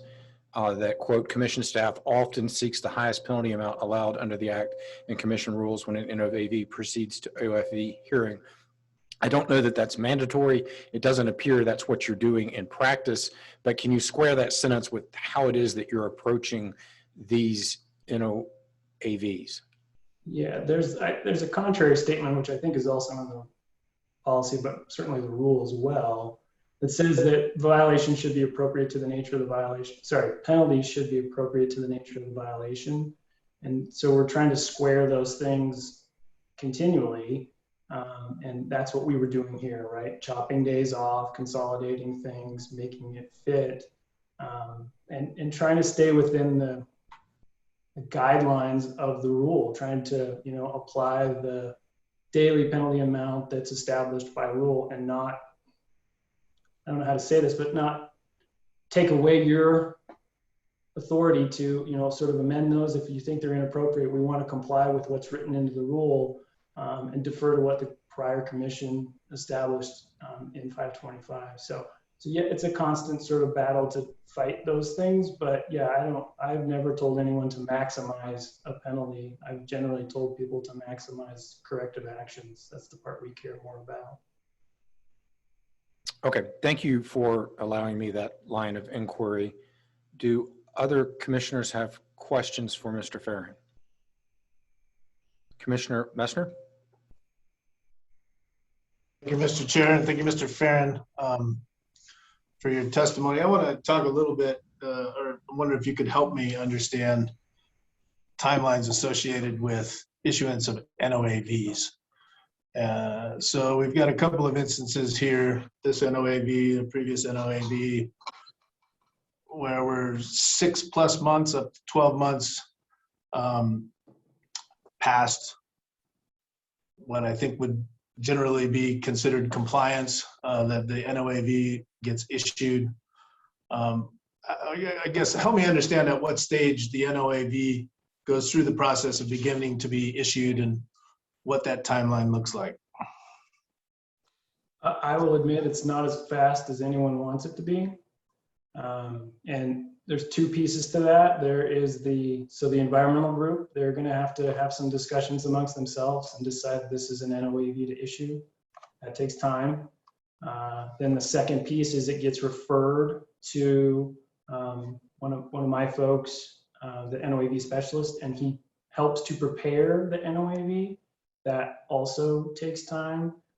So yeah, I would love it if we were faster, but we're all busy with other things. And for instance, if the NOAV specialist receives 2 referrals on the same day, and one is a higher priority, you can kind of tell which ones would be higher priority. He's going to work on the higher priority one. The other one's going to kind of sit there and wait. And then, when he gets around to that second one, it'll be issued. So unfortunately, there's just some delay inherent in the process. There's also, and I think these NOAVs fit this category, there's some delay waiting for information from an operator before we are certain that a violation has occurred. So there's a number of places where there's some delay, and I wish there wasn't. No, and I appreciate that. And I know that there's capacity issues.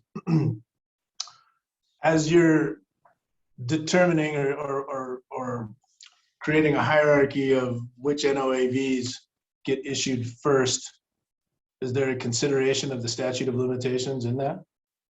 There is. Okay, thank you. Other questions for this witness from commissioners?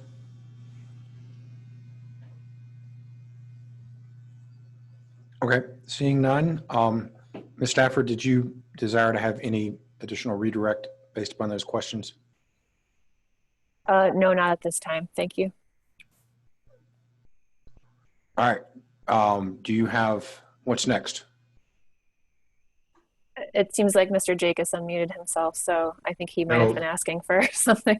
I was just going to say no recross, so thank you. Okay.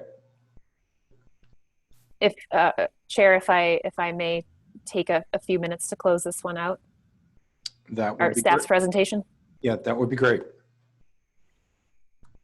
Thank you.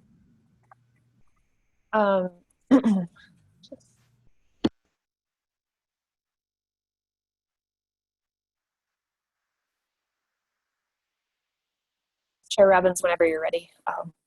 Sorry, I'm ready. Go for it. Okay. Thank you.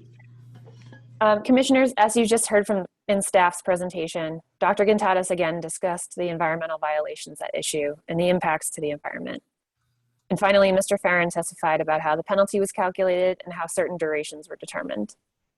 In order to prove a violation of Rule 901C, that is, prior Rule 901C in effect before January 15th of this year, staff must show that there was reasonable cause to believe that KPK was performing an action that threatens to cause or causes a violation of water quality standards, and that KPK did not comply with the additional requirements imposed. Requirements that include providing an updated remediation work plan.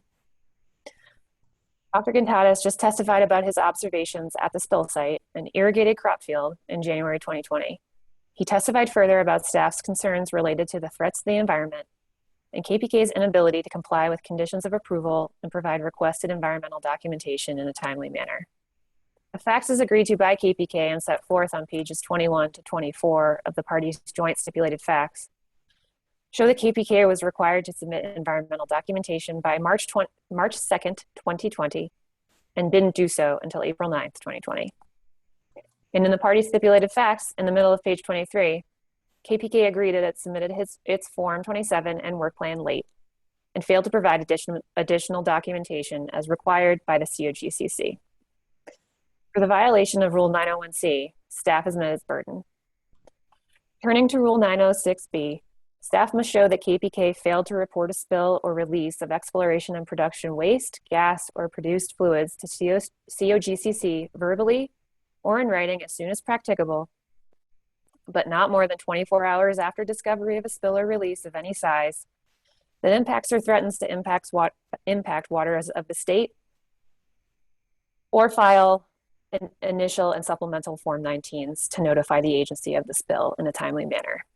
Here again, Dr. Gontadas testified that KPK erroneously reported a discovery date of the spill as occurring on January 17th, 2020.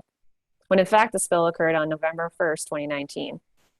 He testified further to impacts and threatened environmental impacts, relaying that waters of the state were impacted or threatened by the spill since the spill occurred in a field that is irrigated at some point in time. And again, commissioners, I point you to the party's stipulated facts at pages 23 to 24, where KPK agrees that it hadn't reported any spills at the NESU consolidated location to the COGCC at the time of the January 14th, 2020 inspection, and that the initial Form 19 was not submitted until January 17th, 2020. For the violation of Rule 906B here, staff has met its burden. Now, as staff has set forth, KPK was incapable of meeting environmental reporting requirements at the NESU consolidated location and failed to timely submit spill reporting information, making it extremely difficult for staff to identify the true, actual, or threatened impacts at the site, posing a significant threat of impact to the environment. Staff asks that you find KPK in violation of Rules 901C and 906B and impose staff's calculated penalty. Thank you. Thank you, Ms. Stafford. At this time, we will turn to Attorney Mr. Jacobs for his presentation on this NOAV. Thank you, Mr. Chairman. I'm going to start by calling our witness, Mr. Avi Mailer. Give us a moment to get Mr. Mailer situated in our witness room.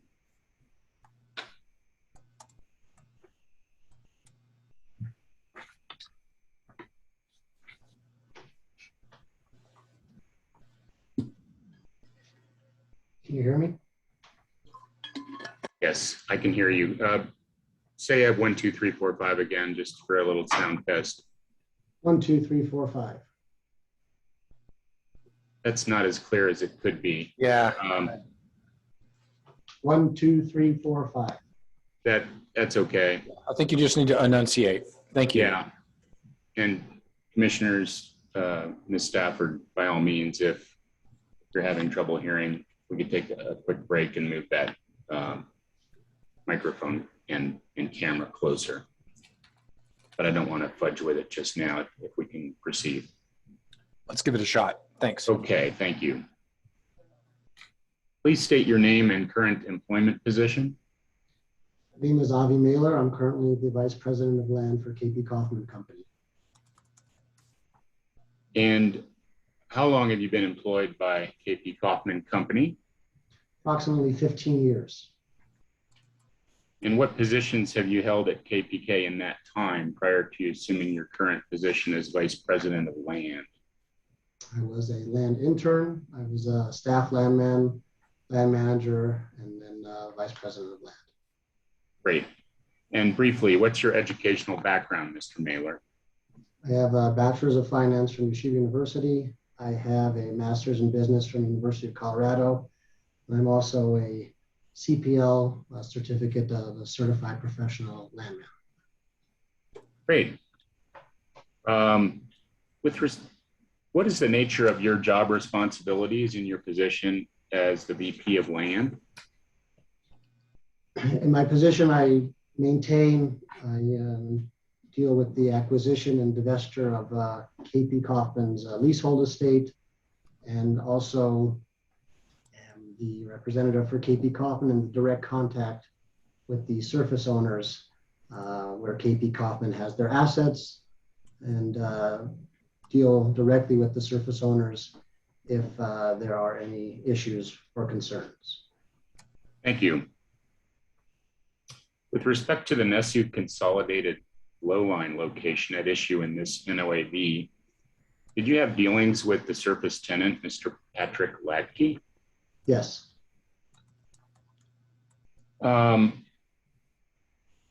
You heard staff's prior testimony concerning the complaint of Mr. Ladke, the tenant farmer who plants the cornfield, harvests the cornfield there. Is it your understanding that he submitted that complaint to COGCC in January of 2020? Yes. Did you have dealings with Mr. Ladke in the 9 weeks or so prior to his complaint to COGCC about a release from the Nesu consolidated flow line in his cornfield? Yes, I had maybe 1 or 2 brief phone calls with him. And what is your understanding of how KPK learned of the spill? First learned of the spill, excuse me. Well, he had called and informed us that he believed that there was a leak on his property. Do you know if he spoke to any of your colleagues in the company prior to your phone calls with him? That I'm not sure of, but after I was informed of the leak, I contacted our operations personnel to inform them to go out and take a look at it. Very good, thank you. Is it uncommon in your experience for a landowner to notify the operator of a spill on its property? No, not at all. I've heard staff's counsel in their opening statements and in their many opening statements of each one of these NOAVs try to highlight that the landowner was the one that informed us. Well, in fact, that's quite normal. I would Thank you. Is it uncommon for a landowner to wait weeks or months before reporting a spill to the operator or the COGCC in your experience? Usually not. Usually they will report it right away. Thank you.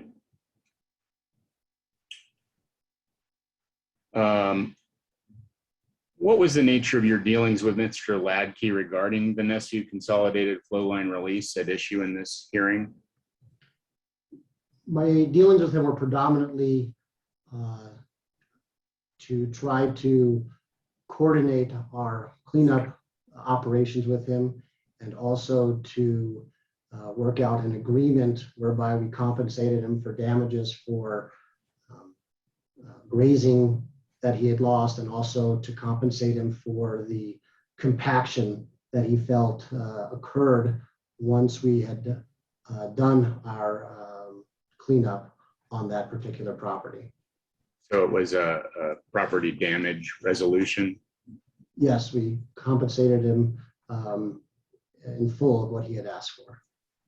Thank you. Do you have any personal knowledge or recollection of the circumstances surrounding the original notice of release reported to KPK by Mr. Ladke as described by staff in their prior testimony? No. Okay, that's good.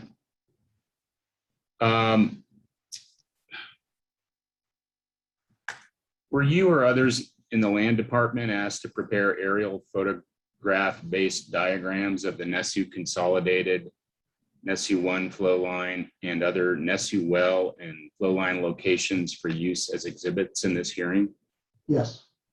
Is that a normal function of the land department to prepare maps and diagrams like that? Yes. I'm going to show you one such diagram, if you'll just bear with me, and I'll share screen.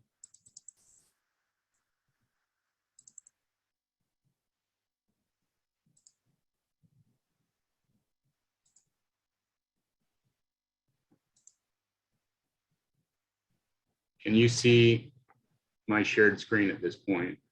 Yes.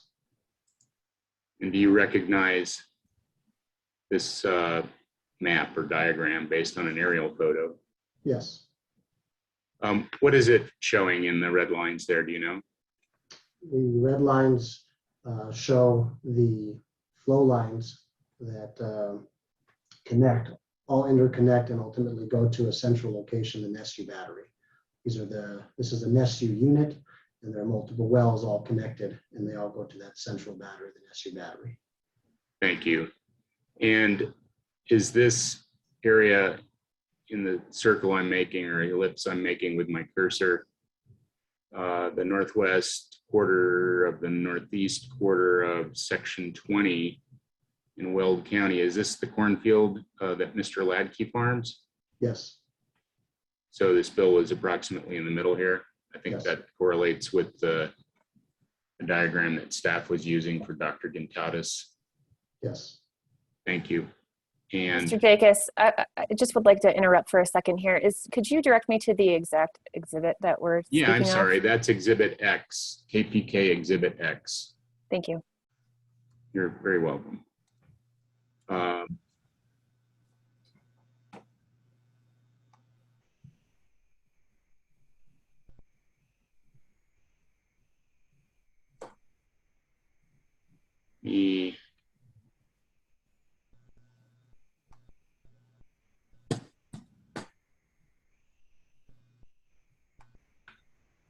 Do these red lines represent all the flow lines served by the NESU tank battery here? Do you understand that, Mr. Mailer? To my knowledge, yes. Okay.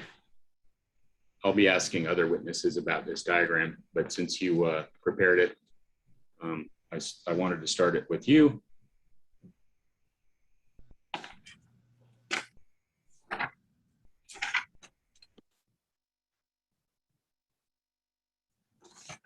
And did you discuss well, I believe you did explain that after you learned of the complaint and just talked with Mr. Ladke, that you did talk with your operations department about it.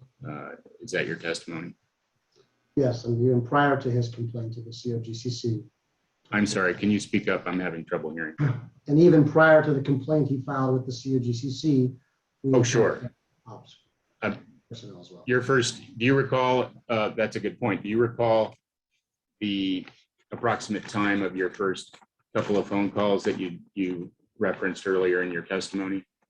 There was sometime in November and possibly December as well. Okay. Very good.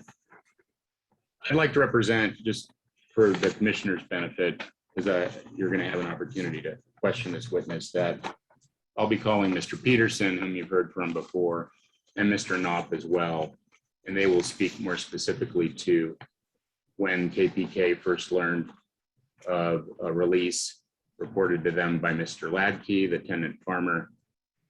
So if you want to take that into account in your questions, but certainly Mr. Mailer, answer what you can and don't answer or say what you can't answer because you don't have knowledge. With that, I have no further questions for Mr. Mailer at this time. Ms. Stafford Cross. Thank you, Chair Robbins. I don't know, Mr. Jacobs, if you want to unshare your screen, I'm not. Yeah, I'm sure. sorry. Apologies.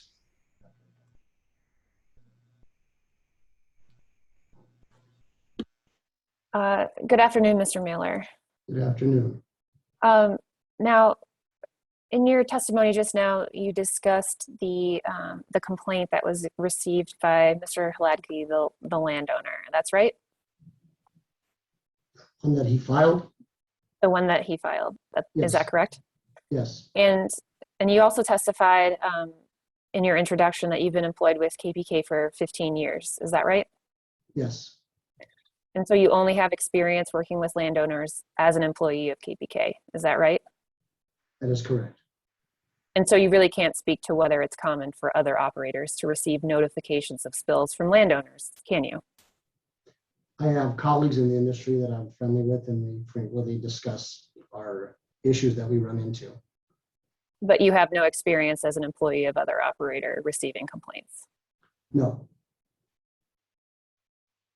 Now, I believe that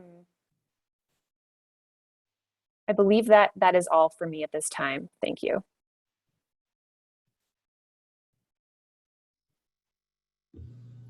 Any redirect at this time, Mr. Jacobs? No redirect. Thank you, Mr. Chairman. Questions from commissioners? Commissioner Gonzalez, then Commissioner Nanjapa. Thanks, Chair. I've got one quick clarification for Mr. Mailer. I think you made a comment that you informed operations personnel to go look at the leak. And I was curious if that was in response to conversations you had with Mr. Hladky in November, or if that was in response to the official complaint that you learned about from COGC staff in January. That was in November. And do you recall what happened after that? After you let operations personnel let them know they need to go take a look at the leak? I know that they went out and looked at it. Mr. Peterson and Mr. Knopp would be better suited to discuss what happened after that, but I know that they did. There was KPK personnel that went and inspected the property. Thanks for that clarification. Commissioner Nanjapa. Thank you, Mr. Chair, and thank you, Mr. Mailer, for your testimony. I just also had a quick clarification. So when you were talking about the discussions of compensation for the property damage, et cetera, when did that occur? That occurred in the spring of 2020 as KP Kaufman was completing their cleanup and preparing or getting Mr. Ladke's field ready for the new crop season that he was planning to start in May of 2020. Okay, and was that also approximately the same time that the compensation was paid? Yes. Okay. Were there discussions between November and his complaint in January? There might have been one additional conversation between, I don't remember exactly, but there was possibly one other phone call between Mr. Latke and myself. And can you speak to the nature of that call? Was it related to compensation or damage from activities, or was it something else? It was related to what was the next steps going to be in the process of addressing the contamination or the small spill on his property. Okay, thank you.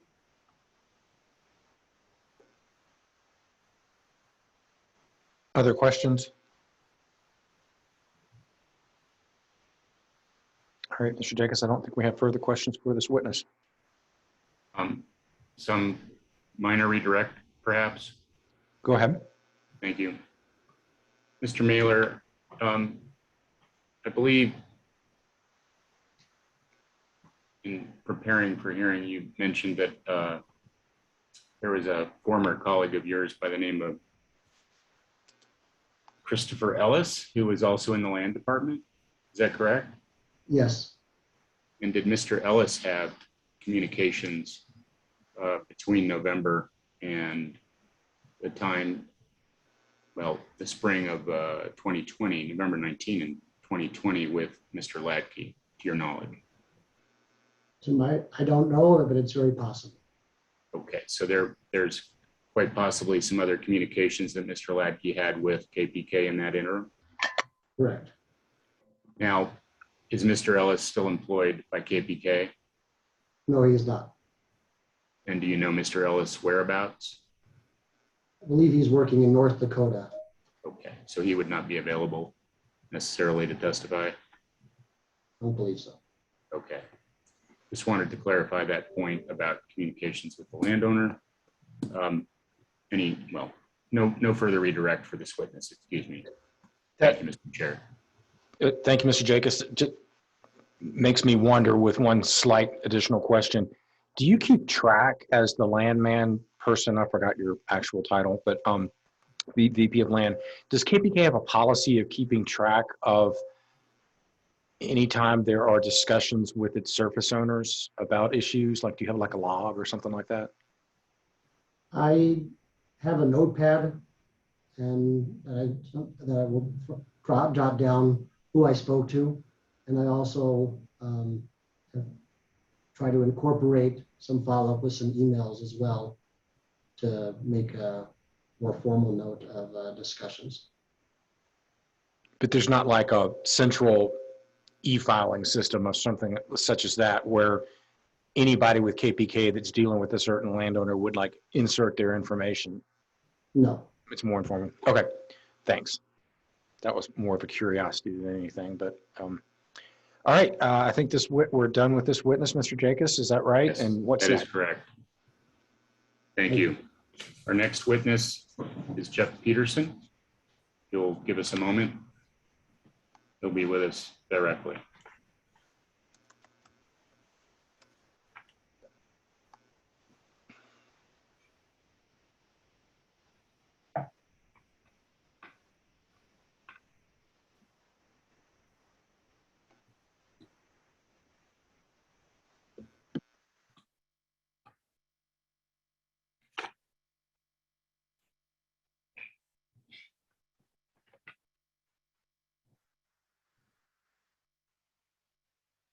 Mr. Peterson, could you, well, I think our sound is okay. So Mr. Peterson, welcome back to the hearing as a witness. For efficiency's sake, I'll ask if you previously identified yourself as a roustabout supervisor for KPK, and you've been with the company for approximately 16 years. Is that correct? That's correct. And you previously testified that in your positions with KPK, you've had occasion to engage in flow line and consolidated flow line repairs and upgrades of KPK's facilities, many of which were constructed in the 80s and even the 70s by Amoco. Is that correct? That's correct. Thank you. Would your flow line experience include repairs to a fiberglass flow line? Yes, they do. And what is the composition of the NESU consolidated flow line at issue in this NOIV? This particular flow line is a fiberglass flow line. And is that large diameter? It's approximately 3 inch. Okay, so I just, for clarification, we dealt with a different kind of flow line in the UPER 43 NOAV, the first NOAV that was the subject of this hearing. Yes, sir. And that was steel 10-inch, as I recall. Yeah, that was a carbon steel 10-inch line. Okay, thank you.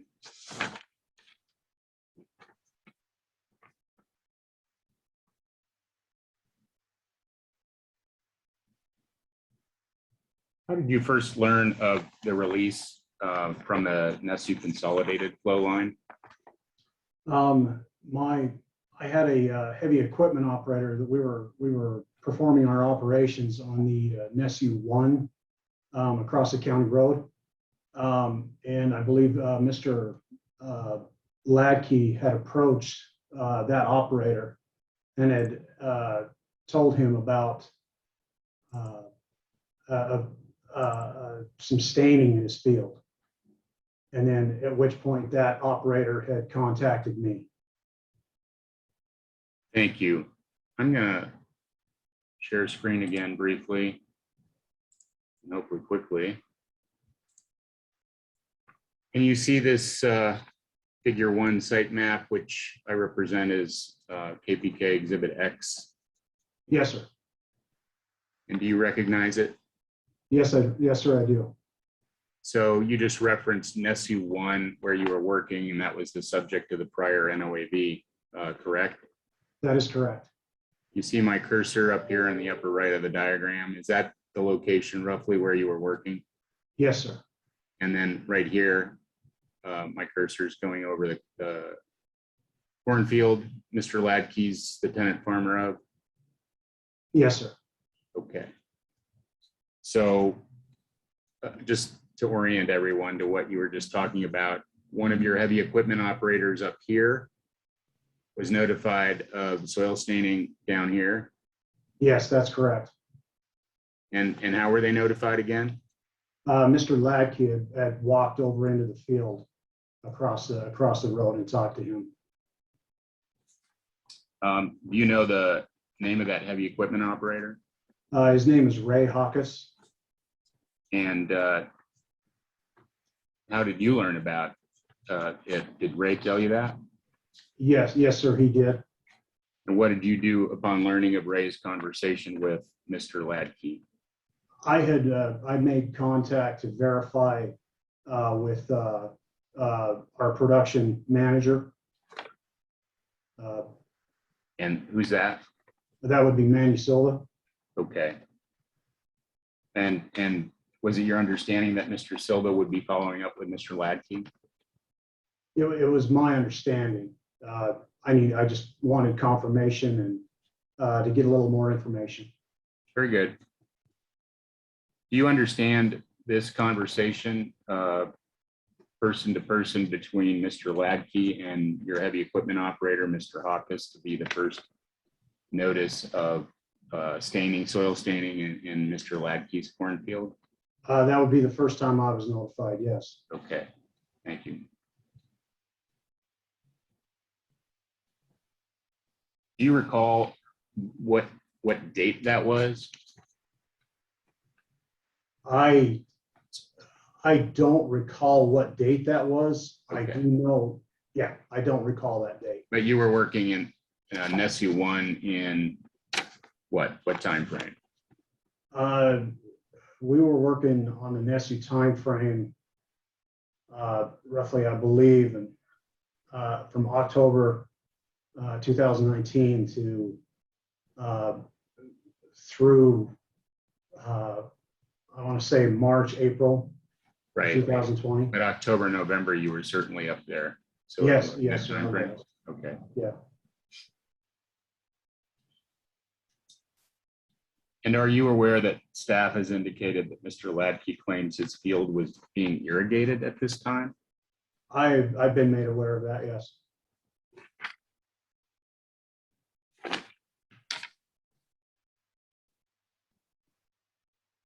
Do you believe that's accurate? And if not, why not? No, I don't believe Mr. Ladke was irrigating his field at that time. I mean, the region around there, even while we were working on the NESU #1, was relatively dry. You know, in the surrounding areas, we didn't notice any irrigation waters or anything. That if there were, I believe it would have interfered with what we had going on. Thank you. Bear with me. I'm going to show you a staff exhibit. Actually, we don't need to go there. Another exhibit.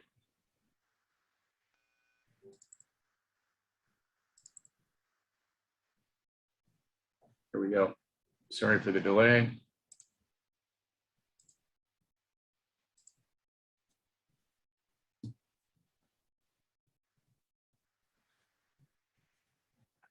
Can you see the screen? Yes, sir, I can. Let the record reflect this is KPK Exhibit E, which is also Staff Exhibit 202. Did you say E, Mr. Jacobs? E as in Edward, yes, Mr. Chairman. And it's Staff Exhibit 202? 202, yes. Thank you.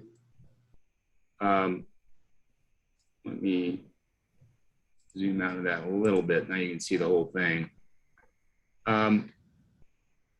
Do you recognize this area depicted on the Google Earth map? Yes, sir, I do. And is this area here where you were working in this pasture on the NESU-1 project? Yes, sir, that's where my crew was working. And this is Mr. Ladkey's cornfield down here? Yes, sir. And what time of year do you think is depicted in this Google Earth map, just given the Objection, coloration? speculation. Do you see, okay, I'll rephrase. Do you see the green coloration in the cornfield down here? Yes, sir, I do. And do you see the different coloration of what I believe is the vegetation in the pasture that you were working in up there? Yes, sir, I do. And what's the cause of this different coloration in the pasture you were working in, do you believe? I believe it would be due to irrigation. Do you know whether the owner of the pasture up here at NESU-1 flood irrigates that pasture? I do know that he does flood irrigate that. He had told me that. So this coloration up here at NESU-1 is consistent with that practice, flood irrigation, selectively making parts of the pasture greener than others? Yes, sir. Yes, sir. Thank you, Mr. Peterson. What was this coloration, this degree of vegetation present when you were working in the pasture at NESU-1 in October and November? No, sir, it was not. Was the pasture you were working in October and November of 2019 at NESU-1 being irrigated at the time? No, sir, it was not. Do you know if it was even possible to irrigate it at that time of year? Not to my knowledge, no. Would irrigating that field at that time of year have affected your work at NESU-1? Most definitely. How would it have affected your work? It would have caused the conditions in that field to be extremely muddy. We would not have been able to maneuver around very well in those conditions. So how would you describe the conditions of the pasture in October and November of 2019 at NESU-1? I would describe them as dry. Thank you.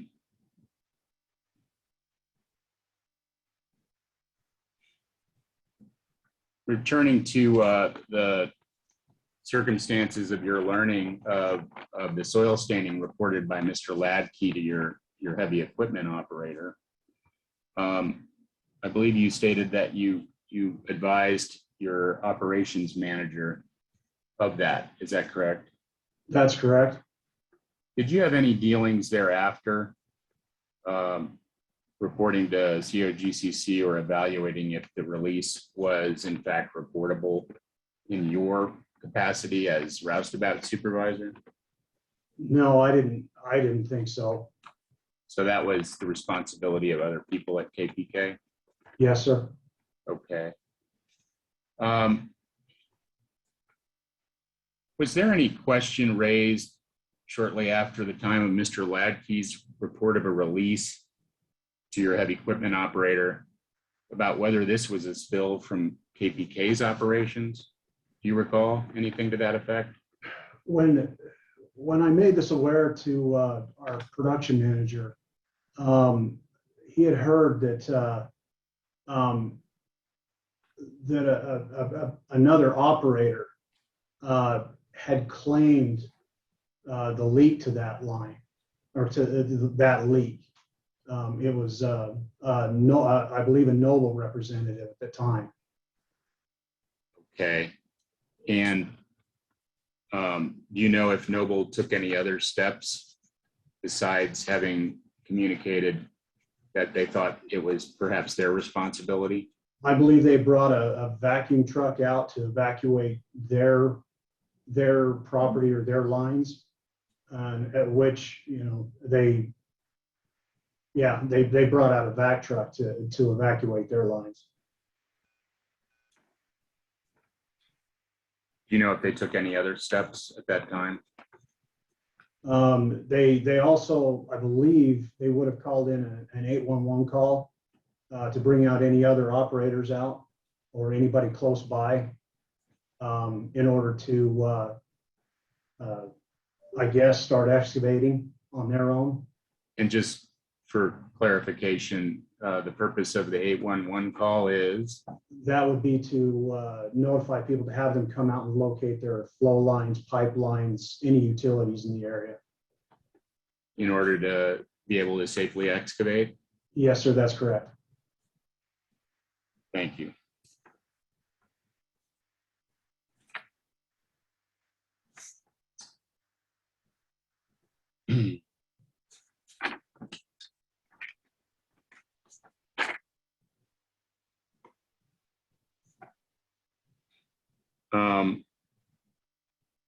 Were you involved?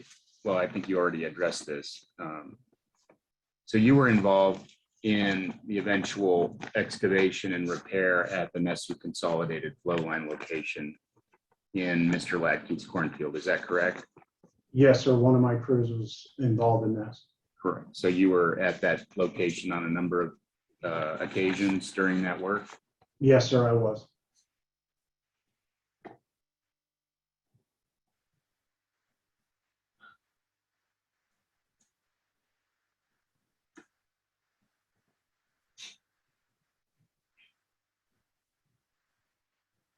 And when, well, actually, let's back up. So you were at Nesu 1 and Mr. Ladkey came over, and you were working at Nesu 1. I want to go back to our KPK Exhibit X. If you'll bear with me.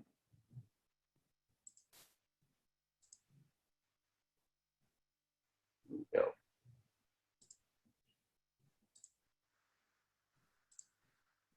You see that? Yes, sir. Was the Nesu 1 line flowing production while you were working at Nesu 1? No, sir, it was not. And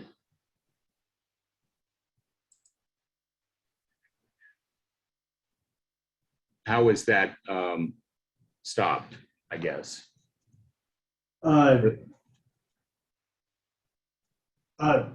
Well, on that leak, on that particular leak on the next Nesu 1, the entire Nesu consolidation system would have had to have been shut down. Okay. And how was that accomplished? Was that with use of isolation valves that we've talked about in prior testimony? Yes, there would be valves at each well site that's noted on the map, and then also a valve at the separator, which is to the east of where the Nesu consolidation release was at. Right there. That's Yeah. the battery right there. Okay, I'm using a pencil feature. So if I go like this, is that where you isolated the battery? Yes, sir. Was that? And then there were isolation valves here at NESU 1. Yes, sir. And at each of these NESU wells, the valve was closed as well. I won't bother to make X's over each of them, but you catch my drift. Yes, sir. Yes, they would have all been closed. All of these points of production prior to your work at NESU 1 were closed so that you could work up here. Yes, sir, that's correct. And was that the condition at the time that Mr. Ladke walked over and spoke to Mr. Hawkes about soil staining in his cornfield? Yes, sir, that was. Thank you.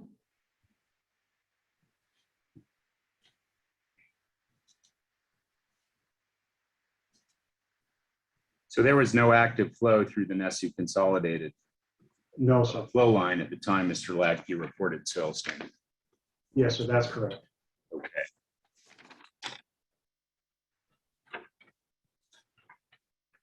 Let's turn to the repair work of the NESU consolidated flow line. Were you involved in the repair that was required? Yes. And what did that repair involve? That repair involved us removing the damaged fiberglass section and replacing it with new fiberglass. And did you encounter unanticipated complications, I guess, as you excavated to do that repair?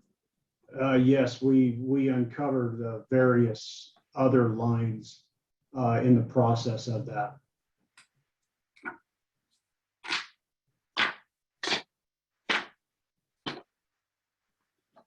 And were you expecting to encounter those other lines based on the prior 811 locate? No, sir. There were no other flags in the area notating any other lines. So I'm going to share another, or actually I am sharing. Can you see the screen? Yes, sir, I can. So one of these lines is the line you were repairing and the others are lines you were not anticipating. Do I understand your testimony? Yes, that's correct. What did you do about these other lines? At the time, our track hole operator had damaged those because they weren't marked at the time. So we just continued to excavate. But after we were done with our repairs to our line, we went ahead and we put those lines back together again. What are these other lines? I'm sorry, go ahead. I interrupted. What lines that we knew or what we felt were abandoned, we went ahead and just bull plugged. So you repaired to recomplete those lines that you didn't know about? Did you Yes, cap sir. any of those? Some of them that we ended up capping. And you repaired the NESU consolidated fiberglass flow line? Yes, sir, that's correct. Was there any product or anything that came out of those lines in the course of your excavation? Not that we could see, no. So although they were damaged, there was no any release of other contents of those unknown ownership lines? Not that we could see, no. Okay.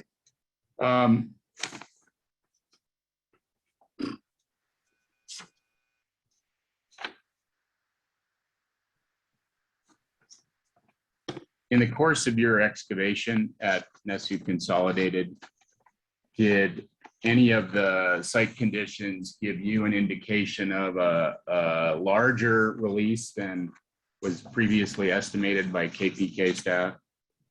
No, there was not.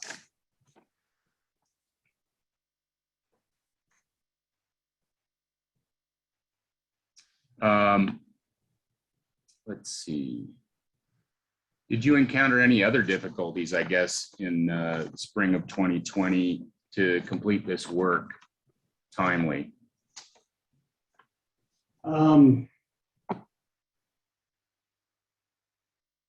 mean, the pipe itself, trying to excavate around the pipe was really slowing us down. In the spring, around, I believe it was around March, yeah, we got hit pretty hard by COVID. What do you mean by that? Just in terms of your availability of personnel? Yes, just as an example, if we had one person that he came in and said he was possibly exposed to COVID, and which at that time the protocol for us was to basically quarantine, send whoever was that came in contact with him home, and that impacted us pretty good. Okay. Did other excavation or priority remediation projects delay your ability to address the NESU consolidated flow line? I believe I mentioned before, we were right in the middle of the NESU 1 consolidation. So I had a significant amount of resources involved on that one. And did the historic contamination you encountered there lengthen the time and effort to address that site? Yes, sir.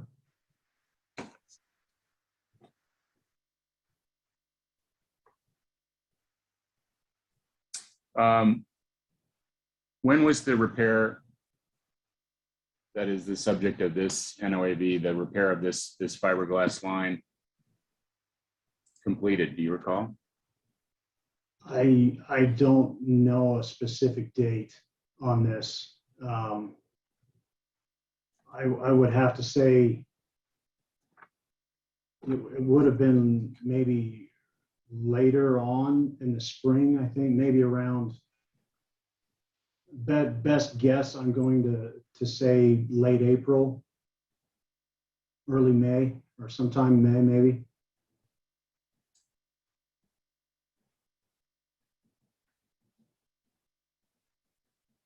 Did those do you know how many individuals at KPK were exposed to COVID and had to be quarantined during that time that you talked about a moment ago? I do remember a specific example that I had to send home upwards of 2 full crews, which would involve 6 to 7 people. In one particular exposure instance? Yeah, in one particular exposure instance. And did that happen over the course of the weeks in the early phases of our lockdown from the pandemic? Yes, sir, it did. Okay.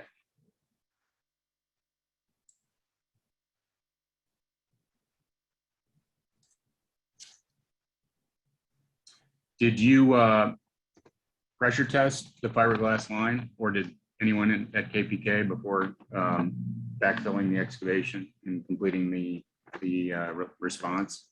Yes, the lease operators pressure tested that line prior to us backfilling.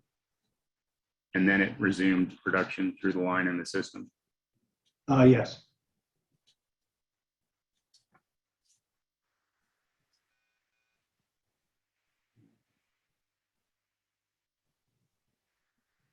I have no further questions for this witness on direct. Thank you. Ms. Stafford, Cross? Yes, Chair Robbins, just a few questions from staff, please. Please go ahead. Good afternoon again, Mr. Peterson. Good afternoon. So circling back to what Mr. Jacobs was just discussing with you, I believe you testified that there was, based on the Exhibit X that Mr. Jacobs put on the screen, that there was no active flow through the flow line in Mr. Hladkey's field on November 1st. Did you testify to that correctly? Am I saying that correctly? Yes, that's correct. And am I correct in that to get to that November 1st, 2019 spill date, you relied on landowner notification to determine that date? Is that right? Could you repeat the question again? Sure. The November 1st, 2019 spill date, did you rely on a notification from the landowner to determine that date?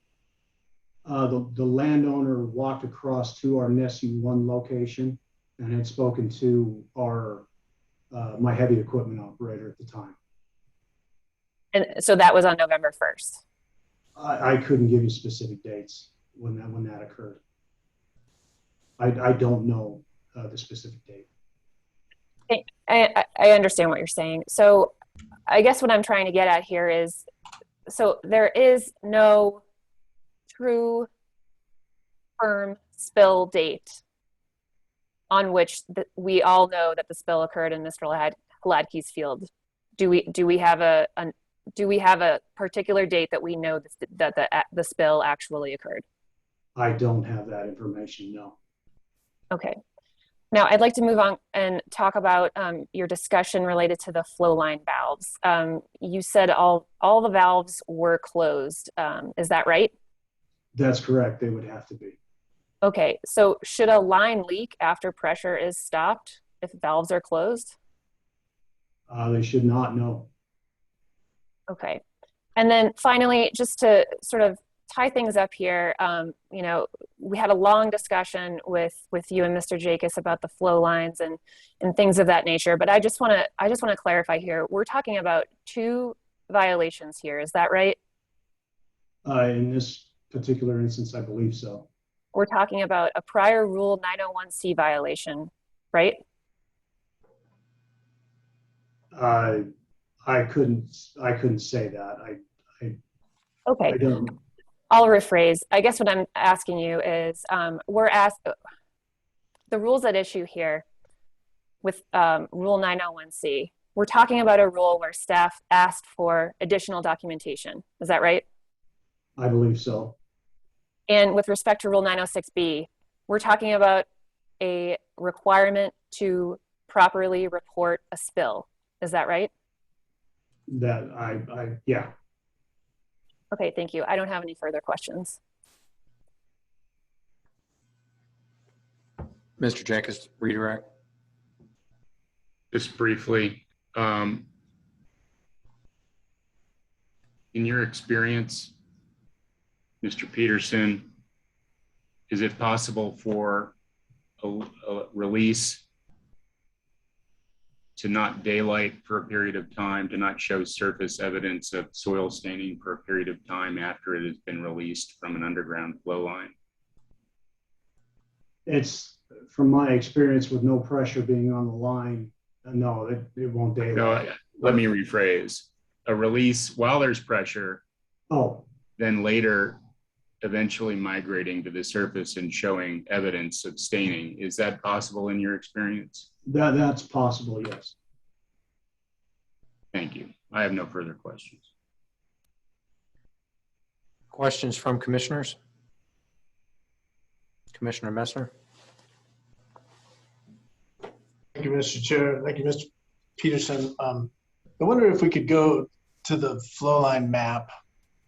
I'm just missing something here, so I'd like to ask some questions about that. Would you like me to share that? I have it up. That'd be great if you wouldn't mind. I don't mind at all, Mr. Commissioner. Bear with me.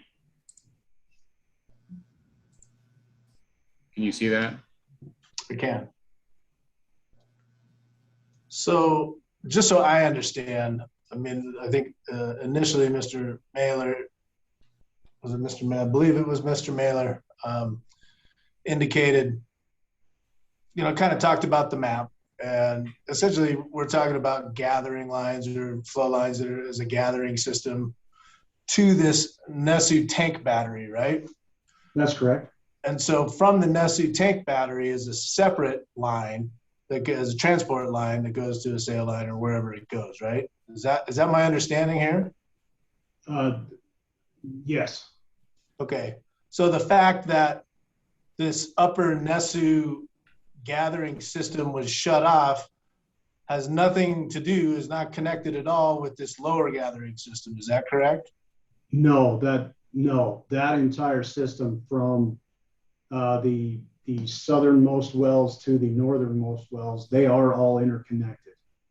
But there's an intersection point at the Nesu battery where these two systems collect and then goes to a transport line. If I may, a clarifying question I think might clear this up, if I may intercede, Mr. Chairman and Commissioner Messner. Yeah, that's I don't want to promote any Messner further confusion here. Go ahead, and then we'll let Commissioner Messner finish up his questions. Thank you. The Nesu tank battery, is that periodically visited to truck load out the produced oil and produced water that come from these Nesu wells and flow through these flow lines to the Nesu tank battery? Yes, sir. There are storage tanks on location at the Nesu. So that produced water and oil does not go through pipeline elsewhere from those tanks. It's hauled out by truck. That's correct. Okay. Hopefully that clarifies for Commissioner Messner how that production is transported. It does to a point. So just help me understand just one more point here. While I understand that when a gathering system has all its valves open, that there's inevitably some possible communication between the north side and the south side of these gathering systems, I would also assume that the primary fluid that is going through the particular line from the southern system that had this leak is from the wells that are producing from the southern system, not from the wells that are producing from the northern system, because they're both intersecting at the tank battery. Is that correct? We don't believe that those intersect at the tank battery. Those lines intersect somewhere close to where the release site was. So there would be either one line, it would be a collection point there, meaning an underground header, where all of those lines come into, and then one line going up to the separator or to the tank battery. Okay, that makes more sense. I think the map was a little confusing on that point because it does have those flow lines intersecting at the tank battery, best I could tell from the map. So if that's the case, then that's a very different thing that's being shown in the exhibit. Couple other questions. When you did excavate that that line that had the leak in it, the fiberglass line, 3-inch fiberglass line. And I know that in previous testimony, we talked about a 10-inch steel pipe that had a hole that was caused by corrosion. And I know that fiberglass is a very different material. What's a common way for a fiberglass flow line to have a leak? Is it a crack? Is it a rip? Is it a rupture? What is it? Because I'm assuming it's not a hole like you typically see in a steel type pipe. No, it would not be. A fiberglass line, from my experience and from what I've seen, is a crack. Either maybe displacement in the ground or, a foreign material, material in the ground like a rock or something that may have settled down on over time, could have caused it. But mainly it's not necessarily overpressurization or rupture. It's mainly a crack. And so in this particular situation, how big was that crack? How long was it? It would have been just on the bottom section or just that 3-inch diameter section right there. Right, but I mean lengthwise on it. I mean, I know cracks they can be 6 feet long, they could be a foot long. How big a crack are we talking about here? I believe in this instance that would have been maybe about an inch long.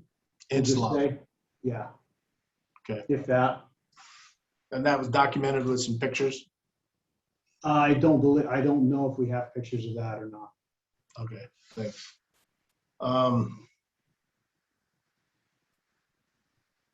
So last question is, and I understand that you were informed not by Mr. Mailer, but rather by your equipment operator, that the landowner shared that there was potentially a leak here.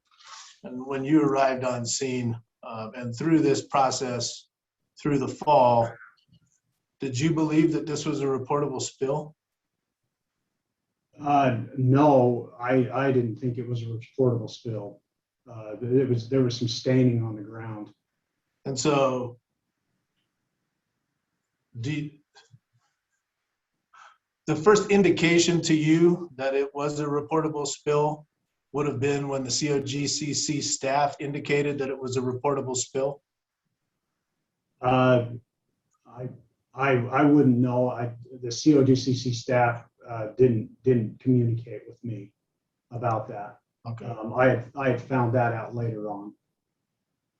Okay, but certainly after the COGCC staff was there, you found right. out. Right. All right. Thank you very much. Appreciate it. Thank you. Commissioner Nanjapa. Thank you, Mr. Chair. Just a couple of quick questions to clarify. Mr. Peterson, thank you for your testimony. I also was wondering about the cause of the leak, and so the questions from Commissioner Messner have answered those. What were you one of the first people to observe the actual location, or was that the heavy equipment operator? I believe the heavy equipment operator was, when he found out, I believe he went over and took a look at it and then notified me. Okay, and when you saw it, what was the sort of extent of where you saw the staining? I was trying to look in the documentation and I may have missed it if it's in there somewhere, but I didn't see that. But how would you describe kind of the area that was affected? It was mainly just a stain basically on the ground. Maybe I would. Are you asking me for an estimated size? I'm just talking about like the area of the ground that you observed that was apparently impacted. When I saw it, it was approximately, I don't know, about 3 or 4 feet in diameter, I suppose. It was very small, a small area. Okay. And then the second question I have is separate. It's related to your comments that you made with respect to the pandemic and the crews that were impacted. Were any of those crew members responsible for filling out the form paperwork? No. Okay, thank you. Commissioner McGowan. Thank you, Mr. Chair. Sometimes I find that when other commissioners ask questions, then I have more questions. So can I, and I'm making the connection because I feel like you all have made the connection that because of the work on NASU 1, that system was shut down, and therefore there was nothing flowing through the fiberglass at the consolidated NASU site since October, because you would have shut everything down in October in NASU 1. Am I correct in assuming then that nothing was flowing through the fiberglass for the consolidated line since October of 2019?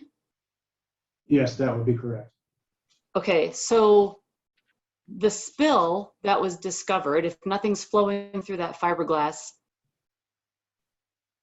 do we think it's then, it was probably older than November when it was discovered? I possibly. Yeah, possibly. So, okay, thank you. And then, so if in your opinion, this was a non-reportable spill and one that KPK could just address on its own, what is your understanding of the time frame within which a non-reportable spill needs to be cleaned up and remediated?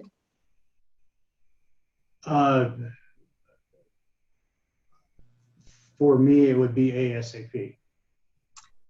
But you just finished the work in March. Yeah, from my understanding, like I said, my primary focus at the time was the NESU 1. We were really in deep on that one, and the majority of my resources were there.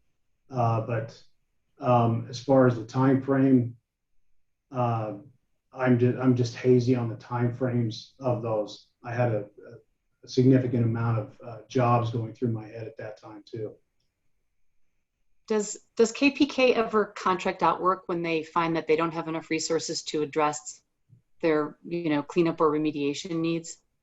We have before. So was there discussion of contracting out work instead to help keep up with these violations and try to take care of, for example, this smaller spill ASAP? I don't remember the discussions on that, no.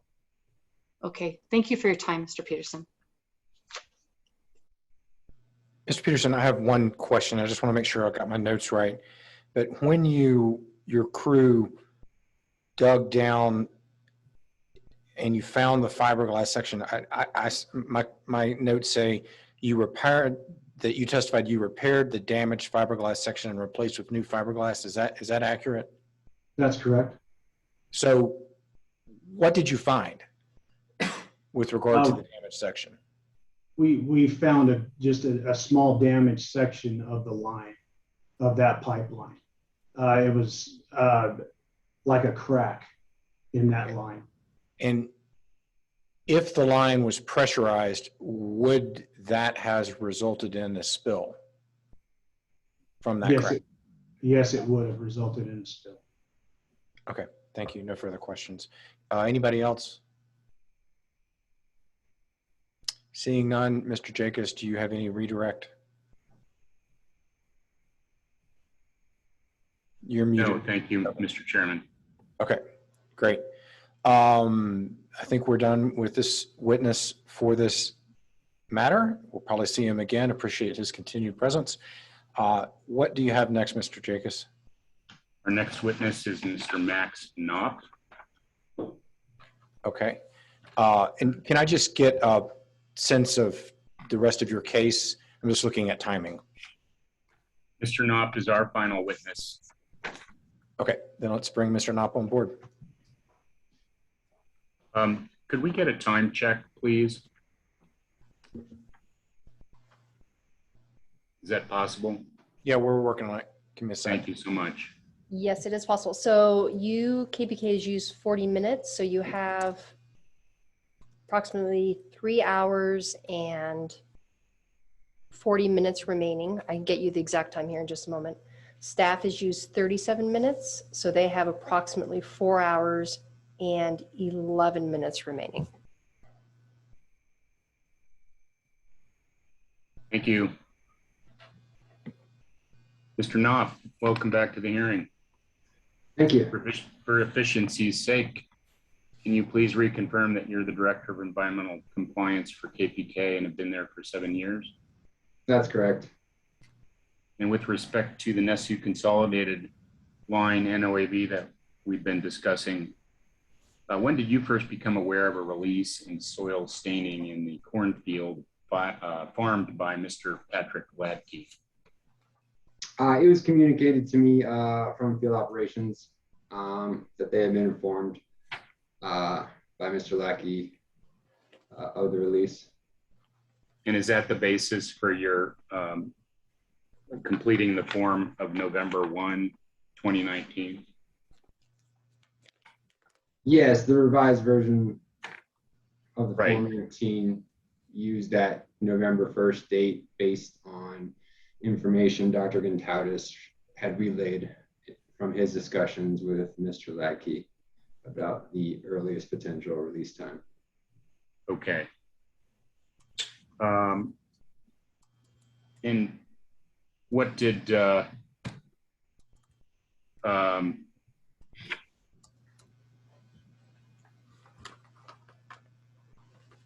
you understand the volume of that release to be?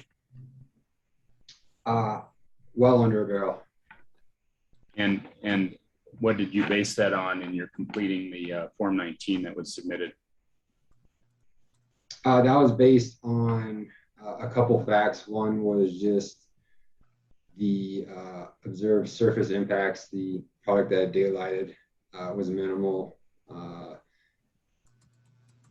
think estimated, 12 to 18 inches in diameter surface impact. Flow line was 4 feet in depth. The entire system had been shut in since October. It was not under pressure. There was little to contribute to any significant volume for release. And did you learn of any information from Mr. Peterson in the course of his excavation of that spill later on that was inconsistent with that estimate of spill volume? No, there was nothing inconsistent. The excavation remained small. It was only larger than it needed to be to access, flow line, sections of flow line.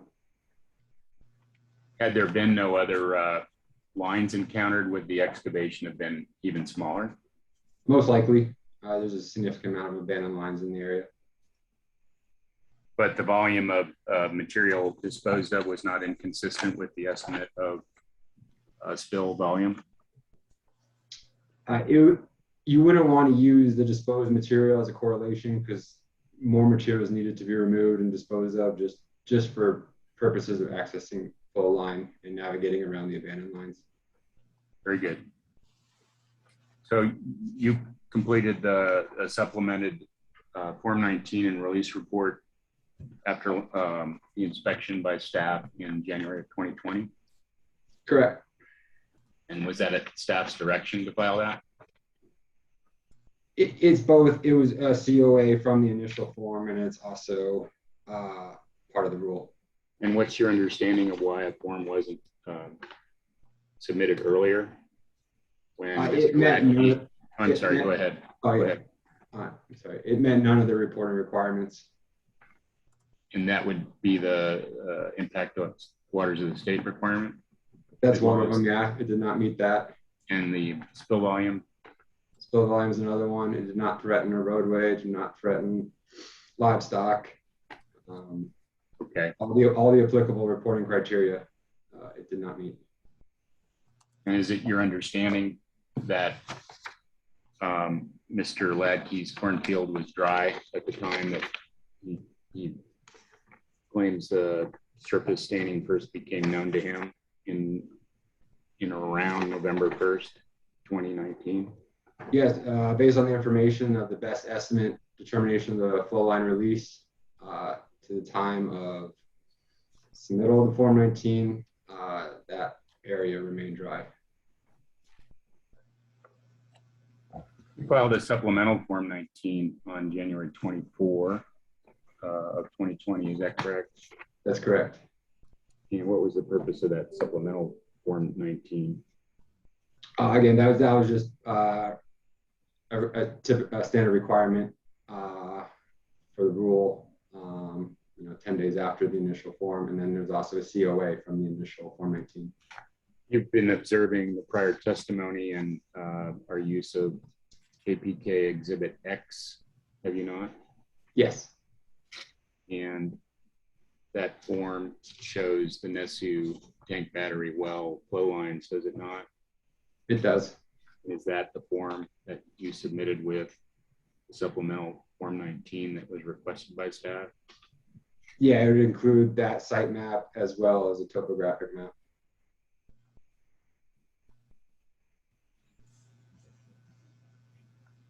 And then you next also prepared a Form 27, which was filed on April 9th of 2020. Is that correct? That's correct. Did you know why the Form 27 or what factors might have contributed to it not being submitted earlier than April 9th? The largest factor would be COVID-related issues. And how did COVID affect the preparation of the Form 27, Mr. Knob? That form had a due date of March 2nd, I believe. Right. We were entering into a lot of the uncertainty with COVID. There were a lot of changes being implemented within the company, procedural wise, looking at staff reduction, safety procedures. Dealing with staff either quarantining due to symptoms from COVID, quarantining due to contracting COVID, dealing with overall just personal safety from the virus. So that had precedent over submitting the Form 27. Thank you.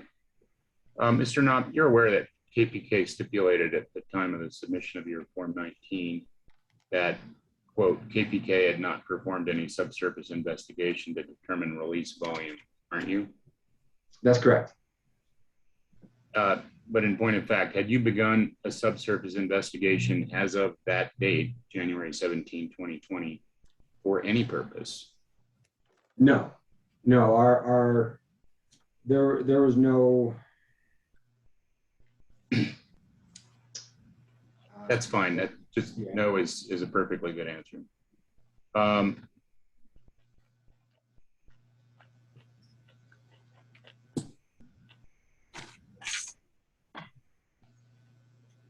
Do you recall when the subsurface investigation began? We began early April. Right. And do you know if the work revealed any subsurface conditions indicating a larger volume of released liquids than were originally estimated based on the surface expression of that soil staining? It did not. Okay. And you performed the excavation work depicted in the exhibits that were previously shown by staff during its testimony? Yes. No, who performed the excavation work? I'm sorry, I thought you said it. Did I see the exhibits? That would be Roustabout crews. Right, and they were supervised by Mr. Peterson? Yes. Great. And were they able to complete a repair of the flow line and get excavation closed and the property restored in time for Mr. Ladkey's planting of his 2020 corn crop in that field? They did.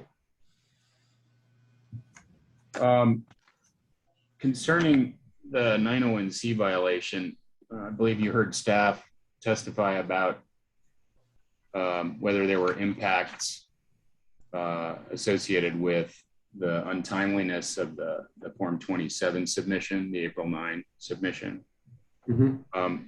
Do you believe that there were any additional environmental impacts as a result of missing the deadline in March and not submitting the Form 27 until April 9th? No, and this speaks to why, COVID had greater precedent. There was nothing to report. It was a shut-in flow line location, very small surface product. There was really nothing that posed a threat to anything. And then with respect to the reportability, I think we've covered that the field was dry.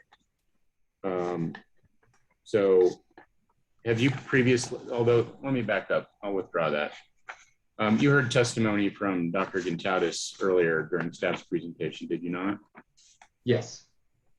And I believe he indicated that even if it was under a barrel in a dry field, if any rain fell on it, that could be considered an impact to waters of the state. Have you heard that interpretation of this reportability threshold before? I have not heard that before. And you've been doing this position, this kind of work for KPK for 7 years? That's correct. Are you aware of any of your colleagues in the industry that do environmental compliance work like you have heard that interpretation of reportability, qualifiers like impacts to waters of the state or threat of impacts from any rain? Not specific to precipitation. Okay.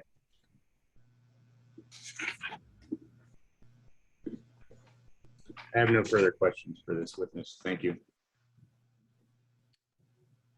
Ms. Stafford, I think you have an ability for cross-examination at this time.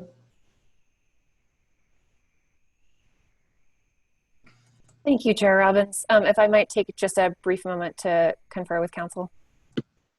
Yeah, that's fine.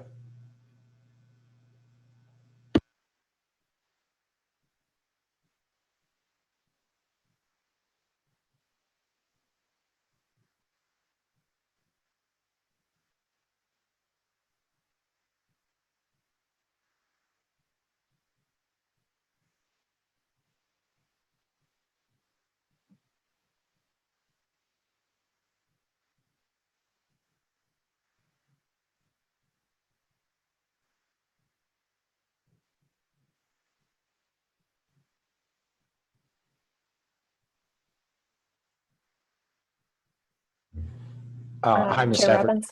Yes. Hi. Thank you. Thank you for that. We'd like to ask a few questions of Mr. Knopf on cross. Please go ahead. Hello again, Mr. Knopf. Thanks for joining us again. Hello. Now, you discussed your observations of the surface impacts of the spill that we're referencing in this matter. And is it your testimony that you calculated the volume at less than 1 barrel? Yeah, the calculation was done by field operations. And, oh, I'm sorry, go ahead. I was just going to be responding to the release notification. Thank you. And so this calculation, can you elaborate on exactly when this calculation would have been done? That would have been done in November. In November, okay. And now turning to the events of January 2020, was it your testimony that you said you did not do a subsurface investigation prior to submitting the Form 19? Is that correct? That's correct. So for the purposes of that particular form, there was not any investigation done to see if there had been impacts below the surface. Is that correct? We estimated there'd be subsurface impacts, but just down to the flow line. Okay. And so moving to my next questions, you discussed just a few minutes ago with Mr. Jacobs some of the forms that were at issue here and the late submissions because of the pandemic. And I think we've all established here that the forms were submitted late. Did you ever contact COGCC staff to get an extension on the due dates? No, it was not really a thought at the time, given everything going on. In addition, it didn't seem necessary to ask for an extension on a Form 27 that would provide no information. But you could have requested an extension, right? Yeah, absolutely, you could have. Okay. And I'd like to move on to the discussion of the excavation that occurred or is occurring out at the site. Isn't it true that the excavation is still technically open? Objection. This goes to my prior objection. This site was closed, pressure tested. Mr. Ladke planted his crop. That is this matter. Any subsequent matters involving that property are not the subject of this hearing, excuse me. Ms. Stafford? Well, with respect to this particular matter, I would appreciate it if the commission could take notice of the docket here, where Mr. Hladky filed a public comment discussing the issues currently going on in his field from this particular spill, indicating that his crops won't grow. I'll further object to Mr. Hladky's public comment as hearsay and full of inaccuracies. And if staff wanted to list and call Mr. Hladky, they had the opportunity to do so. And then I'd have the opportunity to cross-examine and impeach him on the inaccuracies in his public comment. Well, Mr. Jacobs, I believe you opened the door with the testimony about what Mr. Hladky said to Mr. Mailer and Mr. Peterson. I disagree. That was notice of Enough, everybody, enough. Sorry. I'm going to let the question be asked. We'll figure out as commissioners how much credibility we want to give to it, if the witness can even answer the question. Can you repeat the question for the witness? I'm sure he doesn't know what it is now. Yes, I can. Mr. Knapp, isn't it true that Mr. Hladky filed a public comment in this docket indicating that he's still experiencing issues at the site and his crops won't grow? I don't know. Thank you. And finally, Mr. Knapp, I believe you indicated you've been out to this particular site. Is that correct? That's correct. And could you give me just the general time frame of when you've been out there, so I make sure I tailor my question accordingly? It would be I have to look back, but it'd be for sampling. Okay, and were you ever out there while the field was being actively irrigated? No, I never saw the field actually irrigated.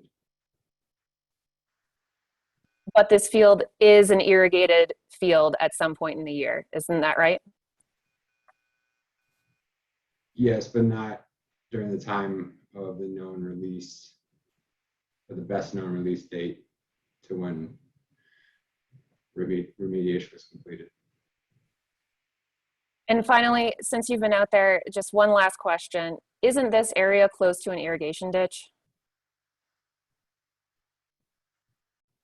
It depends on your definition of close. It's a few hundred, it's at least a few hundred feet away. Thank you. I don't have any further questions. Mr. Jacobs, redirect. Yes, thank you, Mr. Chairman. You're aware of Mr. Patrick Hladky being the tenant farmer at this property, are you not? Yes, he is. And do you know Mr. Gary Hladky? Yeah, that's his father. A different Mr. Hladky? Yes. Also, has KPK instituted a tracking system more recently than these facts and circumstances to track deadlines for form submission? Yeah, we had to, and it actually specifically followed this. I mean, we didn't know we were late. It was recorded on Dr. Gontardus's follow-up field inspections on the Form 27. We knew we had issues related to punctuality with filing these forms, whether they're COAs or CAs from field inspections. We were also experiencing challenges because field inspectors, environmental protection specialists all have unique CAs and COAs, and to track that, we had to put together a system that could better define that. Thank you. I'd also like to ask you again, is it your understanding that the repair was completed, the line was pressure tested, the excavation was backfilled, and the field was decompacted to allow Mr. Patrick Ladke to plant his corn crop in the 2020 growing season. All those things are accurate. So that excavation could not possibly still be open as implied by Ms. Stafford, could it? No, not specific to the spill ID or remediation project number. Thank you. No further questions. Okay, Commissioner Messner, then Commissioner Nanjapa. Thank you, Mr. Chair. So, Mr. Knopp, I think you've indicated that you were unable to file the Form 27 on March 2nd because of COVID. Is that correct? Yes, that's the primary reason. So, Mr. Knopp, do you know when the first case of COVID occurred in Colorado? No, but I know there was concerns and attention put to addressing concerns. So just so you know, and because I was county commissioner at the time, it was March 5th was the first time we had COVID in Colorado. And most of the protocols that occurred within Colorado didn't actually come into place until a couple weeks or longer after that. So how did COVID affect you not being able to meet a deadline of March 2nd when we didn't even see the first case until March 5th? We weren't basing it on just Colorado. There's other things happening outside of Colorado. We weren't just specific to Colorado's protocols. I think concern for your health and safety can extend past just Colorado. I appreciate that. I think you were unique at the time then, because most of the rest of the state hadn't quite gotten there yet. So Exhibit X, I want to ask this again because this is the form or the exhibit that you submitted with your Form 27. And I had asked some questions about it earlier. And the best I can tell is it's a fairly inaccurate map. In your opinion, is it inaccurate or accurate? Oh, we had an initial version that was inaccurate that we had to revise. So is the exhibit that Mr. Jake is showing us the accurate version or the inaccurate version? You'd have to pull up the specific exhibit. Okay. But I do know he showed one that was the initial one that we did revise. Okay. The flow line map. And that's specific to the flow line material. We mapped it as best as possible. It's fiberglass, we're unable to trace it and locate it. When it's exposed and we do know its orientation, its location, we can make that as corrections. And that's what we did.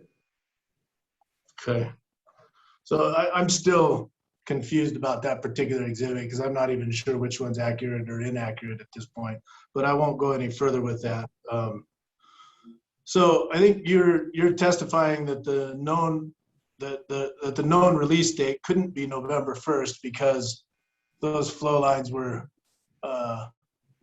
no longer under pressure. Is that correct? No, I'm saying that is, to the best of my knowledge, the known release date based on information provided by Dr. Gontaudis in his conversation with Patrick Ladke. So you believe that, so the lines were pressurized on November 1st so that it would allow for a release to occur that date? Nope, they were not pressurized. That system was shut in.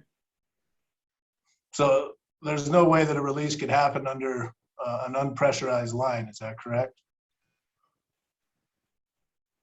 I don't know how it could happen, but I don't want to say it's impossible. And I think what I'm getting at is that it's certainly viable that this release could have happened. And I think we've heard it from a number of witnesses now that it could have happened weeks or months prior to this November 1st date. Is that accurate? Because as you have indicated, I believe it takes some time for that leak to daylight itself under the surface. Is that correct? I don't know if I made that comment, but the known release date is November 1st. That's not what I'm saying. I'm saying there is some time that is associated with a release to be able to daylight on the surface, and it could potentially be significantly earlier than October 1st. Is that correct? It's a possibility. Okay. And it's a possibility that a month or two or three prior to November 1st, because it does take time for that leak to be able to daylight to the surface, that there could be irrigation water on this field. Is that possible? I don't believe it's possible. So you don't believe that a few months prior to this that there could be irrigation happening in a field? No, I don't believe it's possible based on some of the information provided. Dr. Gontaudis mentioned in his discussion with Mr. Ladke that he believed the release happened earlier because his equipment had sunk multiple times in the field. I believe that was considered hearsay, but then when discussing the photo, he also noted there was no depression at the release location. Okay. If equipment was noted to be sunk a couple of times, there usually be signs of depression from that. Okay, I appreciate that. Last couple of questions here, and I apologize for having so many questions on this. You know, you had previously indicated, I was a little confused by this, but I mean, why did you submit this Form 27? Because it was noted, Dr. Gontaudis had noted it in his follow-up inspection reports that it was past due. Okay, so you knew that a Form 27 was required? Yes. Okay, because initially I believe that you had indicated that perhaps you thought that Form 27s were not always necessary or were optional. No, I know they're required. I know there was a COA associated with it. What I was saying, that I didn't feel there was, and I'm not denying the basis for its requirement. I'm just saying it was also established that it was a form of communication. And to the previous one, there was nothing to communicate. But I understand the requirement in the COA. Okay, thank you. I think Commissioner Nanjapa had raised her hand first, and then we'll turn to you, Commissioner McGowan. Thank you, Mr. Chair, and thank you, Mr. Knopp. I just want to thank Commissioner Messner because those couple of the lines of his questioning were exactly what I was going for, including the start date of the first cases of COVID in Colorado. The one thing I was curious about, given that you were already engaging in additional preparation for COVID, was there a work at home order for KPK? Yes, KPK did have the option to work at home. And were you, you had your computers and your systems available to you to be able to conduct your work and communicate with one another and conduct paperwork as you might normally do? Yeah, there was a ramp up period, I guess, to define it, right? We weren't integrated already to work from home, work remotely. It took some setup necessary to complete that. And so given that the first date of COVID reported in Colorado was March 5th, and that you were being extremely proactive at KPK, that you may have known a few weeks prior that you may be doing more work from home or alternative work arrangements. And so again, knowing that you knew that the form was due, as you noted, and that you knew later on it was past due, I'm just curious again, you know, what was the thought process about not communicating with Cogcc about these unexpected circumstances? It didn't have priority in my mind to have that communication. Again, there was no threat to this release location. It was a shut-in flow line system, minimal surface impacts, not reportable in our determination. With review of the growing pandemic and the concern to personal health, there was not focus on requesting an extension. Okay, and then just last question, just to confirm again, I believe in the joint stipulated facts, there is a statement that the parties agree that the field in which the release occurred was an irrigated field. Is that correct? Yeah, it's used to grow, irrigation is used to grow crops there. Okay, thank you. Commissioner McGowan? Thank you, Mr. Chair. And I'll ask the same question I asked Mr. Peterson, Mr. Knopp, which is, if your understanding that this was a non-reportable spill, what time frame do you believe this should have been cleaned up in? It was scheduled to be cleaned up when we were able to complete activities right across the street at the NSU1.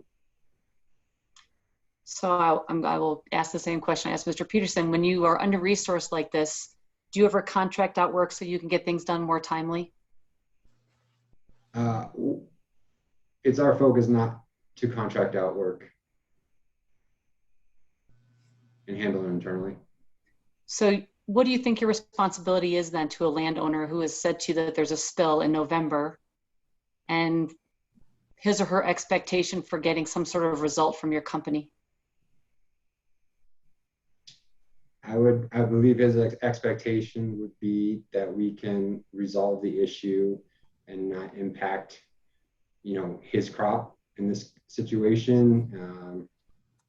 And if there is any financial damages, that he's reimbursable for it. Can I go back and revisit when you all found out in November of a leak? How immediate was the excavation and the repair of the broken fiberglass flow line? It was stated earlier, we started that in April following year. So if you're a landowner, might you be concerned that there would be continual seepage and leakage regardless of when your irrigation was supposed to occur between November and April? Our land department would have communicated the status of that flow line system. Did they? Do you have that documented? No. Thank you. Further questions? Commissioner Gonzalez? Yeah, I'm about to beat this COVID horse to death, but I'm curious if you had anyone in your department or anyone that was responsible for filling out the Form 27 out of the office on quarantine leading up to March 2nd. No.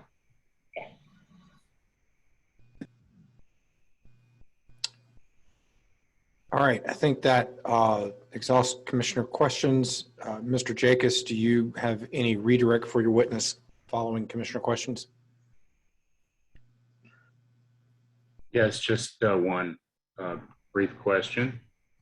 Mr. Knopp, the entire NESU battery flow line system was isolated, shut in, and not producing until the completion of the NESU consolidated line in May of 2020. Is that correct? That's correct. So it was not flowing at any time between November 1st and the completion of that repair, pressure testing, backfilling. Objection. Counsel is testifying for the witness. I'll rephrase. That line was not flowing between November 1st and the completion of repairs in May. That's correct. In order for that system to stay shut in, all wells had to be closed. Very good. That's all I have. Thank you. Okay. Mr. Opp, I believe you are excused for the day. We'll probably see you again. Thanks for being with us. Mr. Jacobs, do you want to proceed with your case here? Mr. Knopp is our final witness. Are you going to have Mr. Satterley come forth then? He is. Okay, then let's go to Mr. Satterley. And I'll make this one especially brief because the commissioners have already heard most of the arguments previously that apply to this one, and I know it's been a long day for everyone. So first, I just want to provide some clarity and point out that KPK is not arguing that the Form 27 was delinquent as of March 2nd of 2020, but merely that the delinquency was extended by the statewide shutdown that I understand occurred at some point in March 2020. So based on the testimony of Mr. Knopp and Mr. Peterson, KPK was delayed in its ability to get the Form 27 submitted, and that includes the fieldwork necessary to submit a complete and final form. With those circumstances related to COVID-19, at least constituting some contributing factor to the delay in the submittal that had then occurred in April of 2020. That's all I wanted to clarify there. And then in the interest of saving us some time, and because the commissioners have already heard similar penalty arguments that also pertain to this NOAV, I think we'll now conclude KPK's presentation and refer to the commission to Exhibit LLL for a more complete analysis of penalty calculations for this NOAV. Thank you very much, Mr. Satterley. That's exactly what I hoped you were going to do, so I appreciate that. We will look to Exhibit LLL. Mr. Jacobs, anything further on this NOAV? Nothing further, Mr. Chairman. Thank you. Ms. Stafford, anything further on this NOAV? No, Chair Robbins, nothing further. Thank you. Okay. Before we adjourn for the evening, I would like to discuss process and this is a discussion with my fellow commissioners, as well as both Mr. Jacobs and Mr. Stafford. We've all got to figure out what we're going to do and when we're going to do it and how we're going to get it done. So with that, I would encourage Ms. Larson to share her screen. At a break, we discussed with Ms. Larson and myself a proposed procedure that we'd like to share and try to get some feedback on this. And hopefully everybody's okay trying to knock this out so that we can figure out what the next few days look like. So here we are with the, this is our general amended case management order that we've now tinkered around with. So what I was thinking is tomorrow we would take up the last two matters, which are the first five, right, that I'm hearing, and that would be the Soil Spreadfield and the Gillison cases.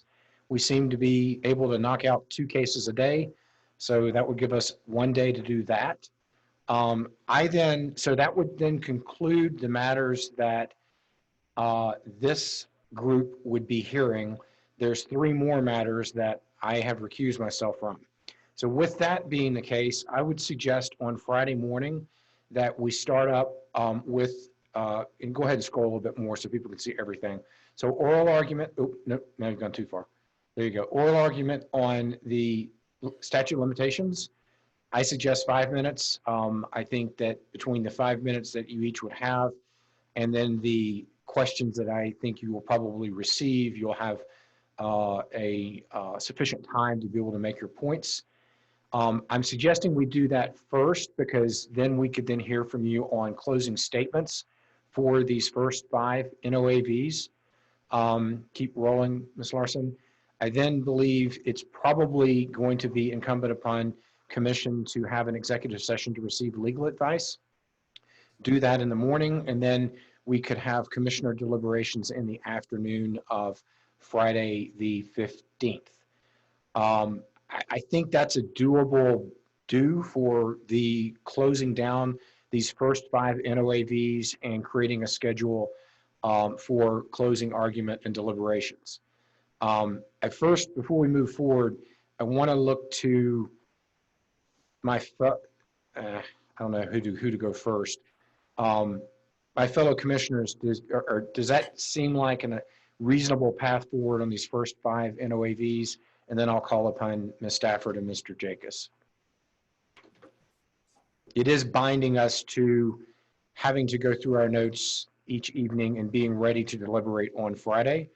But I, for one, as a judge, I don't like things to get stale, and I would rather us move into deliberation. So any real objection to this, or is everybody kind of thumbs up this could work for us?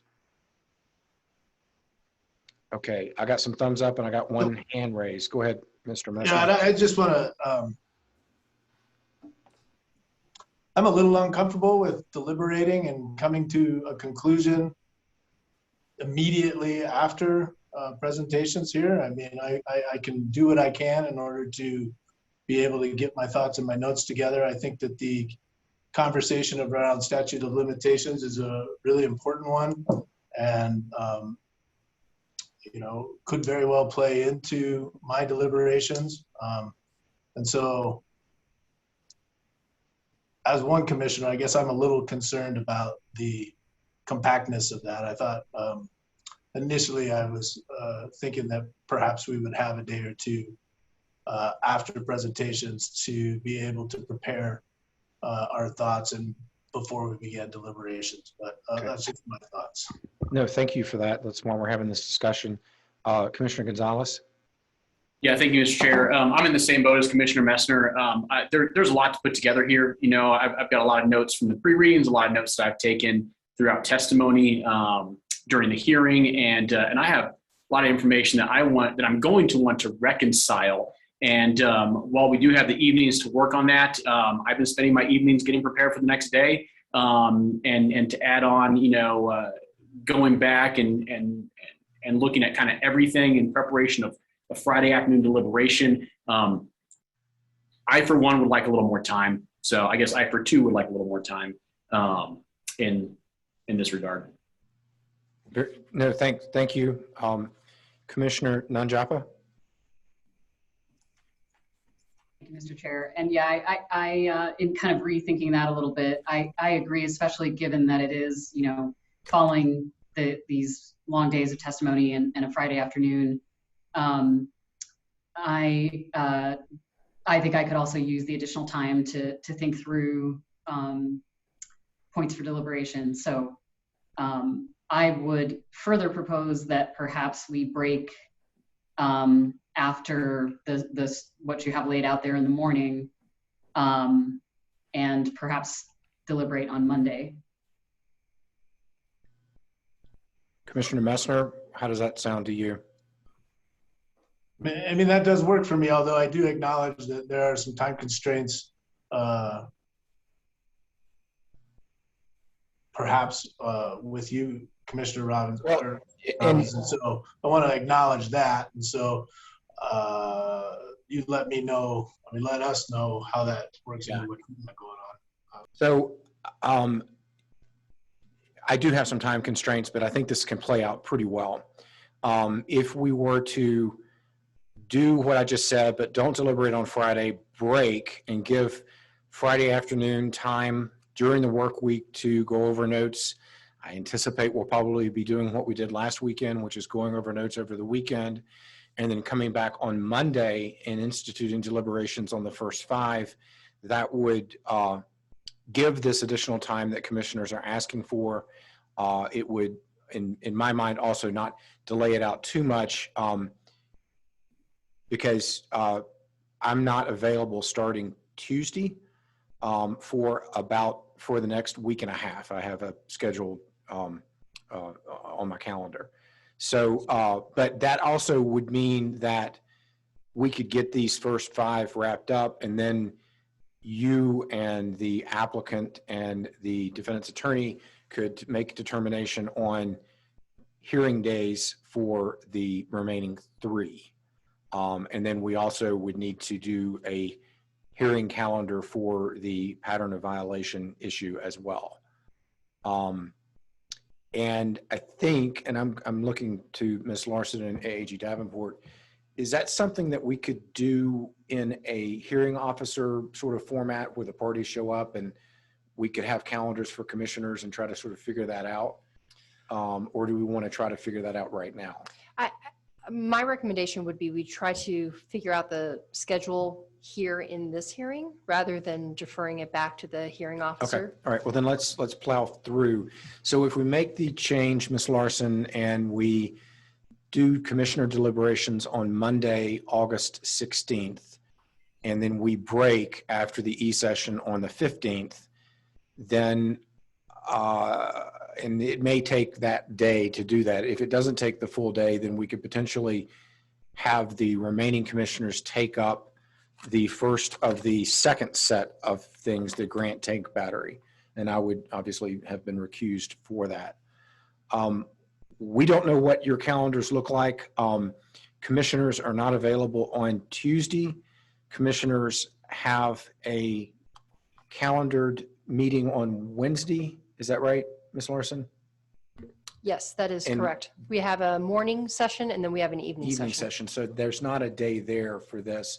But so the earliest that the remaining commissioners could take up the remainder part of this would be, in terms of trying to do it expeditiously, next Thursday. That is correct. But again, we've not notified commissioners and or the attorneys or witnesses about that. So, and I'm going to be gone, so I'm not sure why I'm leading this discussion other than I'm chair. But what are folks' thoughts about that in terms of schedule relative to commissioners? And then I would also like to hear from Ms. Stafford and Mr. Jacobs in terms of your availability and witness availability. And maybe let's hear from Ms. Stafford first, Mr. Jacobs second, and then commissioners. Thank you, Chair Robbins. I believe we do have some time constraints here as well. While we can't specifically answer about our witnesses' calendars, I do know that I can speak to one witness. I know there is an issue with I think Mr. Farron's appearance on Monday, and then Ms. Rosenberg will not be able to attend Thursday next week. And I don't know if this is part of your consideration here, but I would like to add that morning hearing on Wednesday, I am actually the lead attorney on as well. Okay. AG Davenport just had a good idea. Let's solidify the rest of this week and Monday, if Ms. Stafford and Mr. Jacobs are okay with what we've just proposed, which is tomorrow take up the remaining two, Friday take up closing argument as well as statute of limitations, oral argument, executive session, and then break, and then start on deliberating the first five in the first hearing on Monday. And then if I could, what I would encourage everyone is to go this evening and check your calendars, check your witnesses' calendars, and I'm saying this to commissioners as well, let's come back tomorrow morning and start off with a discussion about when should we try to accommodate the remaining three hearings over the course of the next, let's say, 2 weeks. Again, I don't want to delay for delay's sake, but maybe if everyone could look through the next 2 weeks and see what might be available, we could then have a more structured discussion and you guys wouldn't be winging it without having a chance to talk to witnesses or other things. How does that sound to folks? Ms. Stafford, I'll start with you and then I'll go to Mr. Jacobs. I think that sounds good. Thank you. Mr. Jacobs, I'm sorry I'm putting you on the spot, but Yeah, that's the thing is, I've got a number of witnesses. I have some that haven't appeared, got an expert. I have to have time to confer with them, and I will this evening and be prepared to discuss this tomorrow. I'm also concerned and have to make my objection for the record regarding when a pattern and knowing and willful phase would be heard, ostensibly without any opportunity for information exchange or discovery, which was the whole basis for our motion to strike or continue hearing. So deferring that through the bifurcation interim decision that you've adopted without any opportunity, certainly being fully occupied in the hearing of this phase of these proceedings, doesn't afford us any opportunity to be working on that as well. So with that objection noted, we'll certainly bump calendars, get back with you in the morning when we reconvene about that. I do like the fact for the completion of the bifurcated 5 NOAVs and 3 NOAVs being completed over the course of the next couple of weeks, depending on calendars. I think we are agreeable that that makes sense, and I appreciate your suggestion in that regard. I am still concerned about the pattern of violation, knowing the local phase and when that might occur, and what procedural opportunity my client would have to prepare for that phase. Okay. I'm not familiar because I haven't looked at all the pleadings recently. Do you have discovery requests or other motions filed relevant to that piece of this process? No, we do not, and I'd be happy to explain why. Because the first proposed notice expanding. Mr. Jacobs, stop. I don't want to do that right now, but let's take some time on Friday and let's talk about that. And I also am going to suggest, let's not try to solve these issues tomorrow morning. Let's give everyone 24 hours to touch base with witnesses and calendars, et cetera. And we're going to have some extra time on Friday now. And so we could take up all of these procedural matters on Friday, knowing that we're going to amend the case management order to accommodate these first 5, as I've just discussed. And then after we're done with everything else on Friday, before we break in the afternoon, let's set aside an hour and let's talk procedure and process. Is that fair, Mr. Jacobs, from your perspective? I'm agreeable to that as far as it goes. Thank you, Mr. Chairman. Ms. Stafford, are you okay with that approach? Yes, Chair Robbins. Okay. Commissioners, I'm sorry that I've not included you in this discussion, but I meant to. Thoughts about what we now have cobbled together in terms of a process to finish off the first 5 and then a time frame to establish some process around the second 5 or second 3, as well as the payment of proceeds and the issues of process there. All right, I'm seeing thumbs up. We will get at least a piece of the amended case management order out this evening that accommodates what we've all agreed to this afternoon. We'll get that into everybody's inbox. And then again, we'll start tomorrow morning on the last of the first 5. So there's 2 more. And then Friday, we will start with oral argument on statute of limitations, closing statements, executive session, and then we'll set aside time for process and procedure discussion. All right, I want thumbs up from everybody, including the 2 lawyers. Thank you. One of them. All right, thanks for bearing with. This is a new process. This is a new commission, but we are doing everything we can to ensure due process for everybody. I, for one, appreciate the presentations that we've received. I think everything's been very professional so far. So thank you both for the work that you're doing. And I would, at this time, look for a motion to adjourn until tomorrow morning at 9:30 in the morning. Motion by Commissioner Messner, second by Commissioner Gonzalez. All those in favor signify by saying aye. Aye. Great. We'll see everybody in the morning. Thank you, everybody.